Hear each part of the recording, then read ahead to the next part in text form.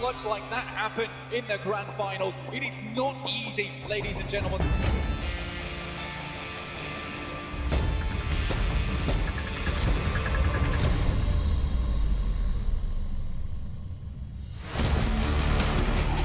Octavian and Bazzi hitting the deck, going for the sprays out wide. Novolo into the blue. Great for them. Sebi now in the dust. Will find Reeves. Now just needs to deal with.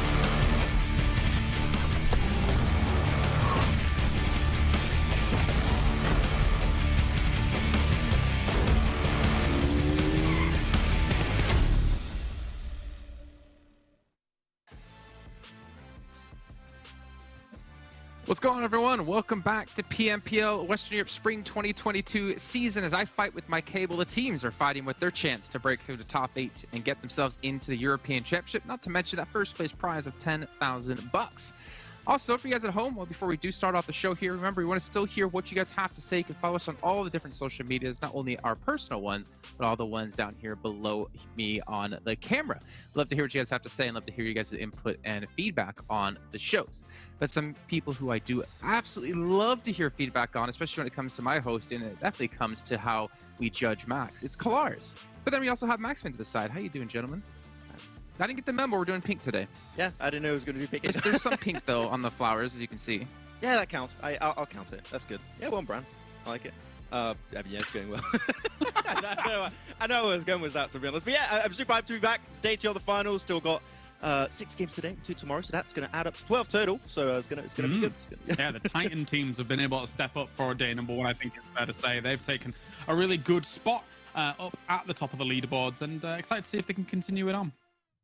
Okay, yeah, no, you're very true indeed, and it's been nice to see that, you know, Big's been able to perform extremely well. We can actually just take a look at overalls and start to talk about these, or maybe talk about Monster first and how it's official energy drink partner here at PMPL. None of us are wearing the Monster Green, though, today. I'm just thinking about my shirt tomorrow. I don't have the Monster Green on that one, but we do have the Monster Pink. That's it. Keep it on brand. Look at that. As Blink did say yesterday, everyone needs a little bit of pink in their like lives, a little bit more pink in their lives, and I'm glad you two gentlemen have that. I unfortunately don't have a pink shirt with me here, where I'm currently habitating in. But let's take a look at our overalls and we'll get an idea of where the teams do stand. We talked about Big a little bit. Of course, Game Lord is another team that's been able to do extremely well here, though. With 0 chicken dinners, funny enough. But looking down the list here, there's some names maybe not expected here in the top 8. Yeah, I'm especially happy, and I think that me and Kalas can agree on this, was TJB, and especially that last game of yesterday. They got 2nd place on Game 6 on Erangel with 17 eliminations. This is the TJB, or the Panda of old, you could also call them, which I'm super hyped to see. Hopefully they can follow it up in that type of performance, but we'll see later on their player stats. But man, it's great to see the entire team actually step up, so I'm really hyped to see if they can back it up today and potentially push themselves in top 3. No, absolutely. I think if they get a victory on either Erangel or Miramar, I think that could really push them over the edge, because we know that Sanhok is, yeah, it's, you know, it's whatever over there, but they're doing very well on that regardless. So nice to see them in that number 4 spot. PENTA as well, number 5 currently, from what we've seen from them. Yes, they got a win. It was a nice win. And then beyond that as well, I think we've seen decent consistency out of them here to step up to this finals position. Yeah, and I think there was maybe some questions about PENTA, like, is this the PENTA we're going to see in the finals, right? Because we were definitely concerned when we saw the first week. We kind of like, all right, well, it looks like they might be like a 16th to 14th place team, but they have definitely been able to maintain the performance they put on in week 2 and in week 3. And I know this is like a new potential top dog coming out here in Europe, especially if they can continue this pace today. Yeah, especially with Muzin. He got 11 eliminations out of the 6 games, which is very good compared to the rest of the lobby. You're looking at Victor was 12, Swave was 14, Pokers was 16, so he's definitely not far off some of the top fraggers of the lobby right now. So I'm really impressed with how things worked out. I think that I do still believe that Miramar game should have been theirs. They could have actually came out then off of yesterday with 2 chicken dinners, just like Team Big, if they maybe didn't stress at the end there against Mozara in particular. But yeah, I'm really impressed with PENTA, and I'm hyped to see if they can keep remaining with these type of results every single game, or if we can have teams underneath like Eastern Stars, Clear Vision, or Super Young Roster that could potentially overtake that position depending on how it goes. Well, to be fair, Eastern Stars, I think, is definitely one of those teams we expected a bit more out of in this event, not really showing that caliber of team we saw in the past. But, I mean, then again, there's a couple other teams out there as well. We can take a look at the second page here and see some other teams who, well, at the end of the day, or at least at the start of the day right now, would not be qualified through into the European regionals. And one of them that's going to stand out, of course, has to be, I guess, the team that goes kind of with the color scheme today of Unicorns of Love. Yeah, it's unfortunate that we kind of like hark on where they're at right now, but I think that realistically, this is a team that we expected to be at the top, probably top 3. Yesterday didn't materialize into that, unfortunately. They had a lot of eliminations, but not really the placements to back it up. We need to have a bit more of a shunt up the leaderboard today, and I think, to be honest, that can start on something like a Sanhok. I feel like they can have a decent campaign there as long as the circles aren't absolutely wild. So let's see how that goes. Yeah, also, yeah, that's going to move in out for Unicorns of Love, though. When they're looking at the bottom, there's a team that I was really hyped, actually, seeing how they performed in the third Super Weekend, and I was expecting a lot more going into these finals. That's actually Shockwave. Because they had some changes, as I mentioned, communication, team synergy, and how they're going to be taking those fights. That's things they're trying to improve on, and I think they did improve on that significantly. But one point you brought up, Kalaris, was they maybe also capitalized on the madness of the lobby of the past 2 weeks, right, where teams are just playing around because they knew they basically qualified for the finals, right? And I did look back a little bit on the stream and how they would rotate, and I have the impression some of the rotations, especially on Miramar and Erangel, would not really work in how the lobby is right now and how teams rotate compared to, the third week especially. So they might have to try and adapt on the fly, which you never really want to do, especially when you only have 3 days of play for the finals. So Shockwave is going to be rough here. Yeah, completely agree. And that's the kind of downside maybe of only having one good super weekend. Maybe teams kind of wise up to how you're playing, or maybe it was a fluke. I don't want to say necessarily fluke for them, but we're going to find out. They still have 2 days left to go. They still have how many thirds of their matches left to go, Max? They're going to be having they're going to have two thirds. I don't know why that took me too long. That took me so long. I don't know why. You got it. I'm master of math here. I love it. I love to see this, Max. You're learning every day. Well, let's actually maybe dive into our #1 team a little bit here. Big is, well, one of the biggest teams we have here in Western Europe, and has proven to be one of the most formidable teams when it comes to Western Europe. But we were really curious about how it comes to the super weekends versus how they've been able to do here so far in the finals. And the stats I'm going to throw up here show a very good sign if you're a big fan out there, because they've been able to improve, if I'm not mistaken, in generally most regards. Yeah, pretty significantly. I mean, when you're looking at these stats, you've got 2 things that are already going to stand out for, and I believe for you too, Kalash, right, is going to be that increase in average survival time, which is already at 4.78 over the course of those 45 matches in the Super Weekend. That is nuts, by the way. You're almost averaging 5 eliminations per game over that many games. Is absolutely insane. But they're doing even better. Going into the finals is almost averaging 6 eliminations per game. Of course, they got 2 chicken dinners, so that definitely did help to rack up a lot more eliminations. But that survival time, especially Kalash, an extra 2 minutes and 30 seconds on the clock, you can do so much more with that extra survival time. Yeah, I feel like they came into the tournament being a bit of a bulldozer and just, smashing from fight to fight, looking for those eliminations and getting those eliminations, fair to say.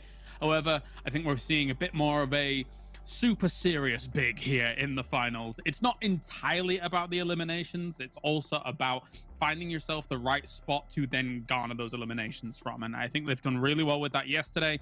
And I'm hoping to continue in these next 2 days, because they are the team that is going to challenge Game Lord up at the top if they continue this performance. And I think in particular, compared to the start of the tournament, we hyped up Heast, we hyped up Mian. We had that question of like Swave, Mazzaro, how are they going to do?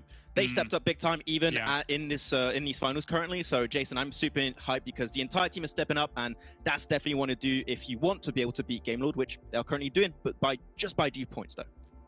Yeah, I kind of like how James touched on the fact that it seems like they're, I mean, he didn't say these words necessarily, but like more focused, like they're more feels in the mindset of like winning games, winning the event, right? Whereas in the first like week or two, it felt like they were just feeling things out. Like, let's just look for eliminations. We're not really too worried about taking any team head to head. We'll look for fights and not be too scared of it. But now they're playing like more of a methodical game. Like, all right, let's win these games. Let's like close it out. Let's be #1, and let's kind of redeem ourselves from last year. Yeah, and I think that's justified in terms of even a focus slightly more on placement from yesterday, right? You think about their placements overall, they're getting their first places, but even then they're not getting like huge elimination numbers with those placements that they get throughout. It's just very consistent. We're looking for the right spots, and if eliminations come to us, great, but we're not going to be hunting them down to then put us in a rough spot for the next circle, for example. Yeah, very true. Well, if we talk about Big stepping up and having more of that like finals focused mind, there's another team that's been able to do so in the form of TJB. We've been really criticizing them quite heavily over the course of this entire season. I mean, they've been playing all right, they've been playing comfortably, but not necessarily the team that we saw when they were under PENTA title or under the title of Unicorns of Love. But it seems like they've been able to step up here and unlock some things. And by unlocking, I mean unlocking Lang Z. I mean, this guy, we usually talk about GK first, talk about Lin, but Lang Z really put out quite a bit of damage yesterday. Yeah, they had some really sick players, actually, especially I'm going to refer to once again as that last Erangel of yesterday. That was game 6. They got themselves 17 eliminations. And I have the impression, if you're looking at the very start of this tournament, we saw a lot of GK first, a lot of potential Solin going for the heal-offs, right? Those were the 2 players we would see a lot, but Langzi and Lengzi would be a little bit more inconsistent. Like, we'll see them pop off sometimes, then they would go back into hiding, they would come back and up and down a little bit. Here, after the first day, I'm hoping we can see this on a more consistent basis. If so, I think that they're going to be able to remain in the position that I think we initially expected them to be right now, around that top 3, top 4 position. We were expecting them to be up there, and they kind of disappointed almost in the Super Weekend. But they qualified, and now this is a team that I want to see every single game if possible. Of course, you know, they're never going to get first place in Sanhok, we know that. But as a whole, if they can get some wins on Miramar and on Erangel, as you said, Kalaris, that will be the huge difference maker here. It's an interesting one because there's such a different focus from battleground to battleground for TJB, right? You've got your Sanhok, where if you think about all our eliminations cumulatively across TJB here, there's not that many coming in from Sanhok. They're but then 17 of these eliminations that you see across these players came in one game at the end of the day on Erangel, and it was a Northern Circle where they're dropping in North Georgia and they're utilizing that west. So how do I say it? I want to see this continue, but it is just so many different avenues of approach to the game. Okay. Do you want to try that again? I'm about there. I'll go with that. We got the point. It's cool. Yeah. Okay, because I was a little confused still. That's why I wanted to go overtime. But I kind of understand what you mean a little bit, and I'm not going to try to elaborate on it in case I'm wrong. Instead, I'm going to talk about another team of Giants, who is another contender, a title contender, which honestly, coming into the season, I would never have said, considering their past performance just in last year across 2 PMPLs. But this team, with the addition of Salazar, has definitely made some strides, have definitely improved. On the left-hand side, you can see their stats when it comes to the Super Weekend in Super Weekend 3. And you can see here on the right-hand side, their averages from the finals. And still relatively similar. And keep in mind, Giants was the highest point-scoring team in that 3rd Super Weekend. Yeah, and when you look back on the games of yesterday, right, there was that one Miramar game where they did end up getting the chicken dinner. I still believe PENTA should have been the one to get it, but that's the thing. That's what happens when you deal with a team like Giants, like Big, or like Game Lord. If you do one mistake, they're going to capitalize on that, and they're going to start taking control, taking more free real estate in the finishing zone, and they're going to take the winner away from you. And this is exactly what we saw from them. And you talk about Salazar in particular. He's currently the 2nd top fragger of the team, so he's still popping off. He's still increased, and I think he's really merged with the team really well. So this is another team that could potentially contest with, you know, your Big, your Game Lords at the end if they keep on stacking up these type of results. The funny thing is about that, though, is that yes, Salazar might be the 2nd, but it's by quite a far way. Yeah. Number 1 has been able to take that spot. Of course, we'll get onto that a little bit later, but it's great to see the Giants has been able to continue that consistency from Super Weekend 3. I think that when I looked at Super Weekend 3, I was like, is this a blip? Is this something where they're not able to keep it going? But they did into day 1, and that is shining through here for Giants, and hopefully it does into these next 2 days as well. See, I want to go into day 2 expecting them to have like a similar performance, but I also don't want my heart broken again by them. I feel like almost that's one of those teams where I kind of get behind out of like a good performance at a day, and then my heart just gets broken the next day when they can't live up to that same level. But hey, this is across like 4 days. Technically, it's across like even more than that, because back in the 2nd Super Weekend, they still technically did relatively well. But because they're doing well, it leads us to wonder who is in that race for the MVP. That's extra $1,000 for yourself if you're the MVP at the end of the finals. Let's actually check in on our number 1 and I believe number 2 players in this race, if I'm not mistaken. Max, is that right? Yeah, that's it. Currently, our first place MVP is going to be actually. Let me load it to make sure I get the order right. It's Swave. Swave is currently in first place when it comes to MVP race, despite having less eliminations, which is very important when it comes to race to MVP. But you can see overall his stats, he's got more damage, less damage received technically, and also more knockouts. So in terms of stats, he's definitely racing for that MVP spot. But as we know, we don't have many games in these finals, so these top 2 players could be completely different at the end of the day. But it's really interesting, especially Swave, when you have, you know, Mihi, you have Beast. So I'm really hyped to see Swave, especially with that M249 yesterday. That guy popped off, so hope to see more of it. And as you were saying with Giants, Pocus, 16 eliminations. You said that Salazar was 2nd. That was with 7 eliminations. Yeah. So Pocus is putting in a massive effort here for Giants in the final. Hey, that's not fair. All right? I think like 10 of those came from that one Miramar match when they fought against Big, and then was that PENTA sat on the hillside and then just kind of went in one by one. But I mean, definitely Pocus has had a massive step up for the team, and this is what's kind of weird to me is like, how have Giants changed this much in performance from last season to this season? with the addition of Salazar. Because if I'm not mistaken, Salazar is not the one leading the team, but there's something he must be feeling within the roster, like behind the scenes, or kind of with the flow and the synergy of the team, that's allowing other players to step up like this. Somebody's got to drive all the buggies, all right? Somebody's got to do it. That's true. It's got to be the chauffeur. All right, well, we can see Pocus and Sway. We'll check with them, obviously, maybe towards the end of the day to see if the MVP is still in their favor. It's extra $1,000 for yourself. You don't have to share with your team, though you probably should share with your team, because you're not going to get MVP without him, to be completely honest. All right, let's move on ahead, though, because the first match is about to kick off. We're going to take a look at our schedule for the day. And Max, without seeing it, tell me the map. I mean, I knew it already. Close your eyes. Do you still want me to say it? I mean, I can if you want. I'll do it. It's cool. Yeah, close your eyes and do it, Max. Sanhok, Miramar, Erangel, Sanhok, Miramar, Erangel. Oh, god damn. How did you stutter in this? I don't know. Bless you. But I got it. It's cool. I got it. And I did close my eyes like in the game. He was panicking. I have heard about when your eyes are closed, you tend to stutter more over words. But what I need is confirmation from production that you had your eyes closed. I did. There you go. I did production. I he wasn't watching, so I'll have to let it slide this time. I don't have any way to prove that you weren't. All right, well, the first match is coming up in just a few months of time, but as we are talking about the chauffeur of Giants Gaming, Salazar, let's take a look at some Carmageddon.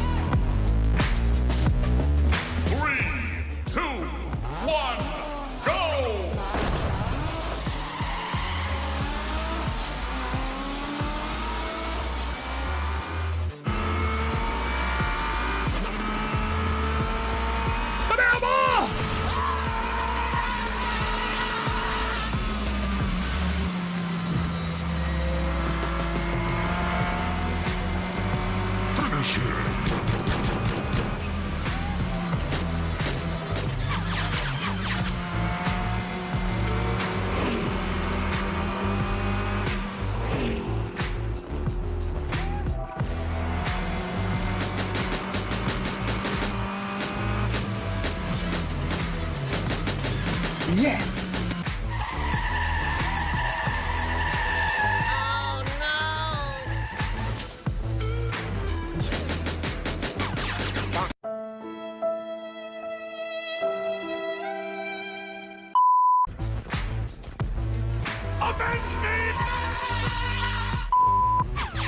No! God, please, no! No! No!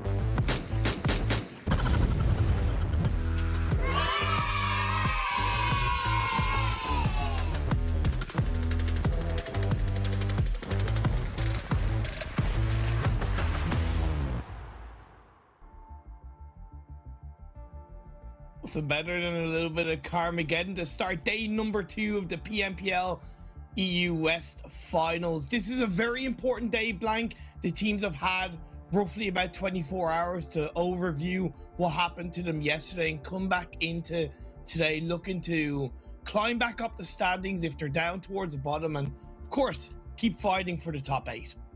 Absolutely. I think these teams got to figure some stuff out. I think some of them are doing much better than others right now. Bigs seem to have figured something out massively on the first day, and I'm happy for them. The question is, are we going to get another Northwest Island finish? In which case, you know, Big's going to have happy days here. If we don't, we get to see the kind of big rotations that are going to come through, because they are really trying to control the majority of that Northwest coast at the moment.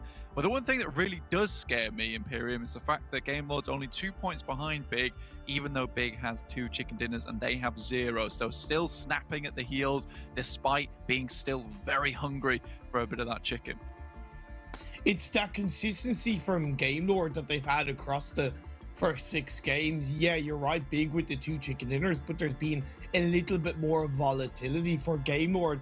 Their points have been 13, 22, 17, 13. And then the games that they haven't done well and have still been an 8-pointer and a 5-pointer. So they have generally made every single game count so far in the finals.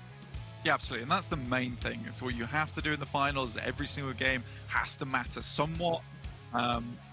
This game won't matter, on the other hand, as we're having a quick remake and heading back to us for the time being. So we'll be back with Sanhok very shortly. But we can continue some of these discussions here, which is absolutely fine for us, and it's fine for me too. We can expand on what the devs talked about. I think Tongji Bao is definitely an interesting topic here, considering they're putting up some big points, like Claris was saying, on other maps, even though Sanhok comprising of 2 of the map A. I think that, you know, it's great news that they're still putting up these big numbers. However, we're going to head to a bit more dodgeball, which I'm excited to see more of because it had me rolling in laughter yesterday, and I hope it does the same to you.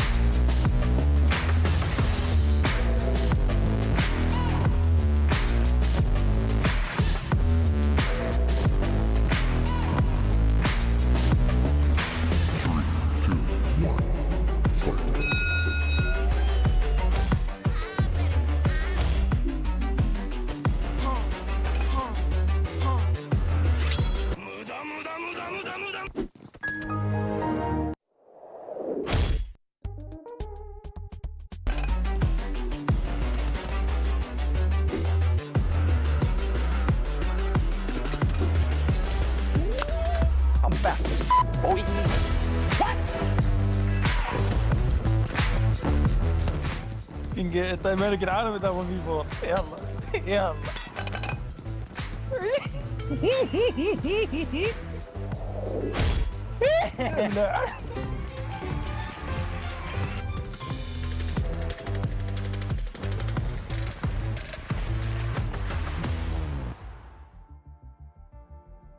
I'm glad that I didn't go to school with the FTY boys, because I think I would have had a little bit of pain from playing dodgeball with them, and let's hope they can transfer those dodgeball skills into the battlefield, because I think it's been a shaky start for FTY specifically. They showed up strong across the super weekends, across all 3, and I think they showed a massive amount of strength, but in the finals, whether it's pressure, whether it's stress, whatever, it just hasn't been the same. Look, for FTY, if you can dodge a pan, you can dodge a ball, you can also dodge a bad day. This is what matters right now. This is what you got to do, is you got to put that behind you and go again. I think FTY came very close to a lot of good victories yesterday. Unfortunately, it was just some of these weird last moments where it wasn't really working out for them. And I think that you're on the money there, Imperium, with the pressure standpoint of things, because there were some weird players. I think it was yesterday, Miramar, where they were versus, I think it was Eastern Stars or 4 Romanian Men and Big, where honestly, it looked like they had a very strong position, but they weren't able to capitalize off the back of it, fighting 2 enemies. And usually that's a case where I would say that FTY has got enough experience at this point in time to enable that. Unfortunately, that time they're not able to close it out. They definitely have a lot of experience, but this is their first PMPL, and maybe there was the element of not expecting as heavily for teams to adapt or switch things up or tighten things up between the league stage and the finals, right? I could definitely put some money on big, expecting the likes of Game Lord, Giants, and a couple of other teams, even TJB, to just play that more focused, that more serious, where FTY seems like they expected teams around them, a little bit like Shockwave, to play like they have across the league stage, and it paid the ultimate prize. But we're into the first game of the day in the plane path. We don't really talk about it too much in Sanhok, but it's a good one. It's a good one right down the middle. Okay, it's not too bad for most teams, going to get into position very easily. With how small this map is, you know, parachuting down into position is so fine, so quick. I think for looking at these top fraggers here, we got Pocus with 16 eliminations, Swave after him, and Victor with 12. Victor sitting back up again, back into position, which is nice to see, considering this guy was all we talked about last PMPL, right?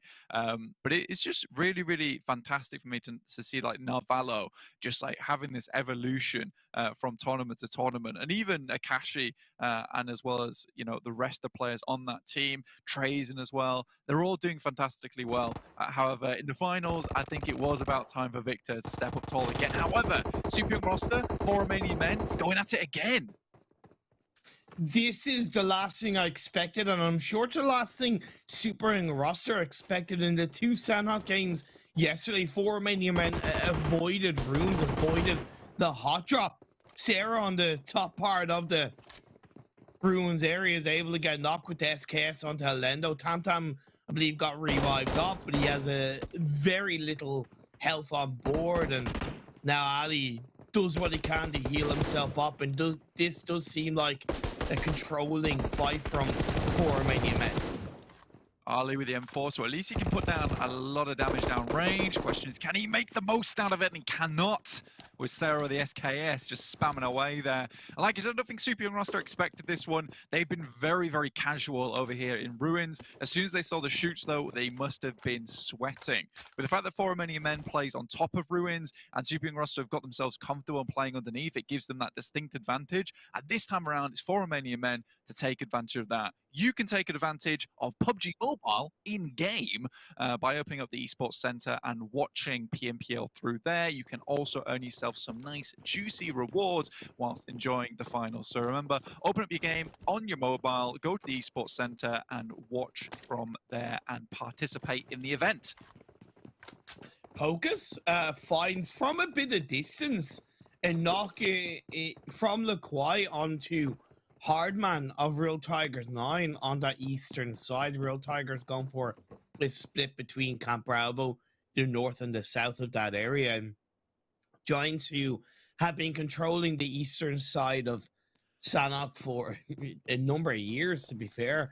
They're well versed in knowing what teams drop around them. Getting on to Giants, so Blank, I do wonder, with the growth of aggression and eliminations coming out from Pocus, I know from talking to him that he did switch up to be the IGL of the team. I wonder if that's changed and someone else is now IGLing, so Pocus is able to maybe become a bit more of an aggressive eliminating player like he has in the past, or if he's just leading by example by IGLing and still fragging out. I mean, to be fair, if he's holding on to the IGL role, it's not likely someone's going to switch off that one for him. And I think that there is a lot of IGLs out there where, you know, you excuse them for not doing the main fragging of the team, but that's mainly because a lot of these players, they don't have the macro and the mechanical skill at the same time. It's very rare that you get a player with both at such a high level, and those are extraordinary players indeed. And if Pocus can pull both of those off at the same time, why take him off it if he's doing both so well? At that point, you just sit back and relax if the rest of the team listen to the call-outs and try and capitalize off the back of it. I think Ulysses has been currently doing a very, very good job in this finals to back him up as a player, considering that realistically for me, like, Ulysses just didn't seem all that hot in the league stage and Super Weekend, and that's not what I expected from this team, because it was always Ulysses for me who was that top fragger. Couldn't agree with you more. Big rotating across that bridge pretty early in the game. I think this is something that they've been somewhat adjusting in the Sanhok games when it has been that Southwest Island circle. Much quicker, maybe. They looked at the elimination feed, saw that Super Young Roster and 4 Romanian men had been fighting most obviously in runes, or at least a calculated guess, and now they can look to capitalize on that, right? Because 4 Romanian men, it took them a couple of minutes, so now their looting phase has only just begun, and Big are looking to capitalize on that. Yeah, I think this is almost the fact that they haven't been playing here very often. They don't really know the dynamics of the area anymore. Super Young Roster, you see them always immediately head up to this bridge side and try and hold that down. You can see Sarah is just completely unaware. Wow. He does get a nice spin on this one. Will fall, but I think Super Young Roster just holding this position early on. They do it specifically for teams like Big and Eastern Stars coming over the bridge side. It's very easy to camp, and 4 Romanian men, on the other hand, they won that fight out. You know, big claps on the back for themselves, but they forget about the looming presence off in the north. Good play by Big. I think that's great awareness to look to capitalize and find that opportunity for themselves. They're to an extent lucky they didn't lose a player, but again, that's where tightening up as a team and supporting each other allows that trade to come through in as quick of a way as possible. Eastern Stars, to me, they've been a little bit disappointing. I don't want to say throughout the PMPL, but especially the first day of the finals. This team played PMGC League stage. They're easily one of the most experienced teams in Europe, and they don't seem to be using it to get the most out of their games in these finals. For me, it does feel like a little bit of resting on their laurels, especially coming through from Kapahala. There is no way that there's been such a degrade of his ability in these games. It's either that or the overall ability of the lobby has improved massively, which I could also see that happening too. I think for Eastern Stars, though, they do need to step something up. They're doing fairly okay at the moment in terms of point scoring, but things do need to get slightly better. They're about 46 points in, obviously top team are big with 80. So, 34 points behind at the moment. So it's a little bit difficult for them, and they do need to start pumping these numbers. However, they are at that comfortable position in 7th place where they will make it to the regionals should they continue at this pace. Shockwave and Clear Vision getting close to each other on that more south side of boot camp around the hills, close to Painan. Swat 69 hold on to the trifecta area, which I absolutely love to see, but now it's kicking off. Nightmare gets the knock on the Vindex, opens that door, Seagull finishes it up. This is a little bit better from Shockwave. Max on the desk highlighted how it's been a big difference in their first 6 games of the finals, but it seems to be more on the aggressive side that Shockwave showed towards the end of the league stage. Yeah, and I think we were all having a discussion about how the fact that, Shockwave is kind of capitalizing on the back of, teams at the top just kind of playing just the way they wanted to, just completely out of control. And Shockwave, a lot of times, were making it those final circles where Game Lord or Big or Eastern Stars were down to maybe 1 or 2 players at that point, and they were at 4, they were playing it passively, and they built up a massive amount of points total in that last Super Weekend. Come finals, no one's holding anything back anymore, and I think that's what Shockwave is kind of feeling the brunt against, is a case of this very clear change in the playstyles of every single team. They are nicely winning out this fight at the moment, though, versus Clear Vision, which is good news for them. They still have to make it down towards the southwest should this circle head there. And again, you've got all teams holding the river at the moment. Interesting circle shift. I think a lot of teams were maybe hoping for a bit more of a south shift because there's a threatening aspect of it ending in either that Northwest Island or the mainland. Tigers now looks to connect, is going to get knocked, but the trade is there from Terminus. That's, once again, good stuff from Shockwave. The revive will come through, but on the other side, Clear Vision are able to get the revive onto, I believe, Happy, and they're still up as a duo. In the meantime, Real Tigers 9 tried to crash into Painan, but this time around, it's not such a significant shift on the circle that Unicorns of Love have to do anything too drastic. So they were ready just to accept Real Tigers 9 into Painan itself and then just battle them back from there. Already getting, I believe, 2 knocks and 2 eliminations. And A's come through. Mango takes a big hit, and now he's got to stim up. With only 2 first aid kits as well, the fight cannot go on for a long time. And if Reznov continues to whittle away at him, goodness me, it's going to be a long and arduous fight for Real Tigers 9. 2v4, not easy either. Naz running punches his way towards the side of the warehouse. Icy chucks out a nade. That's a great nade. Connects to Nazgod, puts him down to half health. He's going to reposition. He's going to try and move away. Takes some time, but the focus to control is still in the hands of Unicorns of Love. I am a little bit concerned that they're taking so long to push on this, that they're maybe not being more aggressive as a team. They're using a lot of utility, and again, the longer they take, the more of a potential risk that they could get third-partied if they do go to engage. Look at Shockwave making their way towards the top of Pineapple. Yeah, and I think that's why you see all these smokes coming through for Unicorns all over. They're trying to eliminate sightlines from other teams, but Shockwave now making their way over the top of the hill. This is the time for to restabilize, right? So I think for Unicorns of Love, it is now time to loot up, get back into position and leave. And those smokes will definitely assist them in that factor. With Shockwave already taking shots downhill, And Unicorns of Love back into position. So they took that fight just when they needed to. And I think that, you know, it was a little bit drawn out, but with the smokes there, I think that Unicorns of Love have seen the amount of times that teams have taken engagements in Painan and then immediately get shut down afterwards, that I'm okay with that. You know, take your time with it. I think like Goldilocks and the Three Bears, not too early, not too late. Just right from Unicorns of Love as Eastern Stars. Not really looking too right at the moment as they send it down south. And I mentioned SWAT 69 holding onto the trifecta buildings. They drop there in a bit of a split drop and they catch Octavian out. Yeah, and he's so far behind the team at the moment that it is unlikely that the rest of the team is going to be able to get over towards him. So they're moving across now. I think they've got to be wary of this. So this is a very, very treacherous coastline where there's a lot of sightlines that can be available for other teams. Athis currently running it down. PNL should have some good line of sight onto this position, but Athis playing this one out very, very cautiously. Make sure to keep an eye on every single angle here, but PNL might just be able to see him. No, not quite. I respect that it's just one player, SWAT 69, looking to go for the confirmation. Even though it's worked out, I don't agree with Eastern Star sending a player down there to go for the revive, because I think that could be the case where whether it's SWAT 69 or Big, for example, gets the second knock and then you've lost two players. It's okay to lose one player, right? It's not ideal, but it's okay. You can bounce back from that as Phase 3 Circle has shifted up and it's centralized in the Southwest Island.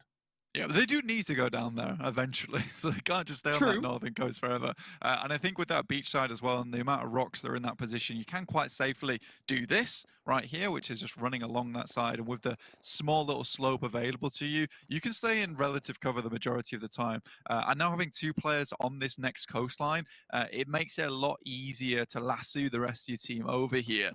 SWAT 69 has been very passive so far, and it's allowing Eastern Star to just make the big run around. Game Lord's still in the blue. This is some TJB levels of strategy from Game Lord, but they've done this in a couple of the Sanhok games. I think at least one of the Sanhok games yesterday, so I'm not too surprised coming out from them. They are, of course, going to have absolutely zero information coming close to the edge of the circle over on the north. Big do have a great spread camping out that bridge from either Game Lord or even Eastern Stars. Looking at Game Lord obviously coming down from that side and mentioning Tong Jiabao, I think this is a game that Tong Jiabao could win, you know? And I think this it is time for Tong Jiabao to maybe take Sanhok by the horns and potentially just pick up the chicken dinner here. They have a fairly decent split down towards Nakam and Tambang, so they're getting a lot of information through nice and early. So I do think that, you know, this might be time to just box off the heal strat and instead go for something a little bit more aggressive here. With the amount of eliminations they've been able to put up throughout the rest of their games, this is a great opportunity to get some big points on board. Obviously, they're sat very high up in the rankings at the moment, in 4th place with 70 points, and this is the kind of game that could rocket them up into 1st. I think XTEAM, by the way, got an elimination point onto an FTY player from what I can correlate, because FTY are down to 3. The Giants have had a massive 3-1 split with Nano Baby much closer to Sam Nee and the rest of the team south of Painan, but it seems like Nano Baby is joining up with the vehicle and 4 Romanian Boys send it in. TJB get a free elimination point for that. Yeah, and this is the difficulty with Painan, is that like moving out from Painan very, very difficult, considering that it is one of those landmarks that if you are going past it, you are likely to look in. Kaylee Boy, though, here with the backstab onto the 2 players of Giants, and now you're in a 2v4 once again versus Unicorns of Love, and this will be a very good break for them. I appreciate Giants moving forward, but it's Sanhok, and you got to watch your back. Right, you haven't seeked out FTY so far in the game. You know they drop around that kind of southwestern side of the island. So if you don't see them in front of you, or you don't think you see them in front of you, you kind of have to expect that they're probably behind you. Giants can still turn this around. Julius is a Nano Baby. Yeah, okay, Pocus and Salazar, one of the 2 fantastic players of the team in the first day of the finals, but these 2 players, they've been teammates for years. They know each other's play styles like the back of their hand. They're going to look to communicate to get the victory onto Unicorns Love. But Unicorns Love have been able to reset up as a full squad as the circle shifts up northwest. Yeah, right on top of Ruins. So very, very interesting ending here. And I think that the majority of times that I've seen this ending, there is a very little you can do a lot of times. There's not many areas to play. You can oftentimes get yourself caught out on the edges of Ruin. It's very difficult to leave from that point in time. So everything's kicking off here. TJB continues to take down players from Romanian Boys. They will flush out Fury here. There's still 2 players off in the back. Now as he starts trying to push Big away. Eastern Stars just don't seem to have the team fighting capabilities. Athos got knocked. Tavian isn't able to respond.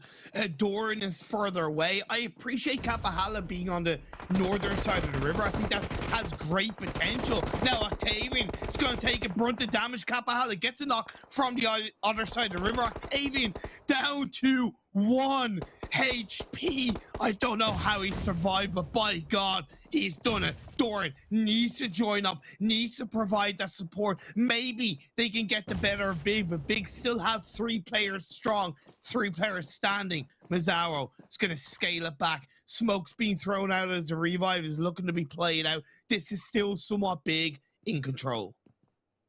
Yeah, and with Octavian only with bandages here, it's a little bit awkward for them. Shockwave continue to ruin the day of Unicorns of Love if they just try to leave from Painan. It's that exit that they find difficult from Painan at the moment. I think yesterday it was much more simple for them to push back down towards further southwest. But here moving up towards that northwest side, it is so difficult for them. 4 Romanian Boys out in 14, 0 eliminations.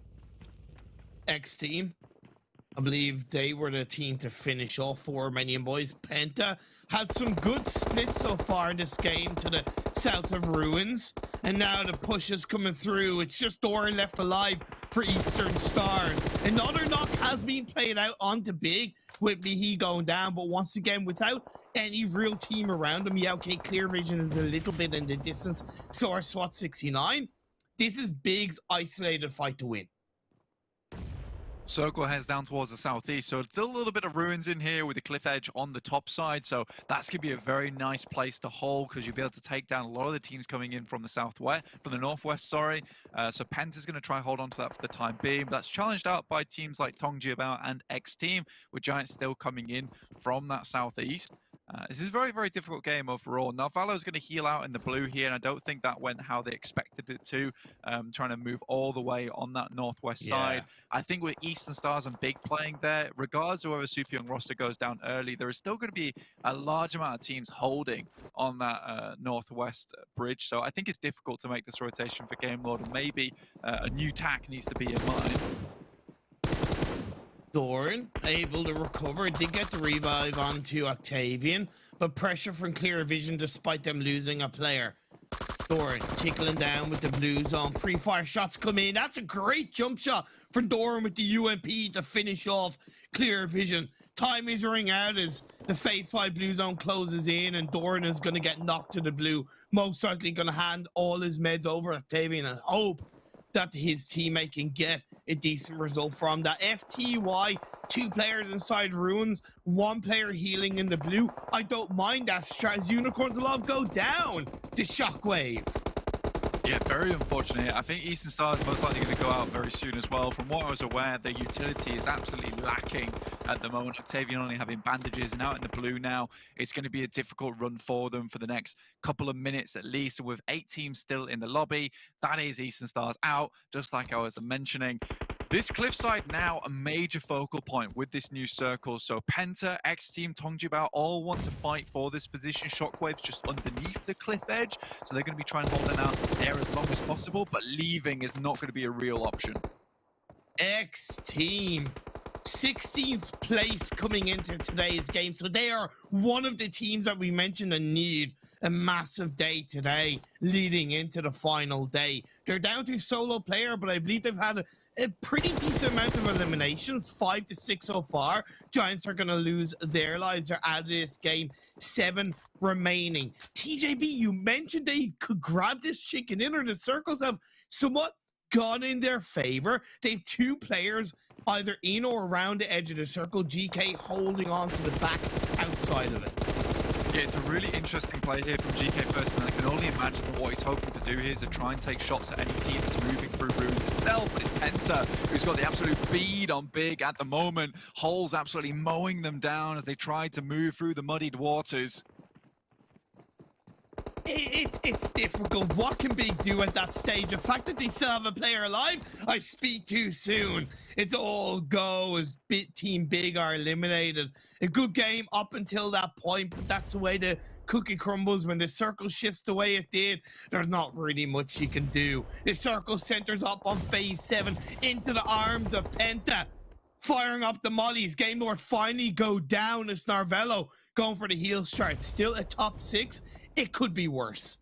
I do like this from TJB because GK First now setting himself up for a very nice side swipe of Penta, who's just currently on the cliff edge, and they do have to move further in. And with TJB holding down this line with Lang Z with a great off angle in the back, things could be very difficult for Penta going forward. And this is the type of position where you just kind of lie down and take it sometimes on this cliff in terms of the grenades that go in your way. Shockwave they'll move through, and GK First has to go big here. Finds at least one and gets the other, and that's Shockwave down, and that's the solo GK First that we were looking for.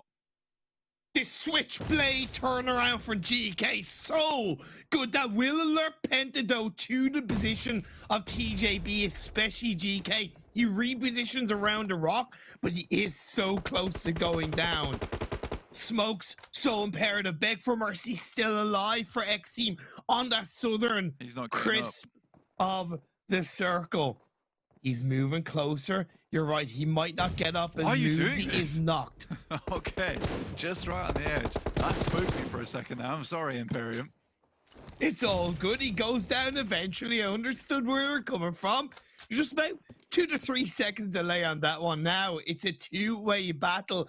TJB going up for Penta. I believe this is the first Sanhok game we've kind of seen TJB in the circle as 2 to 3 players in the very late stages of the game. You called it early on, and it could come through. The Messiah, the Prophet Blank, looking to secure a chicken dinner for TJB. Still very difficult. I think with the way this actual plays out, those rocks are what's really going to cause massive help for TJB. With this next circle, though, because it's incredibly difficult. GK First does go down. Only 2 players remaining. Langex gets at least one, but has to immediately reposition. It's another! What is happening here? Muzi, last player alive. Penta, they choked the game against Big and Miramar yesterday. They were able to at least to avenge that and get a chicken dinner for themselves, but they don't want the same to happen. This is a 1v1 essentially, as Lang X looking to swing on through on the side of the tree. It is still a 1v2. Manu is able to stay alive, but it's just too much. TJB get the chicken dinner in Sanhok. Lang X there has to be the unbelievable champion at the end for that team. I mean, this guy was still trying to go for the heel strat towards the end of the game, and then he realizes, you know what, guys, we're having a chance here. Moves out of the blue behind the tree. Michael Jackson moonwalks back while shooting through the smoke, gets one of them. How does that happen in that situation? Again, that really relies on GK First standing up massively versus Shockwave to send the back. Definitely. And then for Lang X and Lang Z to just have the perfect synergy in the name and in the game to actually hit those shots. Unbelievable stuff. And I am so pleased that went the way it did. It was that kind of first knock behind the rock that I think allowed that push to come through from TJB. I think before that, you're right, they were thinking, okay, well, look, we'll go for a bit of a heel strap per se. We've low-key lost the game, but the reaction to go with that and go, okay, I've got one knock, let's move out, grabs a second, and it's all systems go for TJB. I don't think that was a throw per se from Penta. It was always going to be difficult, but TJB played that beautifully at the end. Yeah, I think Penta had set themselves up fantastically on the cliffside. Yeah, they didn't have a lot of cover available to them, but they covered a lot of angles, right? And I think that when Lang X just comes out firing like that on target each and every time, hitting the bullets in the same place in the forehead, there's not really much you can do there, unfortunately. I think that you just got, I'm sorry to say it, Penta just kind of got owned by Lang X there. And like, honestly, I feel bad for PENTA because there's not really anything you can do when a player just has those moments of just pure adrenaline flowing through them. But again, I have to give big congrats to PENTA. Somehow they're still making it to this second place. Yeah, they can't close out the game and get the chicken dinners, but what the hell, they're getting the points. Points mean prizes, right? And between top 8 and the prize pool, that's all PENTA to an extent are looking for. And looking at the round reports, Swave with 6 eliminations. Big still had a good game, I believe 9 points to secure for themselves. However, with kind of PENTA getting second and TJB getting first, fourth and fifth, that makes the top of the standings a little bit closer. Absolutely. And there's only one thing I want to say to TJB is that, you know, I accept PayPal. That's it. That's all I need to say. There you go. The profit blank came through.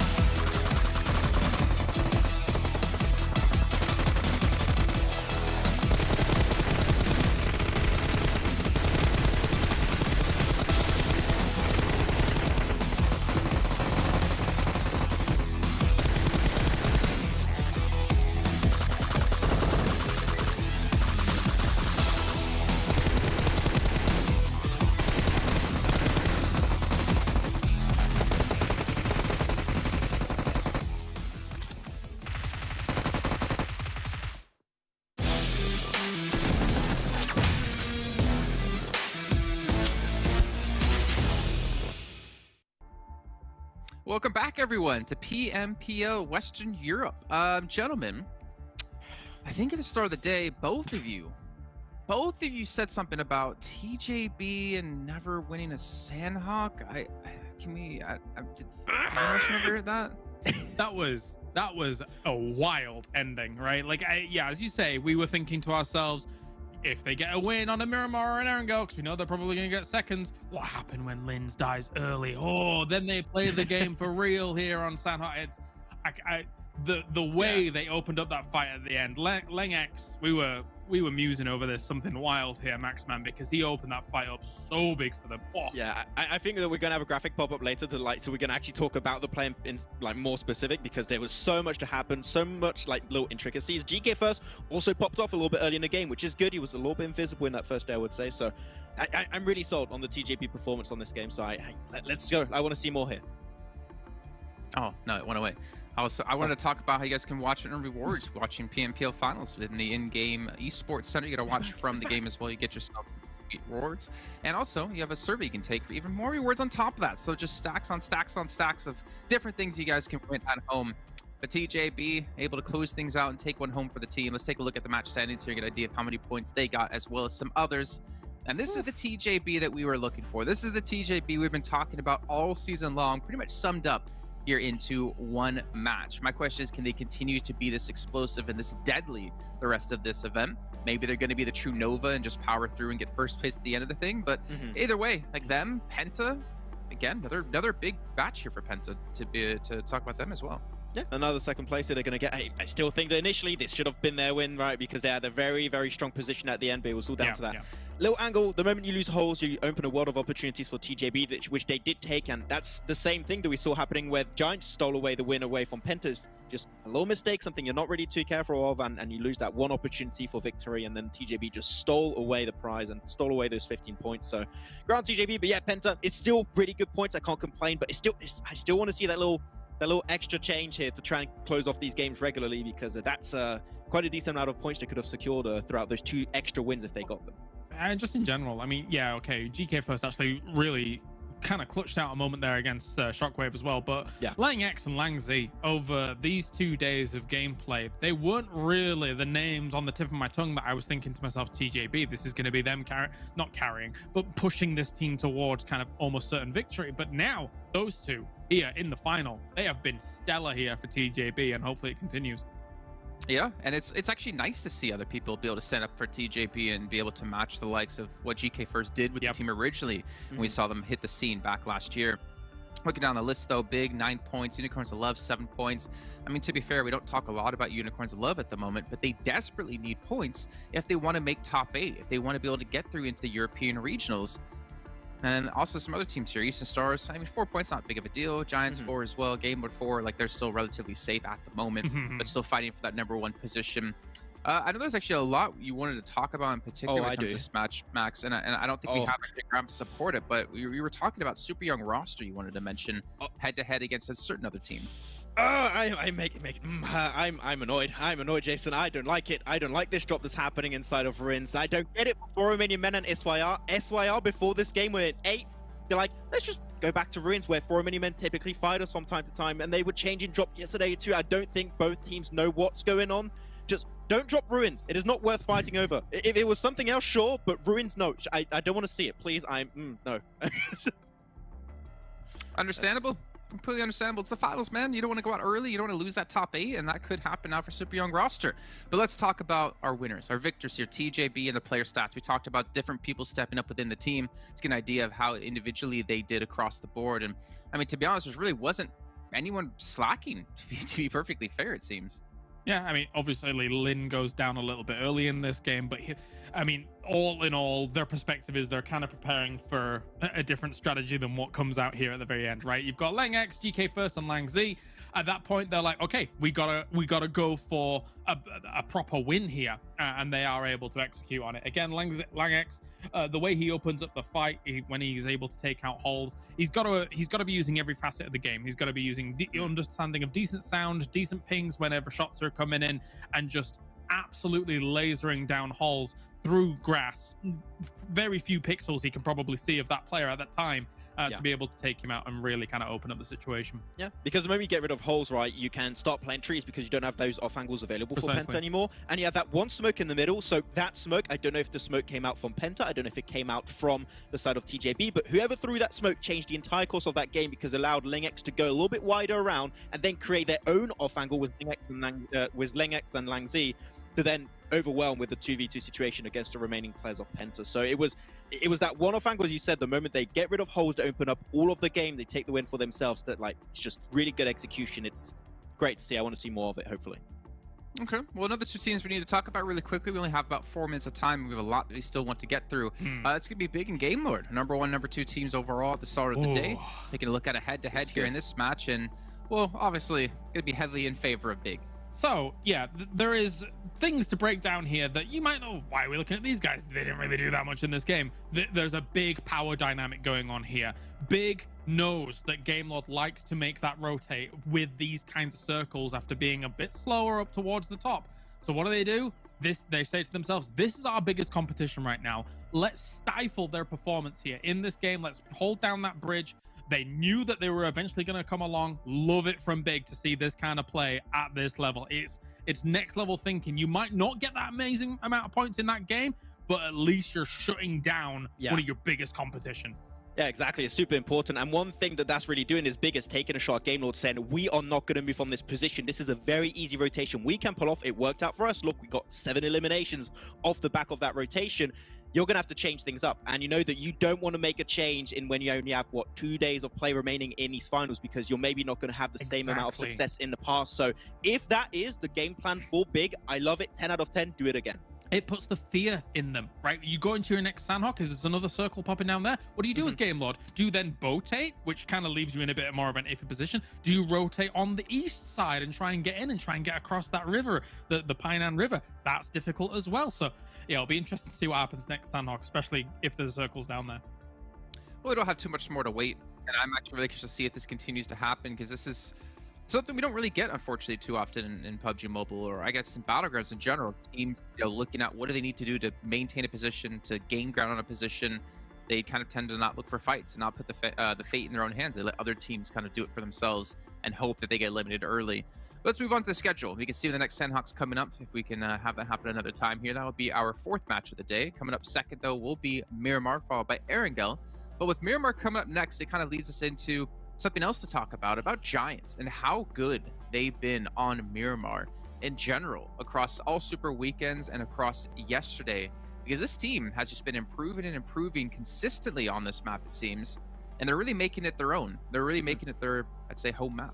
Yeah, I mean, they even showed it yesterday, right, Kalias, where they were able to actually close off that win. Despite really not having the initial advantage versus PENTA, they're able to play around it really well, and I think they have some of the best rotations when it comes down to this map. They understood which positions are the strongest and know how to play those positions to close off games in particular, and you're going to be able to look at these stats, already able to increase by more than 2 eliminations average per game. Of course, that's 2 Miramars yesterday, so it might even out a little bit more as the game's going on this map, but especially the extra 2-minute, like, they were already good, but they just popped off yesterday with that win and those extra placement points, so really good on Giants here.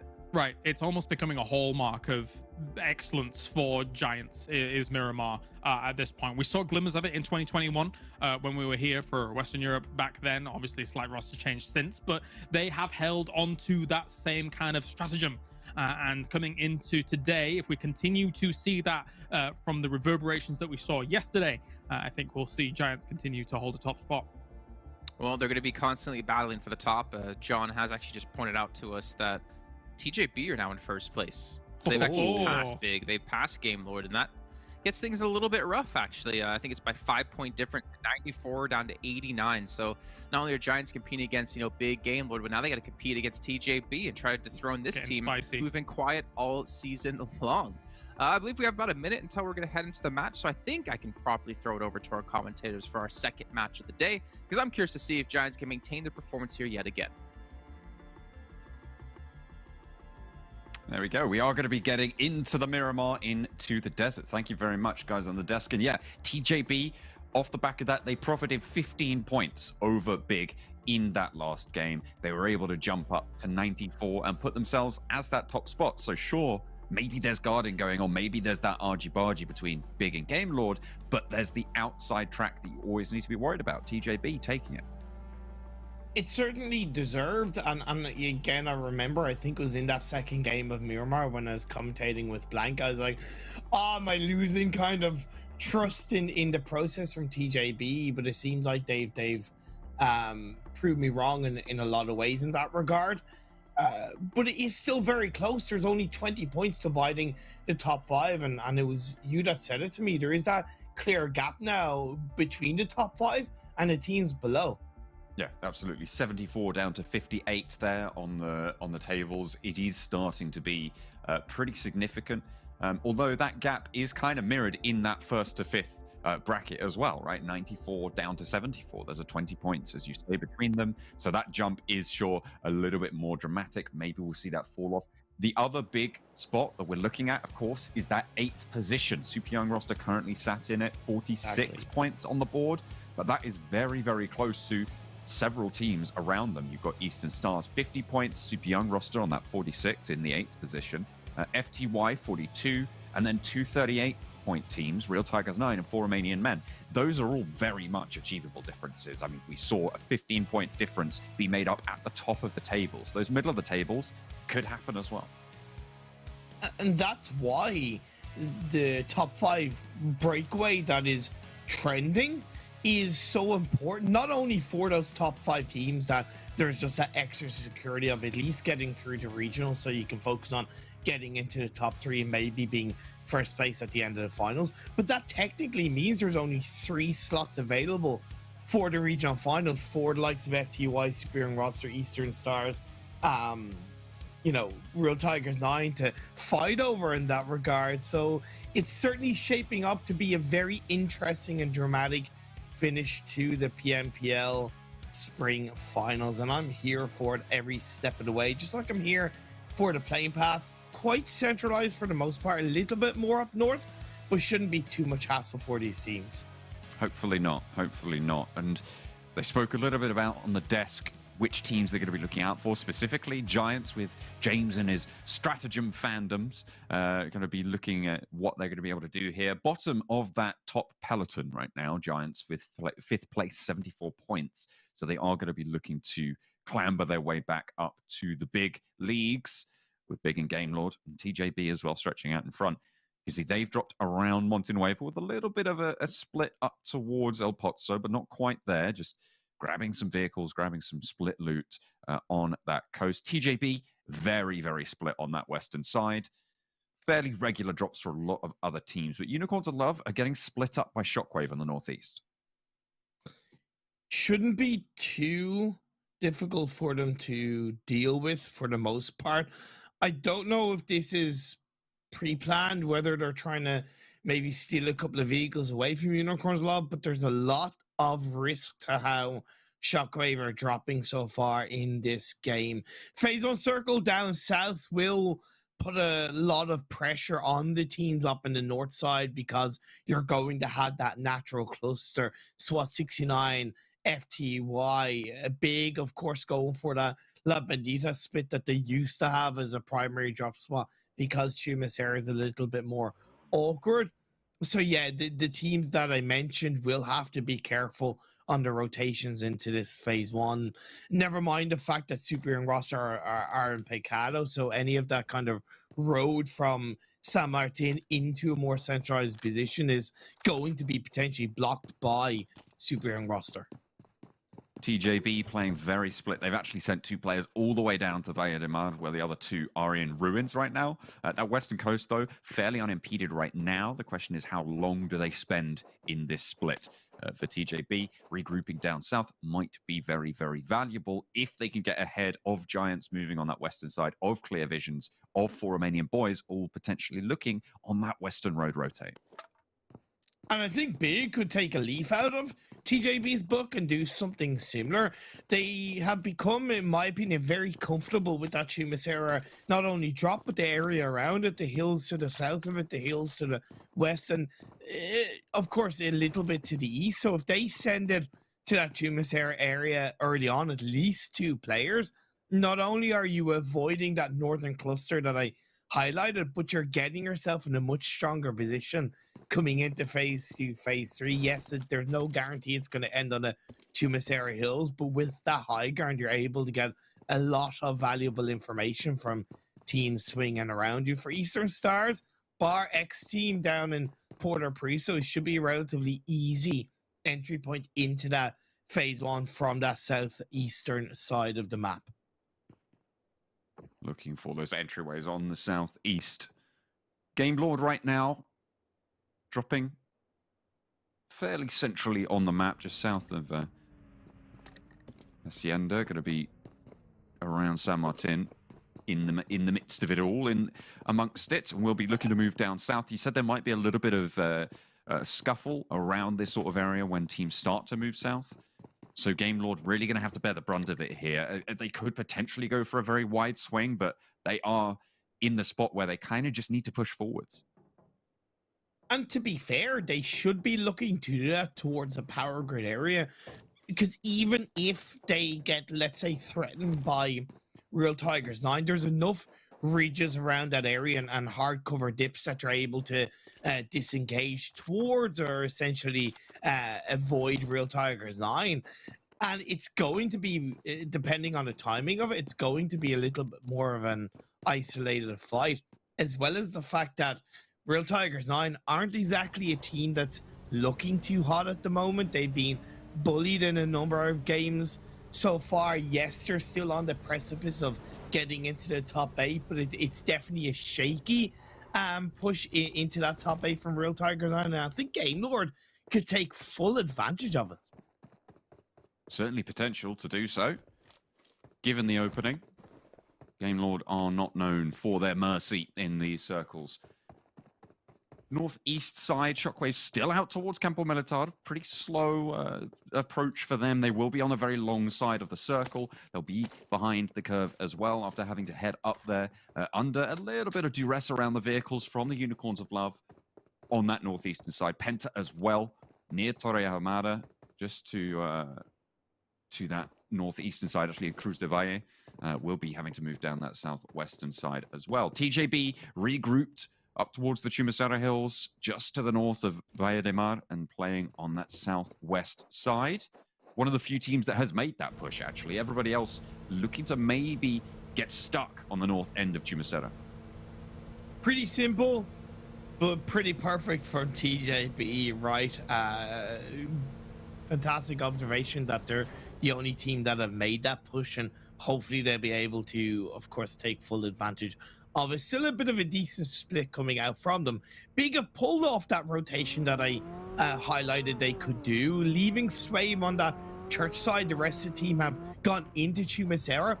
I think it's a little bit later than I idealistically would have liked, but again, the fact that they pulled it off is a positive, and Real Tigers now maybe understanding that if they stick too much as a split in that power grid area, they could get picked off by the likes of Game Lord. They've gone deeper into this phase on circle, a little bit north of Chumacera as a full squad. So that's good from Real Tigers now, and I like that adjustment. Giants are moving in on a similar position from this northwestern side. They've moved down from Monte Nuevo, and they will be coming into conflict on the east of Ladriera Hills.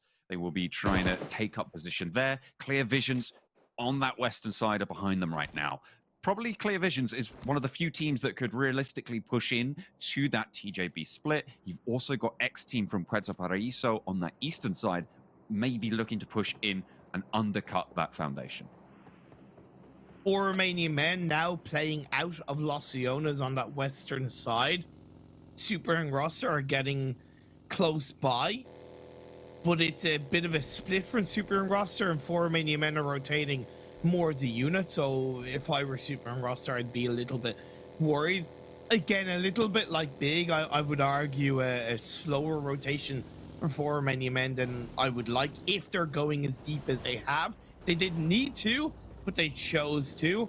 Mizawa at least opens that knock on to Mihi. It's going to be returned very quickly, though. And the flush almost instantly as well. Michu standing up for Real Tigers 9. Now Scott still down, so feasibly resable if they can get to him, if they can get to that position. Should be able to pick that one up. Big looking to move in on this fight, but Beast and Swave don't really have the angles just yet. They're going to have to work this hillside just a little bit more. Can be brutal here. Swave up and over with the UMP. Doesn't really get the damage off that he's looking for. Michio seems to be getting the better end of the deal. Able to find the frag. And an excellent knock onto Swave brings Big down yet another. You've already lost a player. There's no need to make that solo push on your own. Beast, close enough, but not close where you're able to provide that level of support, right? Mizawa is off in the distance. A mistake being made from Big, and definitely a rare mistake in the finals from what we've seen from them. And they'll have to lick their wounds, stay back a bit, and try and survive as a duo. Maybe send it into Chumacera, as Phase 2 has kind of centered up with Chumacera in that central point of the circle. This is a good circle for that TJB position. No one yet has managed to push in, or decided really to push in. No one's tried it. XTEAM still on that south coast, though. Still yet to make that approach. Giants with a pretty decent split. I like the Giants' position. This is what we were looking for them on Miramar. I'd like to have them send one player a little bit further down south on that western side, which has not only more hills, but it's that little bit of TJB-esque style in that regard. But you're right, their position is great for holding off teams that are coming in from the north. Eastern Stars picked off a elimination onto Unicorns of Love, fighting in the blue, but Unicorns of Love didn't opt to maybe try and go for a counter. They've actually taken that opportunity to, as a 3-person team, to swing ahead of Eastern Stars and come in from the eastern side of the circle. So as much as it's a positive for Eastern Stars, I look at that as a potential future negative if Unicorns Love gatekeep them coming in towards the end of phase 2/phase 3. Fairly reasonable that they might be able to do so as well. I mean, Eastern Star's path is going to be fairly treacherous, and playing from the blue, not the greatest. Here on Miramar, Trazen looking to suppress Game Lord and 4 Romanian Boys jousting one another right now. The range between them is kept. They will just rotate around these hills. On the north side here, this is south of Power Grid. It seems like that rut around Power Grid kind of just dissolved past it, right? It's moved to the north end of Chumacera. It seems like a lot of teams are actively very much trying not to get embroiled in it. And Game Lord did go for that wider rotation that you highlighted as a potential. I still believe they should have gone straight in, and sometimes there's a call to just go a little bit more straight into circle despite it being hills. I get the roadside is technically a little bit quicker and easier to rotate through, but Game Lord make it work for the time being. They're somewhat split, but again, they're coming in close to the likes of Giants as we do get into the very tail end of phase number 2. Penta looking to find a position. I don't get why this rotation is coming through so late in the circle. Wait for phase 3 to shift. Very slow from Penta, and they pay the price against Clear Vision. Oh, hard northern shift there. Up to the Giants' position now. Will make TJB leave their position of safety in those hills. And a lot of teams going to have to move up from that southeast side. But again, because Giants maybe haven't covered that southwestern hillside, just south of La Gelera, that opening is there for TJB. It seems like they're going for a bit of a 2-2 split to cover either side of the road to get some ultimate information that comes with risks on the rotation into circles such as phase 3. Right teams are automatically going to get closer together. The fact that the plane passes in the north might give TJB a little bit more security, because again, that cluster of teams technically would be a little bit more on the northern side. They're just going to have to thread with a bit of caution, just like 4 Romanian Men are swinging on the northern side of Chumacera, where their 2 remaining big players lie down. But it seems like, and justifiably, they won't want to engage in 4 Romanian Men, presuming that it's a full team in that Chumacera vicinity. Real Tigers 9 spiking out towards Clear Visions, who moved in from El Pozo. They took the route in just south of Montenuevo, and they find themselves fairly central now, north of Chumacera in this circle. Fairly close grouped up as well. 4 Romanian Men on the western edge of Chumacera, close to TJB on that high ground, big as well. Their next door neighbors. The difficult thing with this circle shift for the likes of XTEAM and Unicorns Love is that on one hand you could go, well, maybe they could swing really far down south and actually come in from the western side of the circle. But the issue is that that south side is so hilly that it takes not only a long amount of time, but is it really worth it? So you're better off just playing in a little bit more slowly on your side of the circle, as XTEAM have, and do your best to contain and deal with the teams that are around you, because on that western side there's less teams that cluster in from that side of the circle. You only really have Giants and TJB, right, that drop on that western side of Miramar. Real Tigers 9 trying to fend off a lot of teams now, as XTEAM do make that push, do make that approach. Unfortunately for Unicorns of Love, they take a tumble out in the open, and Daddy will probably get flushed for it here. There's no two ways about it. Reznov and Alicio, last pair standing now. Looking to heal up. They are in the circle, so they have got a little bit of time to play with. The Eastern Stars are there. They have not been able to gatekeep them, and the Eastern Stars keep all 4 alive.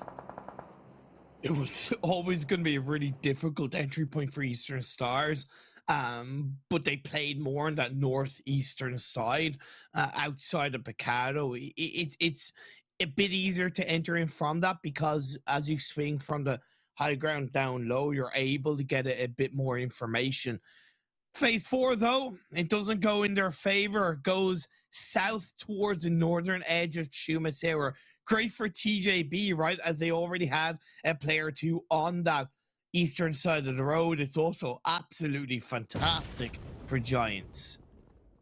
They were set up, as you talked about earlier, for defending from that northern side. So now they're going to have to put that to the test. Beast going down, leaving only one player for Big. But here's Mazzaro. What could he do? Oh, dear. Not too much. Rana is the only one to take the fall, but will be rezzed, and Big are eliminated.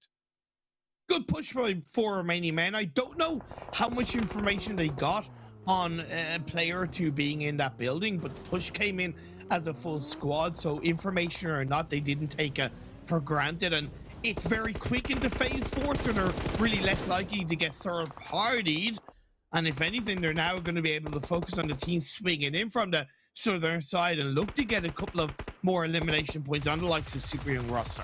Here's the bookended elimination zone for Giants. Look at that. They lay the jaws to the northern side and sweep them shut. Swat 69 caught blindside. Not much you can do here for Swat 69. Excellent formation from Giants to hold out on that north. SWAT 69 have absolutely no fight in them right now. They're playing so passive. They're hoping that circles either go their way or teams around them go down. Even in one of the Sanhok games yesterday, for example, when they had that trifecta area, they didn't do anything with it. They didn't become aggressive. And this is the finals. You need to make some noise. You need to puff up your chest and say to the other teams, hey, we can win out these fights. We can control their area. I know it was always going to be difficult for them entering in. But again, if you're not going to fight, what do you expect? And Giants pick up an easy squad wipe. Eastern Stars, Clear Visions, Penta, all tangling with one another on that eastern side. Eastern Stars and Penta both looking across the road that guards them out from the zone this time around. Penta, they take, and unfortunately not from Kapahala, on the off angle. Look at that, the backstop for the team. The Warlord operating to save them from a potential disaster fate. But Kapahala back into the buggy. Will need to reposition with the blue zone. Get back to the rest of the team who have managed to survive. Get across that road. Get ahead of Penta. I disagree with this, though. If anything, off the back of the knock, Eastern Stars, I know it's in the blue, should be pushing Penta. Clear your backs before you focus on making it into the edge of the circle, because not only are you at the point in the game where if you're outside the circle, it's going to be so difficult to enter, so going for elimination points count, and Eastern Stars had a clear opportunity to get some free eliminations against Penta, but they've let them get away with it. In the meantime, Game Lord are also getting guarded out on the northern side. Eastern Stars looking to push forwards through it. And the nade over the top from Kapahala doesn't see return. Real Tigers 9 decimating the Eastern Stars as they try to make their push in. Athis now under fire. Octavian trying to move forwards, but yeah, the rut's just too much, and Eastern Stars will fall. Like, I sympathize with them because, like I said, it was always going to be difficult. But Kapahala got a knock on the Penta. Take advantage of that. And now Penta are still alive as I believe, as a full squad, or at least, as a full squad. Look, I think that sums up Eastern Stars' performances in these finals so far, and I really expect so much better from them. Hopefully we'll be able to see a little bit more from them coming through. Would be a shame not to see them in the European finals, but if they don't get there, they don't get there. Not too many more games left for them to play. TJB moving down from their hillside just a little bit and will have to strike out. Lin has that forward outpost. Giants forward outpost getting spiked on as well. Will fall down, and Giants will have to regroup to get that res. In the meantime, Super Young roster under pressure from FTY on the north end of Shumasera, south side of the next circle. And Super Young roster have the inside track, but FTY are taking them to task. Very difficult circle shift. It's great for the likes of Clear Vision, Real Tigers 9, but there's a valley in the middle holding off the north and the south. Game Lord go down, only 2 points for them in this game. I don't know what's going wrong. It seems like they're getting countered again. The work that they put in the league stages put a target on their back in that regard, and they're really kind of being pushed back by the likes of Giants. Wasn't exactly comfortable with FTY's slow approach into these circles, but they're proving me wrong by some aggressive, strong teamwork. 3 eliminations so far, and they just cleared out the majority of Super Young roster. Real Tigers 9, 8 eliminations already. Breaking into that 8th place right now. Any placement points they're able to gather as well on top of that.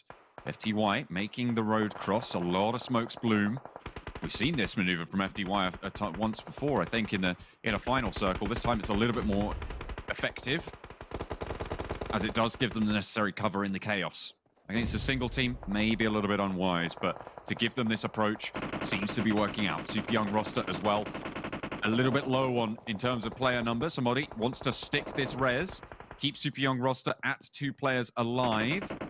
Would be ideal, but there's a nade in through the door. Do they flush it out? No, Ali falls again, and Hamodi, resed for nothing. Might have been able to get a spray down, but in comes the nade, in comes the pop. Daily Boy trying to send around the corner, and Hamodi wants to guard it out. The fire on the door frame will stop any reinforcements, and Hamodi finds the first. Oh no, no, Zonux, don't lose it, don't lose it. Nearly goes through the confirmation. Luckily, the perfect timing of the teamwork at least forces them to not lose a player to the hands of Super Young roster. Unfortunately, as it took just a little bit too long, the blue zone is going to engulf, and most likely FTY will be whittled down to 2 players. Overall a net positive, but a little bit shaky for FTY as TJB throw the nades towards 4 Romanian men. 4 Romanian men very close together and grouped up. A good nade might find all they're looking for. Lang Z, Lang X, the 2 players who have really been standing up for TJB in that last game, looking to do so again. Guarding out this South Hill, crucial, excellent position in this next circle. They do have to watch their backs though, because like I said, there's a valley that does expose TJB to Giants coming in from the north. I know Giants are down to 2 players, but that threat is still there. Penta get cleared out by Clear Vision, pun intended. That does open the door for Real Tigers 9 to solidify themselves on that northeastern edge of the circle. They're far away, but still being up with the full squad. 9 eliminations in is extremely positive. FTY trying to leave their buildings after that fight. Going straight into the crosshair of 4 Romanian men, but TJB, they're not really going to guard this one out. They want to send a little bit further in. FTY getting punished now. Nade down into that smoke. Doing a lot of work against FTY. 3 players alive for them. Nox is taken down as well. 4 Romanian men have somehow weathered the storm on this south side, looking to take control of the ridgeline on this south end as well.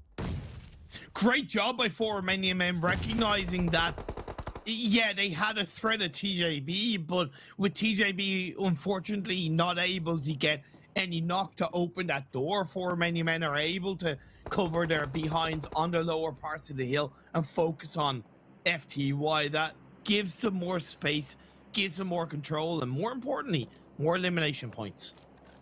The people on the other side of the valley now not going to be a problem. Giants were just dethroned from their position. TJB can start to use that hillside. There is Hamodi from Clear Visions, however, and they might need to be worried about. Are they aware of it? XTEAM, they certainly are. Hamodi might just be swept away for them. TJB will benefit from this greatly. Hamodi's position known, ticking out in the blue, looking for the heals, but over the top come 4 Romanian men, not one to let sleeping dogs lie. And they will look for the fight. 3 players from XTEAM brought down to 2. Rana charges forwards but gets rebuffed for the first. And looks for a second as well. XTEAM take a second hit and will lose yet another player. The flush on Rana is there, leaving TJB the only 4-player squad, but 4 Romanian men stay alive. No mercy from 4 Romanian men. Great attempt from XTEAM, and honestly, it's been a great day 2 so far from Kosovo roster. They got 13 points in the first game. I think about 12 to 13 points in the second game. We're now down to our final 2 teams. Well, let's talk about point scoring these last 2 games, because TJB just coming off the back of a Sanhok win, looking to take Miramar. Absolutely on fire today. Something's in the water. Getting that scouting done. 4 Romanian men have repositioned something awful, though. I say awful. I mean good. They have swung around that side, but unfortunately for them, they've left the position where the circle ends up zoning towards, and TJB have the edge of it. I love the fact that TJB has that 1 player outside of the circle, right? Just stops that entry point, that swing around for 4 Romanian men. TJB played the patient game, let 4 Romanian men away with it earlier on and say, okay, you clear your backs, you do our job for us.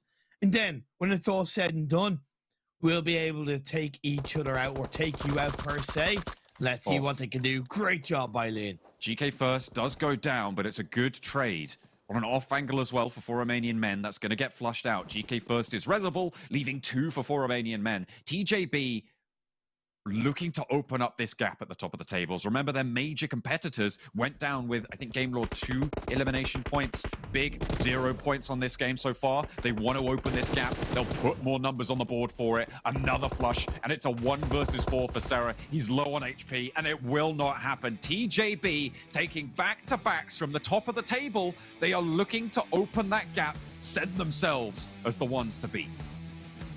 The only team so far in the finals to get back-to-back chicken dinners, and the only team so far to get chicken dinners in every single map in the finals. Yesterday, they got the chicken dinner in Erangel. They followed up with Sanhok and Miramar today.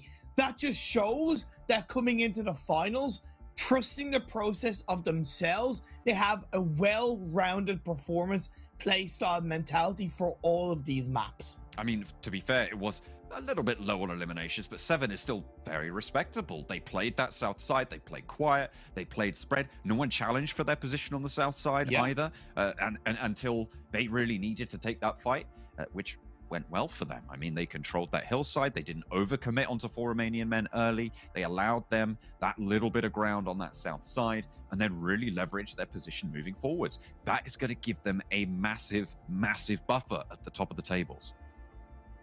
They, to an extent, allowed Giants to do their hard work on the northern side, right? And they allowed the likes of 4 Romanian Men to do the hard work on the south side. They didn't really need to cover any more than what they had. And again, it's just this Titan playstyle that's allowing TJB to exceed. It was a great game from Real Tigers 9, but when the fight between 4 Romanian Men and FTY happened, we suddenly seemed to have Real Tigers 9 disappear from the game. I don't know exactly what happened, but it all came crashing down. Yeah, I mean, that was an interesting set of circles as well. You had that hard northern shift, then it came back down south. It was a little bit fraught, but still, I feel like it was good, solid play from a lot of these teams. I mean, Giants, they used that position. They took out, I think they actually guarded out Game Lord as well after we saw them take down Swat 69. So Game Lord had an unfortunate turn of events there. Giants were able to capitalize, get a load more points on board, but it is TJB as the headlines here. They take a huge win to allow themselves to solidify themselves as the top spot on the table.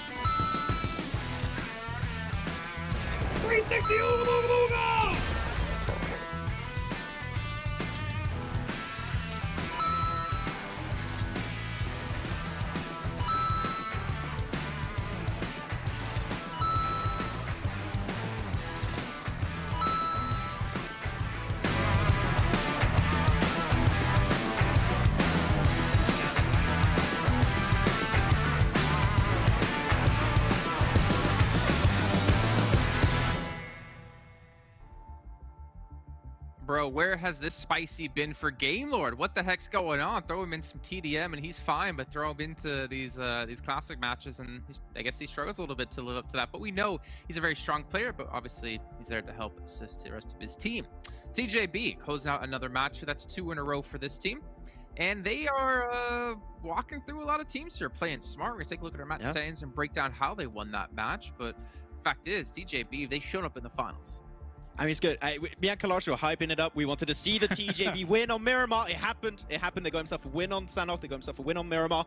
What is happening right now? It feels really, really good to see this TJB. I mean, you said it in the past. This was like the PENTA of old. They love this map. They played it well. But I do have to say, this is a way different way of them to play and to win a game of Miramar. But I'm not going to complain. It was very information-based, and TJB took it home. So I'm really pumped with what we've seen from TJB on these 2 games. Yeah, I'm concerned. Was League playing Super Weekends just like a sandbag to get here and then just be like, now he's our true power? Like, because this is a bit ridiculous. It can't be, right? Why would you? You get $1,000 per chicken dinner in Super Weekend. Yeah, I don't know, but like what they've been able to put up here. Okay, so admittedly, I think I'm more impressed by the Sanhok win than this one. The thing is that yes, informational based win, very much so, big wide splits, but they're controlling the West the entire game long, and they know from the positions that they're taking. Okay, there's no one really near us. Okay, there's no one really near us. We're going to transition to this place. There's no one really near us. The fights and the eliminations happen at the end, where they have in 2021 won matches in this area as well. So they're very, very capable of being able to round it out here. Okay. I mean, yeah, the fact is, like, TJB have been massively standing out today and in the finals in general, and this team is showing no signs of stopping. We haven't really talked about them as one of the top dogs to compete for the title, but I mean we obviously have to now, especially where they are in the standings. But looking down the list though, for Romanian Men, kind of in a tough spot there. I think they had a fight like against FTY and TJB at the same time and get themselves 20 points. That's a good little step up for them when they were on the second page. Remember, it's just top 8 making it through to the finals. Yeah, and for Romanian Men, actually, as I said in Chumasera, they fought FTY. They actually even fought Big. I mean, it was just a remnants of Big. They were down to 2 players, but it's still Big, you know, technically. So they were able to get it. So that's 2 extra eliminations for them. So they cleared out all of Chumasera, and then they really had that hard encounter versus TJB. Though, of course, TJB, they had the splits, they had the angles. It was really hard for them to try and really take it away. But as a whole, good result from Romanian Men, and we have seen the SYR Super Young roster have had a tough first 2 games, so there's that one opportunity to climb up in the top 8, and I think that this game might have actually allowed them to make in top 8 here, so good on Romanian Men to look comfortable, at least for right now. Well, we looked at Giants in the start of this match, right? We're taking a look at like their stats across all Super Weekends when it came to Miramar and their stats yesterday, and they actually, was it 5 average eliminations per match on Miramar, and they actually have 8 here, so they're actually taking that average even further beyond where we saw it before. Only 2 placement points, but still that's a lot of damage done out of this team. Yeah, continuing to blast. They had a decent spot as well, moving through some of the hillsides north of as these circles are closing down. And I think they went up against Clear Vision towards the end, and sometimes, you know, Clear Vision's able to round things out. So impressive by them to be able to get some points too. All right, let's look at the second page then. We're missing teams like Big, we're missing teams like Game Lord, we're missing teams like Eastern Stars, Unicorns of Love, a lot of big names here on the second page, not getting too many points, and this should allow TJB to just continue to grow their lead where it was at 5 points before. Yeah, Max, let's talk about this. Big, if they want to be challenging, now TJB up towards the top as well as Game Lord, I feel like these splits early on, it's a bit too bold. Something like Church here, there's the slow build out, right? Slow bleed out even, I should say, from going for these kinds of splits and assuming no one's going to come there, because something like Church, high priority location, they had to try and reinforce that, and when you're doing that, you're rotating past teams, getting into these scrappy fights, and the slow bleed out. Yeah, a little bit too slow to get back together. I think they left only Swave right inside of Church, and it's very hot commodity, especially in a phasal circle like that where it's dead center. I think that 3-4 teams go in that position, and Swave is starting to say, guys, please, I need help. There's a lot of teams coming my way. They start sending it, but unfortunately, a little bit too late. They lose Mihi and I believe another player, and then they just like, we're just going to try and play edge and play for placements, which then there was 4 Romanian Men, didn't work out. So yeah, I'm okay with having players inside of Church, but not only one, because as we said, hot commodity, a lot of teams are going to try and take it away if possible. Okay. Well, Max, when we were watching the game, you actually mentioned how you wanted to see a breakdown of 4 Romanian Men and their stats, and we can see here Redox able to really put some damage in, about 600. I mean, they had an opportunity to pick up quite a few limbs, especially at the position they had towards the end, but they did close things out for the most part. Yeah, I mean, it was really good for them to be able to clear out the entirety of the teams inside of Chumacera and even XTEAM to try to contest their position on the high ground. So really good on what they were able to do, and every single player, now as we can see with the stats, were able to put some good amount of effort in, 2 eliminations apiece for every single player. And in particular, my question and why I wanted to see this graphic is because when we look back on the league stage, it was a lot of Redox, we were seeing a lot of Do. But Rana and Sarah were a little bit more silent. In particular, I would say Rana, but you know what? Rana's been doing pretty well in the last few days, I have the impression. So I'm happy to see that Rana stepped up in particular. And don't forget, Redox was one of our top 2 players in terms of MVP ranking throughout the entirety of the league stage. So he's not contesting, you know, with your Swave, your Pocus just yet, but he's still getting consistent points every game. So he might be lurking and might try and pop off at the end to snatch away the title for himself. Yeah. I mean, there were small opportunities there for Romanian Men to try and clinch that. I mean, Jew trying to find the off angle. If he'd have gone unnoticed, I think that could have been kind of the ace up their sleeve, not to be. Quite honestly, for the teams in the south, they really needed there to be a threat in the north somehow surviving between Clear Vision, between Giants, to then kind of keep TJB questioning the back, like Imperium was saying during the commentary. But because there was only one angle they had to focus on, too easy for TJB. Well, what's big though for Romanian Men, just to bring it back to them really quickly, I think they started the day out in like 11th place. They've been able to shoot up the leaderboards now today to break through into top 8, which is massive because that means the team that was in top 8 has fallen out. Like Super Young roster you mentioned before, I think the team that's going to be knocked out at the moment, some other teams on the cusp as well. And we only have, you know, very few matches left to go.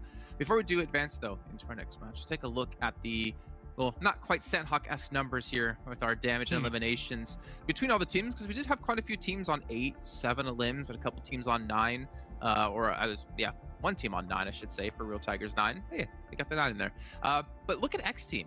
The amount of damage they did versus the amount of eliminations they got is very unfortunate. Wow.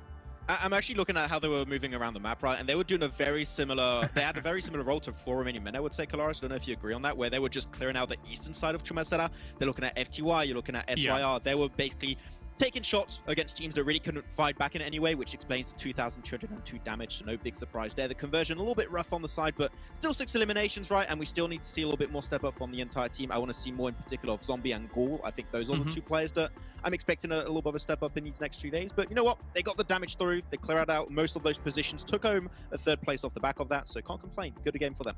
Yeah, Sanhok numbers look not dissimilar from urban finish numbers, and we had quite a heavy urban area in this circle for a long time with a lot of urban fighting. So that's why you're seeing kind of these numbers play out the way they currently have, because you get knocks, but it's oftentimes hard to get the finish. So you kind of keep building up these numbers, and everybody's taking pot shots here, there, and everywhere. So quite even spread here because of that. Okay, not too bad. I mean, we'll see if XTEAM, I know that was talked about, I think towards the start of the event, right? I don't know if they were called a dark horse, but I know Max, you were saying that's a team you expect to potentially do extremely well. I mean, they've had a little bit of struggle since that big, massive victory they did have with 24 eliminations. Let's jump back in with the schedule, though, since we still have 4 matches left to come up today. That was only the 2nd of our 6. That's also 1/3. Correct, Max? Yep. Nice. Yeah, that's, that is correct. Okay, awesome. Erangel coming up next. Then we'll do a repeat here of our first 3 matches of the day. TJB domination will continue. Yes or no, Max? Yes, but not this game. Not this game, Clars? If it's a North Circle, yes. If not, no. Okay. Well, let's find out what our commentators think. So we're gonna head over to them to kick off our 3rd match of the day. Sure. I mean, absolutely. Yeah. That's, what do you think then, Blank? What do you think? I cannot question the great mind of the desk. It's kind of like a hive mind over there. They're all thinking the same thing at the same time. Honestly, I don't know about it though. I feel like it's going to be another heel strat coming through for the boys from TJB this time around. Although, again, the prediction I made that other game, right, was the case of it came down to them. And I think that TJB do have the chops. And it seems they do have those chops indeed. They've been kept them stored away in a cupboard somewhere. And now they're bringing them out. And I think that the way we have to look at this is if it does come TJB's way, I don't think they're going to sit back and just be easy breezy on this map anymore.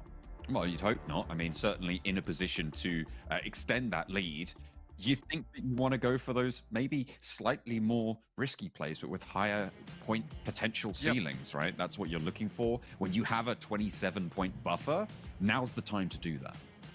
Yeah, exactly. And there's going to be no healing strats here on Erangel anyway.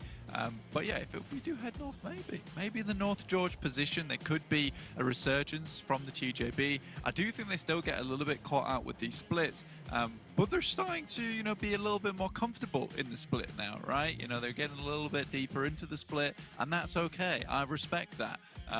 So if that's the way they want to play, and it's taken this long to figure it out, who's to say this is wrong? Like, they have just been scaling. They've been ramping up the past 3 weeks, John, and now they're ready to go.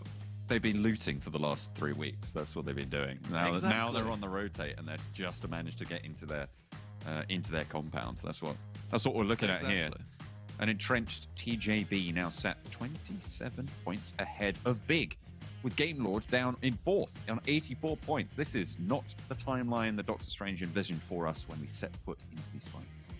Not at all. And with Giants Gaming sat in 3rd place with 84 points, exactly tied with Game Lord. It's all very, very interesting at the moment, John. But I'm happy to see this. It's a nice little bit of shake about on the top side of the rankings with Penta in 5th place. It's as it should be with the Penta, with the 5 there. Very nice. That's a very obvious point that I'm pointing out there, but it makes me happy. Satisfying. It pleases me. Yeah, exactly. Swave's still up there in eliminations with 20 total. Very, very good stuff. And it's very weird because we are having a lot of these players. Did you see how much damage he had? He had like 3.4k, and 2nd place had 2.7. Yeah, he's popping off. He's popping off massively. And this is the strange thing into finals. It does some things to some teams in the sense that the pressure is on and it makes them feel not amazing. Oh my God, they're all headshotting. What? Every single player is a headshot king. Eh? I mean, okay. 1, 2, 3. Yeah, they're accurate. They're very accurate. It's big. Yeah. But Swave's still getting more knockouts than the rest of them. When TJB take a fight, they finish the fight very fast. That's what I'm seeing there. Maybe they not only hit headshots. Maybe not as many fights, right, as Big are taking, but doesn't matter. Yeah. They're still very, very effective, as evidenced by their point boundary at the top. Into the triple digits already, the first team to do so here in the PMPL Spring Finals for Western Europe. Yeah, it's nice stuff. I still find that crazy. I mean, like, the TTK is fairly quick in this game anyway, but at the same time, like, if you're going to hit the headshots, I guess everything dies a lot quicker. So maybe that's something they've been practicing at the right time. Yes. Maybe we should hit headshots, guys. Yeah, like that's the only thing they got to hit. Yeah, it's crazy. It's not something I typically see in PUBG Mobile, especially with like the controls. Like, it's not always easy to hit those accurate shots anyway. Some of these players are absolutely magnificent at it, and Lengex seems to have it on lock, really, and we saw that from the first chicken dinner of the day versus Penta. Super Young roster, though, they're actually all the way on this western side, and they're taking the old glider. So always nice to see this. You know, we never see enough of it, sadly. I mean, you are so exposed when you take it, right? It's fairly fast over ground, and I feel like Super Young roster are just going to use it as basically a car in this scenario. Probably popping out for that US, crash into the street. I mean, it's faster than braking. That's true. Yeah, it's got to be done. Sometimes you just got to hit the tree because the UAZ, unfortunately, is so much better. A nicer vehicle, a more robust vehicle, and you know what's even better, John? It actually drives on the floor. That's true. That is true. It has 4 wheels as opposed to less than that, which is suboptimal. And not great big yellow wings that you can spot in the eye, spot in the sky very easily. Checking out Chongji about right now. Stop it, John. I'm talking about Tongji about now. Oh, well, I was have to talk about Tongji about. Okay, you talk about Tongji about. No, you talk about Tongji about. You started. You talk about Tongji about. Okay, well, I will then. TJB, North George. Is that it? That was what I wanted to say. Yeah. Okay. Well, here we are, Tongjabao, North George. We do get this circle that heads a little bit over towards the western side anyway, so this does make things slightly easier for the guys from Tongjabao to play around with. Obviously, they do need to start getting this strat down where they want to play towards this eastern side. I always felt like, you know, they head up towards the very north side of shooting range and they play up there. It tends to be a very, very slow game for them, and they'll get caught out by another team in this area. I think they're taking a massively proactive approach to that northern side towards Severny. Again, things can change. They might even head down towards Everest. It's a bit bit awkward for them now, a bit more awkward than it was in a lot of the league plays or super weekends when no one really played down towards South George. Now that Shockwave's kind of taken up this residency, could be a little bit more difficult for them to pump through.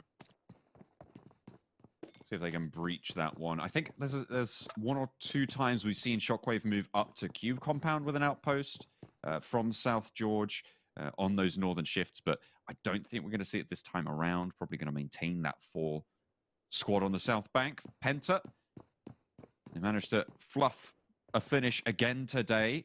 It's not ideal for them. They were, as you say, the 5th place team. They are currently looking to sit there right now. Still in contention for one of those top spots, but after throwing away 2 victories in the last 2 days, I've got a question. Are they going to be suitable to be a top 3 team, really, if they're playing like that on those finishes?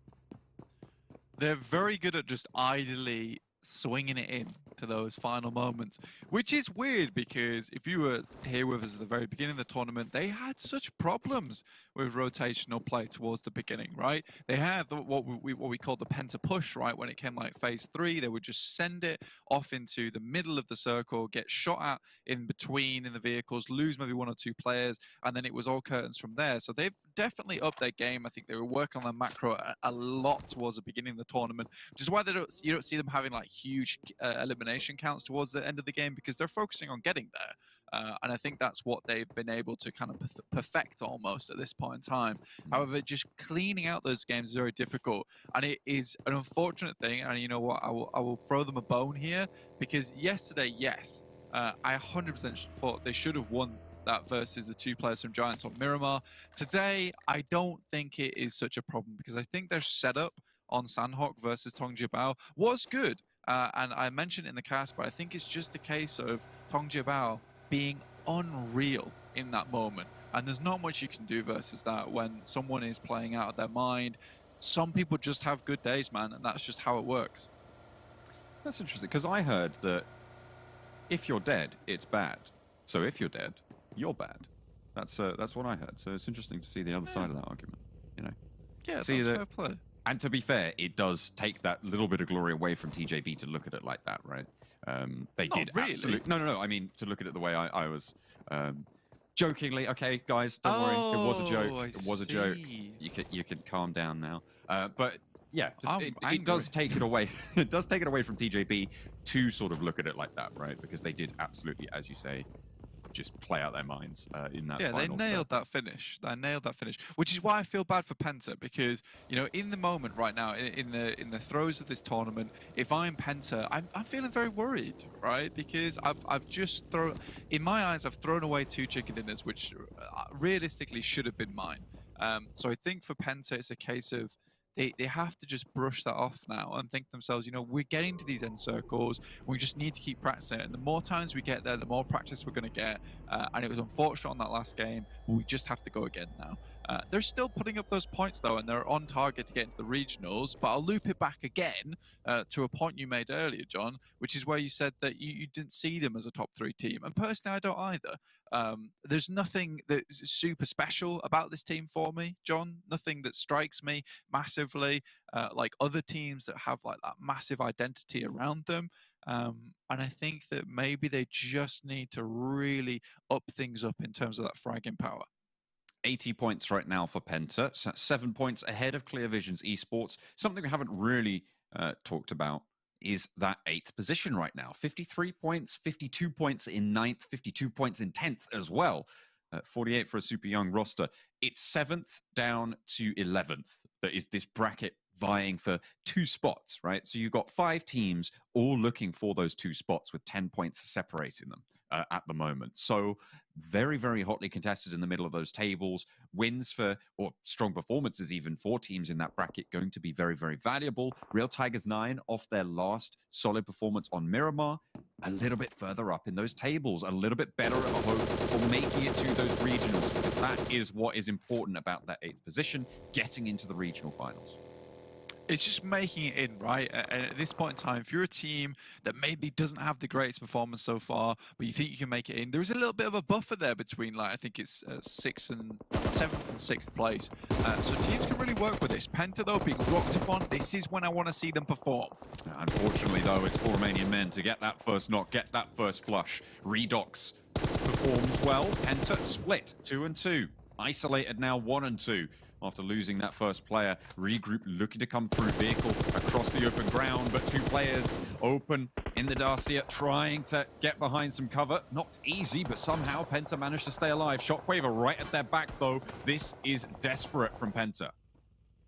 Yeah, trying to get out there as best they can. I mean, even the wheel is starting to worry about this with it being on 2 at that point in time, so the car not having a great time either. PENTA, I think that, you know, this is a case where there's a lot of good splits in this game, and that's one that I just didn't feel like was extremely strong. You know, he's playing in bunker, is Muzi, and it's very difficult for once you get crashed upon there to actually have a proper disengage where you're not out in the open. So I think for PENTA, perhaps it was a transitional phase for them there, but honestly, there really wasn't anything they could do if Muzi did get crashed upon, which he did by Romanian Men. Happy days for Romanian Men though, right? Because the amount of times that Shockwave has ruined their game in the first like 10 minutes of an Erangel has been multiple times happening. So it's nice to see them actually manage to escape there. They've got out the Kitum. I'll pretend to know what that means. But Game Lord, haven't really heard from them so far today.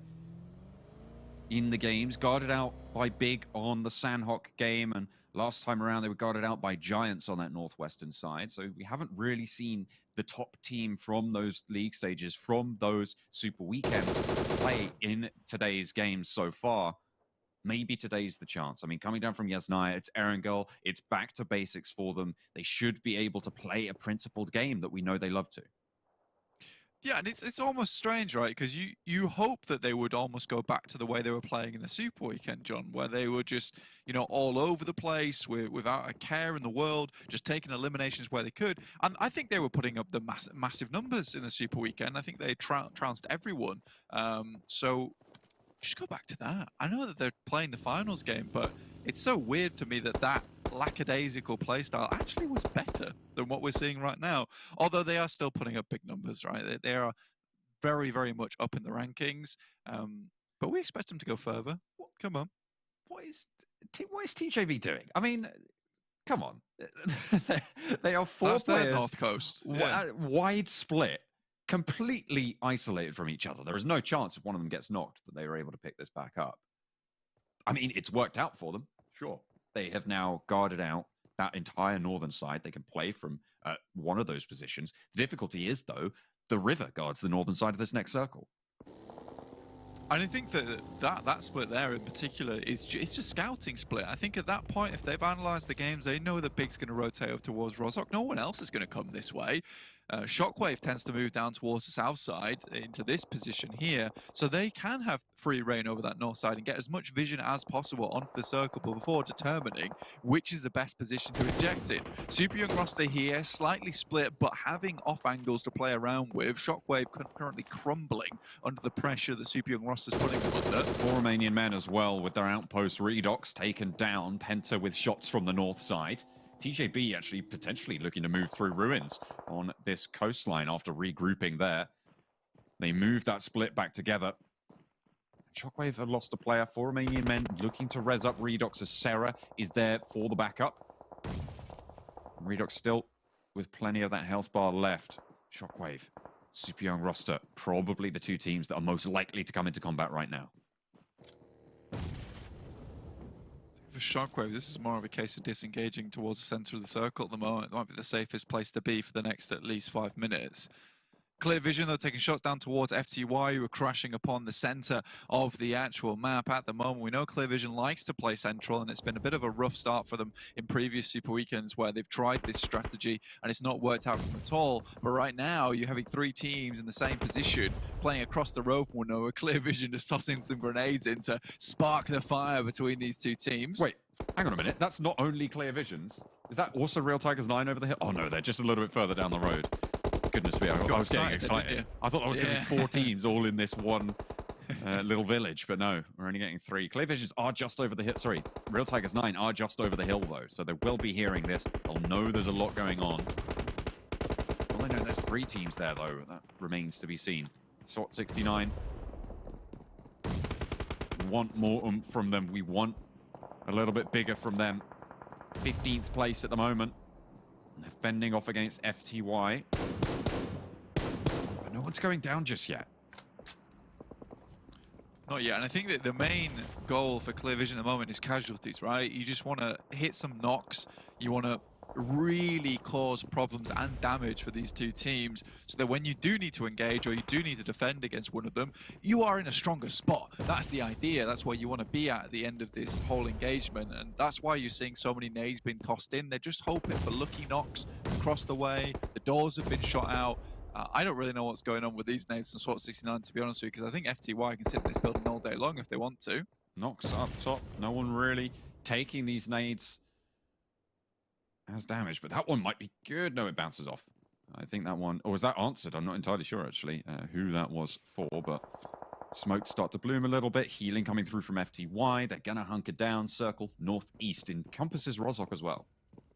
Yeah, so Big's going to be happy with this play, right? They had full priority over the Rozhok crossing, so they got over there, headed towards the hill, checked out what was going on down in Rozhok, and then moved in pretty shortly afterwards. Clear Vision immediately have moved away from that compound, knowing that they have priority once again, considering that the 2 teams are still fighting on the south side of them. That's one of the rare moments where it's easy to leave these compounds if you're engaged in combat, is when 2 teams across the way are already fighting for control.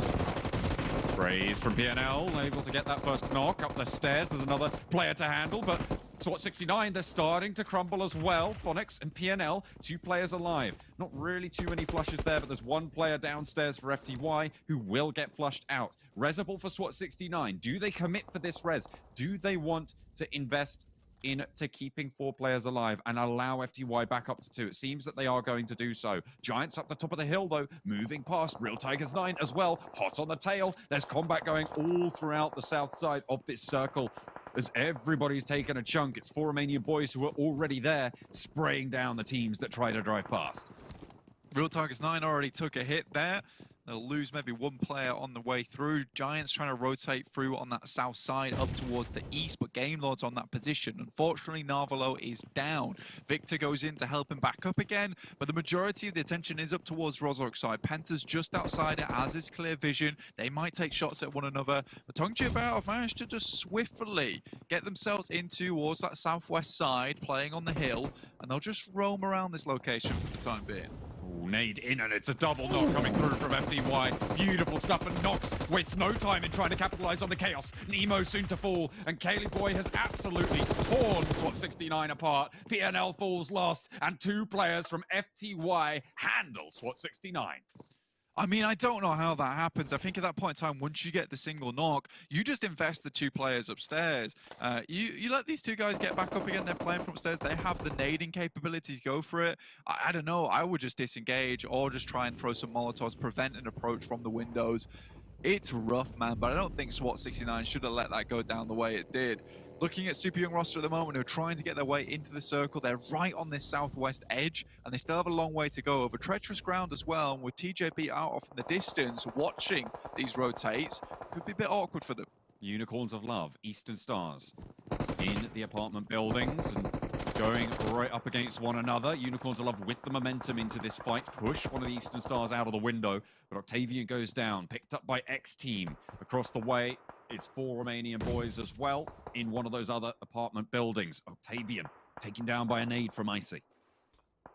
Unicorns are desperate to pick up some points, elimination points, wherever they can. I mean, they're low down towards the bottom of the rankings at the moment, so they really want to pump these numbers a little bit more. I mean, they're in 13th place with 35 points, 28 of them being elimination. So realistically, there has to be a heavy focus now on those placement points. I think Kalaris mentioned it towards the beginning of the day, but this is where it really does count. I think they're getting caught out on a lot of these rotations, finding a lot of limbs on the way through in terms of team fights, but it's just a case of wandering through the bramble bush at this point in time, and they need to make sure they avoid these thorns going forward. Not easy though, and there's a lot of players in their general vicinity who are going to make that all the harder for them. TJB guarding out, but Super Young roster making their best effort to push through, but you got to wonder how much longer can Ali hold out against TJB when they are on form like they are today. And it will not be any longer there. Goes down, in fact, to the play zone, so no extra point there for TJB. But the southwestern side, a little bit easier for them to breathe in.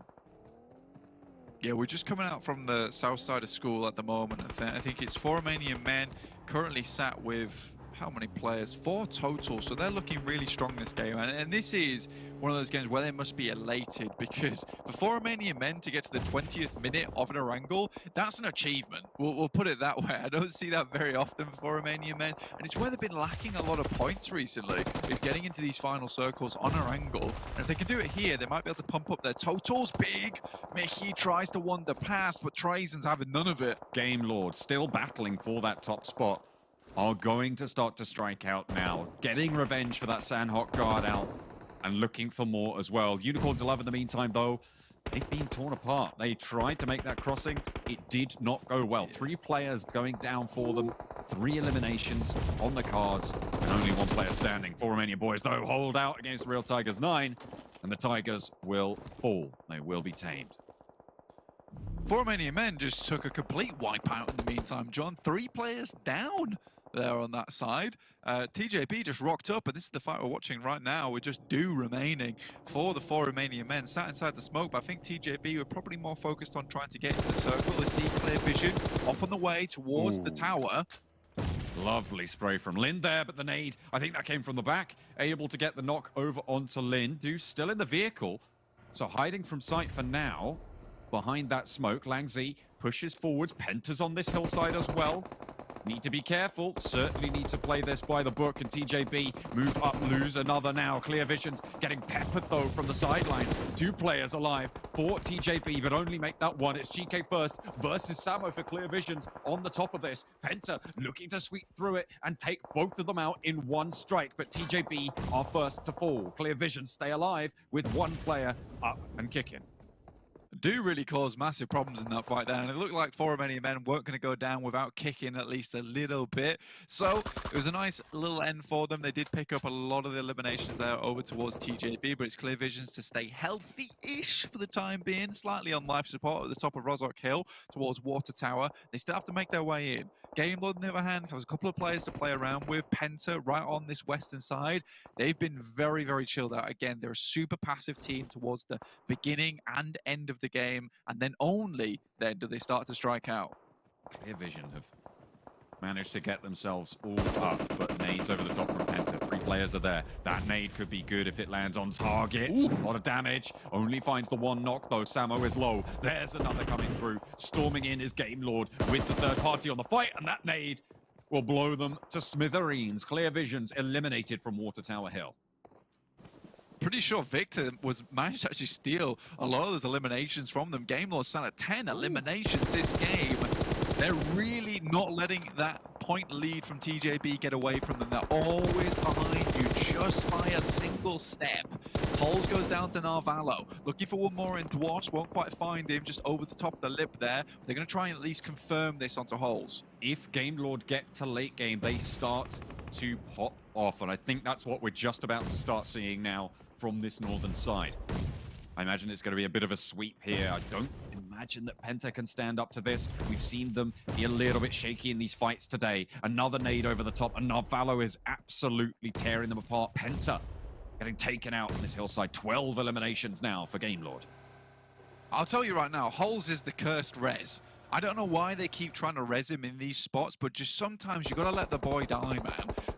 I feel like Penta invests so many resources into getting Holes up, and it often just backfires on them. I think, honestly, you just play with Manu and Muzi in that situation. You're absolutely fine as a duo there to try and get that 2nd place spot, but it is Game Lord to finally finish that one out. At 13 eliminations, looking for a big boy game here. 3 positions now held. The hills on that Water Tower Hill by Game Lord. Giants with 1 player in the shack, and the school wall held by XTEAM on the south. It's gonna be on the circle as to who has to take this movement. Absolutely. Either way, though, it really has to be a hard shift down towards XTEAM, because regardless of what happens, Game Lord can play around this next circle just a little bit. Unfortunately for XTEAM, if it goes up even just slightly, they have to leave this compound. Oh no. There's that shift. There's that shift that goes up just slightly. And they will have to leave it. Unfortunately, Zombie not really having the best of time with the nades there. Yeah, just setting himself on fire. I'm waiting for Beg for Mercy to do that to himself next. Doesn't quite hit it. Nano Baby's out, but unfortunately we'll try and toss a grenade, but Nano will go down. Nade over the top will do a little bit of damage to Beg for Mercy, but now, like I said, this is where they need to start jumping over this wall. And I think for Game Lord, it's just a case of watching down this position. Narflow's actually moved up. He's trying to finish this game early. They know that he's there. He's just going to be able to get one. If he can get one and a little bit of damage, I feel like that's a good trade. They can start to capitalize on it. This exit is deadly.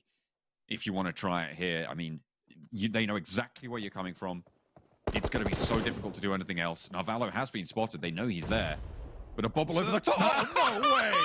That is so mean. Narvalo steps up and just pops it over the top and says, here you go. There's your breakfast. School dinners have never been so spicy. I tell you that much. Trazen swings in. Narvalo's looking for more, though. He's up the top of the wall, and it's only Beg for Mercy. Game Lord, we haven't heard from them so far today, but Narvalo cleans house. Game Lord back on top. That is the what's up grenade right there. I mean, he was ready. He was committed to it as well. Drops it over the top of the fence. Goodness me. But I will say one thing, and I did want to touch on that, but the game ended so quickly, is the fact that Narvalo pushes up there. That is a very, very good way to play that out. And it reminds me so much of that game of Miramar, where we had PENTA versus the guys from Giants, right? The smoke's incorporated pretty much the exactly same way, but here it's incorporated where, you know, Narvalo drops that smoke down. If they try and run out, they have to run all the way. All the while, Game Lord, the two players up top, are taking shots, and by the time they're out, Narvalo has sights on them. So it's very, very well done. I think Bimmy makes a good response there to try and deal with a player over on that side in Narvalo. Unfortunately, Narvalo he has the moves, man. He has the moves. 16 eliminations as well. That is the message returned to TJB after this game not going as well as the other games for TJB to get such a big chunk of points back. I mean, this is what we wanted to see, right? We didn't see it in Sanhok. They got guarded. They got taken down early in that Miramar. Perfect. Yeah. Perfect from Game Lord this game.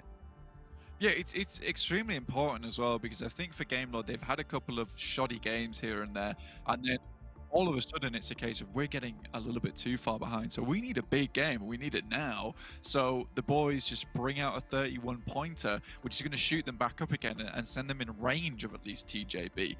That is so important to be able to have these games on the fly when they count the most, because you don't want to be going into tomorrow like a massive lead on the first team. You want to be able to catch up or at least secure that first place if you can. Narvalo, though, most nade limbs at 3, highest damage at 996. He is killing it. And Victor was on 7 limbs that game too, so it looks like he really does not want to give up the MVP spot. So many chicken dinners in those super weekends, but they get their first finally here in the finals for Western Europe. We'll head to a break. When we come back, it'll be one more game. Sanhok on the cards.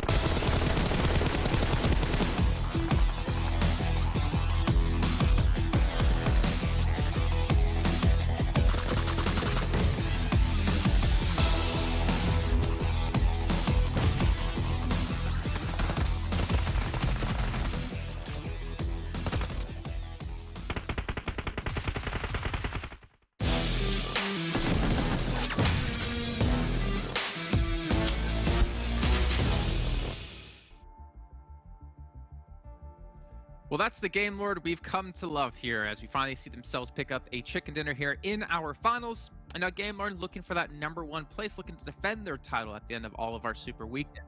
You guys all know, make sure when you're watching PMPL, you're watching it within the in-game esports center because you get yourself some exclusive rewards. Not to mention there's a survey there for you guys to take where you could win even more rewards. So you can get not only, well, you can't get yourself chicken dinners, but you can get yourself some lovely rewards like Game Lord's been getting themselves chicken dinners now. I know, it didn't make any sense. Let's move past Nice. it. Let's go to the match standings and talk about the points all the teams did get because Game Lord put up a lot of eliminations there to hopefully close that gap for that #1 place. And that's it. That's what happens when you allow Game Lord to play the Edge playstyle that they've been training for the past few months, right? They play the Edge, they clear out Big, which was one of their main threats in the northern side, and then they're just third-partying all the rest of the action until there's very little teams and very little players remaining. They take control, and man, that play from Narvalo, I think Kalarshu could talk about how good that was and the execution of that was for hours because it was so good. So really good execution from Game Lord, and man, 31 points. They're already good in the rankings, but that's going to potentially even jump them up in first. Yeah, that wall's a little bit weird over at school because it's a little tall. Yeah, it's a tall wall, Jason. Yeah. It's a tall. You could see over it. I couldn't. All right, let's be honest. But you can't really even jump shoot and try and get the shot here. So you know, just being able to cook the nade so it goes off right on top of someone. Yeah, you're taking a bit of damage yourself as well. But if you've got the game sense and the experience like Narvalo does in that moment, now he was so quick on the draw there as well, like understanding exactly how he needed to eliminate that player. All right, well, looking down the list here, XTEAM getting 20 points still. That's another team that's been able to have, I think, back-to-back decent matches. PENTA going to be up there yet again. Though Giants, I will say, I'm going to point them out in particular. Yes, 10 placement points, 0 eliminations. But this team hasn't really been as dominating as they were yesterday. I'm a little bit disappointed. Yeah. Maybe it's because we put so much focus on them at the start of the day. I mean, I would have to say something. Their results are enough for them to remain in, you know, that top 3, top 5 facility right now. So that is enough. But if you want to be able to contest with the good results we've seen up by, you know, TJB, by also your Game Lord today, that is a little bit of a rough spot for them to play around. So we'll see if they can try and change that a little bit. But yeah, it's not enough if you're aiming for that $10,000 in first place. So hopefully they can try and get more eliminations in. But at least they're not losing placements, right? They're not going to be falling out of top 8 whatsoever because of these type of results, but yeah, they won't be able to really climb that much because of this. And I get why they had to kind of play for placement on that on the east side, getting to that shack, trying to kind of slowly scramble towards that area because it's very open, very flat there. So placement's great, just need more limbs with it. Yeah, definitely agree. One team as well who, I mean, they had a couple eliminations. TJB in 8th place with 5 points. Not quite the same fashion we saw in the first 2 matches of the day, but again, expecting 3 chicken dinners back to back to back is quite a tall task, almost as tall as some of the walls. That's right. For Unicorns of Love, 4 points. Now, my question is, we were talking about this a little bit off air. So I did interviews with Mihi, with Pocus, with Victor, and all 3 of those teams doing really well. Then Imperium comes along and does an interview with Daddy, and then Unicorns of Love don't qualify for the 3rd Super Weekend, and now they're not in top 8. Coincidence? Are you saying I think there's an Imperium curse? Is that what you're saying? There might be an Imperium curse. Uh-oh. Okay. As long as it's not me, I'd take it. I agree. Yes. Max is like, oh, quick. Yeah. Let's attack him instead. Shift the blame. Shift the blame. Let's throw this on someone else. Big, only 1.2. To go back to Unicorns of Love really quickly, though, this team might not make the EU regionals. I never would have said that coming into this entire event. They look so good as, you know, Lacunostra MVP, as Exquisite Decode. And right now, they're not top 8. Yeah, I think they're like 20, 30 points behind, something like that currently, if they want to climb up in that position. And that lead from the top 8 is increasing every single game. So Unicorns of Love, I would say after these next 3 games, because after this game, we reached a halfway point, right, of the tournament, and it makes it a lot harder for you to make those comebacks happen. And we know the Unicorns of Love can make it happen, especially with Icy, which is one of our golden players on this season, a big surprise to many, hopefully. They can still make it happen because there's only 18 games, right? A pop-off day, and you can climb up in top 8. It's not out of the realm of possibilities. But from what we've seen so far, it's not a good trend. And I mean, Unicorns of Love need to change things up if they want to hopefully make it in top 8. I mean, a win would change their fortunes, right? Like that a 1 win would change their fortunes. That would be enough to push them up to, I feel, like a top 8 position. But yeah, the consistency is definitely not there at the moment for a team that we would say, coming into the tournament, is star-studded. Yeah, some might say Avenger level threat. Some might say championship caliber team. Who knows? CCT, But one thing we're not saying is any of that right now about the team, because they've just not lived up to the expectations that we kind of expected out of them so far within this year. But let's move on. Let's talk about two players who have actually met expectations and even surpassed it. Coming on the side of Game Lord, we got Victor and Navallo. These two players fighting for potentially an MVP at the end of the finals, both popping off in this last match with 6 eliminations and 6 knocks. And that airburst, wow, that were like that airburst you're talking about, Kalash, during that game, it was just, he knew instantly how to win that fight versus the player on the other side. I believe it was Bimmy from XTEAM he was fighting against. It's like, okay, I know exactly what the playstyle is going to go, and he almost sacrificed himself. He almost went for sacrifice there for the knockback. At the end, he was able to get it while also being able to survive. And the moment he peeks over that wall, sure, the smokes are there, but you know exactly where they're going to be hidden. They're going to be right stuck next to the wall, just pre-fires it, 2 easy knocks off the back of it. And man, 7 eliminations apiece for these two players. I have checked the stats, by the way, Kalaris and Jason, and currently in the race to MVP, they are in 2nd and 3rd respectively. So only Swave is still remaining in 1st place. He's still up there, but Navallo and Victor are hot on their heels. This is the thing. Maybe this game might be the awakening for them in this final. I felt like there were some games where they're slightly overthinking things, maybe. Like, I'm looking at Sanhok thinking how long they're staying at in the blue, how long, you know, where they're coming in for their rotate, and thinking to myself, this game could quite easily probably just head towards the circle, fight things, win things, and then continue on. And it felt like I kind of thought they were really doing in this game here, and Navallo and Victor just exemplified that perfectly. Okay. Well, we've been talking a lot about, obviously, like where the teams are currently standing. Luckily for us, we have the magic, we have the technological capability to show overall standings. So we do that right now, though I don't have the ability to speak properly. TJB, 1st place, still nice. 121 points. They boost themselves up into 1st at the, I think, start of the day, taking a 5-point lead, and they were able to extend it in match 2.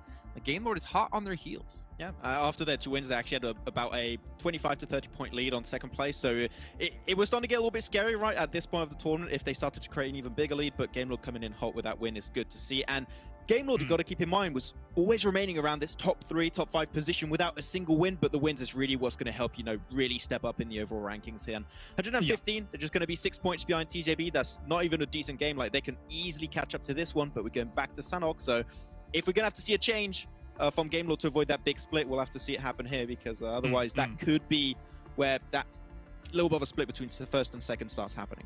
And a bit of a crash for Big, it feels like, here for the start of the day in these 3 games, right? They came in with 80 points. Now they're at 90 points. They've allowed 4 teams to surpass them in that time here, with obviously TJB taking a big lion's share of that. So Big, they're going to need to round out the end of this day with a bit of a bang, I think. We know we're missing on this front page. Where are Eastern Stars? Oh, true. Well, I mean, yeah, we've been missing them, but where's Eastern Stars? They were on the front page. They haven't performed, I think, really at all today. Let's actually go to the 2nd page and see, because right now, Romanian Men are the cutoff. 63 points. XTEAM at 60 points. They've jumped up the leaderboards. The Eastern Stars have just continued to fall. 59 points right now. And at the start of the day, if I can go back really quickly, they were at 46 points. Is that correct? They were 46, yeah. Okay, so they haven't gotten that many points. They haven't actually really missed out on that many points, to be fair. Like, they've gotten more than Big today. But the problem is the teams below them were so close to them anyways that they've been starting to perform to push them out. Yeah, it's a bit weird. I don't like saying this about our team, but I kind of almost forget Eastern Stars were playing today. Hopefully there's not too harsh on it, but I have not seen the type of performance we usually expect from Eastern Stars, right? And when we would see XTEAM, they got themselves a good game, and boom, they've overtaken Eastern Stars. So yeah, they're not... We've not seen a big fragging games we usually see. It's not just a good game, I think, for XTEAM. You think about where they came in from yesterday. They had 13 points, lads. Now they're at 60. True. That's insane. Good for them. They could potentially challenge for a top 8 here in this tournament. They could do it. I mean, they're what, 3 points behind it was? Romanian Men, so they're almost there. And that's the crazy thing right now about what's happening, how volatile the leaderboard can be. Again, you have 2 good matches. You see XTEAM rise up to almost top 8. But let's check in with our schedule yet again, as we're going to be heading back over to Sanhok. Now, Blanca's expecting TJB to go for the heal off, though we did finally get to see them win. I don't know why we're doing this. But Sanhok will be coming up next, and we'll be following things up with Miramar and one more Erangel of the day. I think it's time now to head to our commentators to see how Sanhok will break off here in just a few moments. Hello, hello, hello. Welcome back, everybody, to another game of the finals here in day number 2. We're back on over to Sanhok Blank. This is our Sanhok day, and TJB opened it up with the chicken dinner. Can they do it once again? Yeah, I don't know, maybe, perhaps. I think they might just go back to the healer strat there. I love to say heal strat, and to be honest with you, Jason, if the amount of times I say one thing compared to the amount of times you say one thing, I never bring it up. Come on, man. If we're gonna go, we've got to have me on the desk. We've got to have this out, man. We've got to do this. We've got to do this right now. All right, there's a transitional phase. We need a 5-man desk, and I need Imperium to be my moderator here. Okay. I will, because I have a bone to pick as well with the desk. I know, right? He's attacking everyone today. It's ridiculous.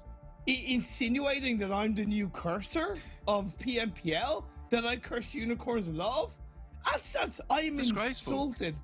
Disgraceful. We will not stand for this, Blank. We will not stand for it. Absolutely not. That's why I'm sat right now. That's the exact reasoning behind it. Heading into Sanhok, though, again, playing path not a huge major deal here for a lot of teams. It is a bit more awkward to head over towards right on that northwest side for Big, but we'll see where these circles do end up. And I think the guys on the desk do bring up some good points about the whole notion of Game Lord and their whole dynamic in this game, because realistically they do need to put up some good numbers here, because they are now at a point where they can strike out towards that #1 spot. But if Sanhok's going to be a weakness, like, you do not want to have to step on the brakes every single time you hit a Sanhok wall. So I think for Game Lord here, perhaps a different rotational path is necessary. Heading over towards that northwest island, you know, they got even lucky last time around because Super Young roster weren't there, Big was there, and if it was the case the other way around and four Romanian Men hadn't, what the hell is that? Okay. Well, scrap that, because we don't need to talk about that anymore. You've hit a lucky break here, it would seem. And someone's managed to knock themselves. I think that's four Romanian Boys. Yeah, it is. That's a hot drop. 4 Romanian Boys on the Penta. They don't normally do this. I don't know why. We saw their Romanian brethrens and 4 Romanian Men hot drop Super Young roster, and now 4 Romanian Boys have hot dropped on Penta in game 4 of the day. I really don't know what to say other than, hey, fair play 4 Romanian Boys. They get the surprise, they get the squad out without any casualties. But I am left scratching my head going, why did they go for this hot drop? Well, done it before, right? They did it in Super Weekend, actually. True. And this is something, I mean, if 4 Romanian Men can have success with it, why can't 4 Romanian Boys? And I think this is where hot drops come in handy, because you do them once, you let someone get used to it, you let them, you know, a little calm down, maybe feel a little bit comfortable in position, and that's when you get in there, that's when you strike out. Super Young roster, on the other hand, they've completely dipped from that side of the map, and honestly, happy days for them, because this circle does not really support, unfortunately, down towards Ruins very well. I think that if 4 Romanian Men want to head up towards Big's position, they're more than likely going to get held out by many teams. Unicorns love making their way down towards Painan at the moment. This is a place where they've struggled to head up towards that northwest side, so I do wonder if they're going to head up towards the northeast, maybe past boot camp again. With 4 Romanian Boys being there is a real potential for them to hit it up, because they don't know the dynamic in this area. They've already sent Reznov up to scout that position, so this might be a potential for them. I see that from Unicorns of Love. Maximum's blood pressure will also thank Super Young roster and the fact that they haven't hot dropped once again with Ruins, because he saw how flustered he got, which understandable. I was of the kind of same mindset when I saw it happen in game 1 of the day. I was looking at that previous match and I've come to a conclusion about Unicorns of Love and Eastern Stars. In that previous game, I think it was phase 4, they both went to apartments. When you go to apartments in an Erangel game, that is a clear sign of desperation. Both of these teams, as of right now, are playing desperately for points. There's no plan B, there's no plan C. There doesn't seem to be any real sign of a turnaround. I hope it changes, but I just looked at the rotation from both of those teams in that previous game and thought, yeah, this makes sense. They're playing scared, they're playing fearful. They just don't seem to have any real confidence in their ability to get results in this game. Absolutely. Unicorns love, though, making that rotation past. I think they may have spotted some players down towards boot camp and just immediately went past that. It's going to give them a good position to actually play from going forward, though, because they have the hillside, and now it is a little bit scary for Romanian Boys to leave this position going forward. They're going to have to worry about moving up towards that north coast, especially with those sight lines from the hillside from Unicorns or Love. In the meantime, Tongji about, they're all the way down in Salmi. They're not moving anytime soon. The classic TJB heel start, I believe, is going to be incoming, most likely joined by the likes of FTY, maybe XTEAM as well. And possibly Giants, but I gotta give credit to Giants. I think they've played these Sanhok games for the most part pretty successfully and pretty headstrong in that regard. They do have a bit of an easier entry point on the eastern side. We saw in the first Sanhok game of the day, they got an early elimination point down to Real Tigers 9. So I think there's that instant, a little bit of psychological pressure being put onto Real Tigers 9, knowing that Giants are down south of where they are. Yeah, and I think it's not the easiest rotational path for Giants. It's a little bit tricky coming up from this side because you are kind of boxed in on Quarry side anyway before teams start to spread out on that north side. But I think you're right. Like, they do have a general good time of it moving up towards that side, and I think that, you know, this is really good from Giants. I think getting these rotations down on Sanhok early on and getting yourself into that late game fairly comfortably is always a plus. I think that with the 4 players they've had the majority of the time towards that 15-minute mark, it's a massive boon to them. I do think that they need to keep aware of what's going on towards that late game, because I think there has been some times where they've made some very, very smart decisions, very smart moves, and then you get to 17-minute mark and they'll just full send it without fully checking their surroundings. Kind of like what happened to Romanian Men the last game to an extent, where they had 4 players strong, and then it was like, oh, they're down to 1 now. That one player did put in a lot of work. But yeah, I definitely agree with you about Giants coming into this Sanhok game. Big have a 2-2 split right now between Camp Alpha, the south side of Camp Alpha, and 2 on the mountain of the Northwest Island. That makes sense to me because those 2 players that are on the mountain are going to be able to get some high ground information on teams that are on the eastern side, such as Swat 69 and Eastern Stars. Yeah, we have a pretty clear idea of where this circle is going to end up anyway, right? Especially with the amount of circle that's in this one. It's more likely going to move a little bit towards the south. I think these teams need to be prepared for the fact that it might be split between the 2 islands itself. It could very well head all the way down towards the southeast or the southwest, in which case Eastern Stars Big would be very, very happy. But I think you just need to be prepared for that eventuality. For Romanian Men, on the other hand, they're going to grab some vehicles over on Tambang without the pressure of Super and Roster at their back. This time, Big haven't been able to get into instant position, though Mickey and Mosuro immediately moving to the coastal side. So I think they're aware of this rotation already. They could be. I don't think so much. It is a little bit more about, I suppose, watching their backs, whether it's by boat or by foot, of a potential team like Romanian Men and TJB. I have to give a lot of credit to Romanian Men. I think it's the right time to pull off a rotation. It's still in phase 1. 7 minutes in is that right time. They had runes all to themselves, so it makes sense. And they're not taking it for granted. They've even gone into the blue of that phase 1, all on the west coast. So they're going to be absolutely clear to make it in to that northwestern side of that Northwest Island without any trouble. Good stuff for Romanian Men. Yeah, I think that for Big, though, on the other hand, it's a case of if they move down there, they don't see anyone coming across the bridge, they can... I think you can comfortably make an assumption that someone has gone for a rotation in the boat. So that seems to me like a pretty heads-up thing from Big to move down, quickly check it, scout it with Mickey, and then move back into position on the top of the mountain itself, get some more scouting done whilst you still can before this next shift comes through. I think taking mountain here at 8 minutes is not a bad idea because it's not likely there's going to be a huge amount of teams in this area. So moving back down off the mountain is going to be still fairly simple. XTEAM have had a hell of a day, Blank. They've been overshadowed by TJB and Game Lord. In the first 3 games, they've had 47 points secured. When you look at yesterday's 6 games, they had only 13 in total. So a massive turnaround for XTEAM that has shot them all the way up into the top 8. Sorry, top 9.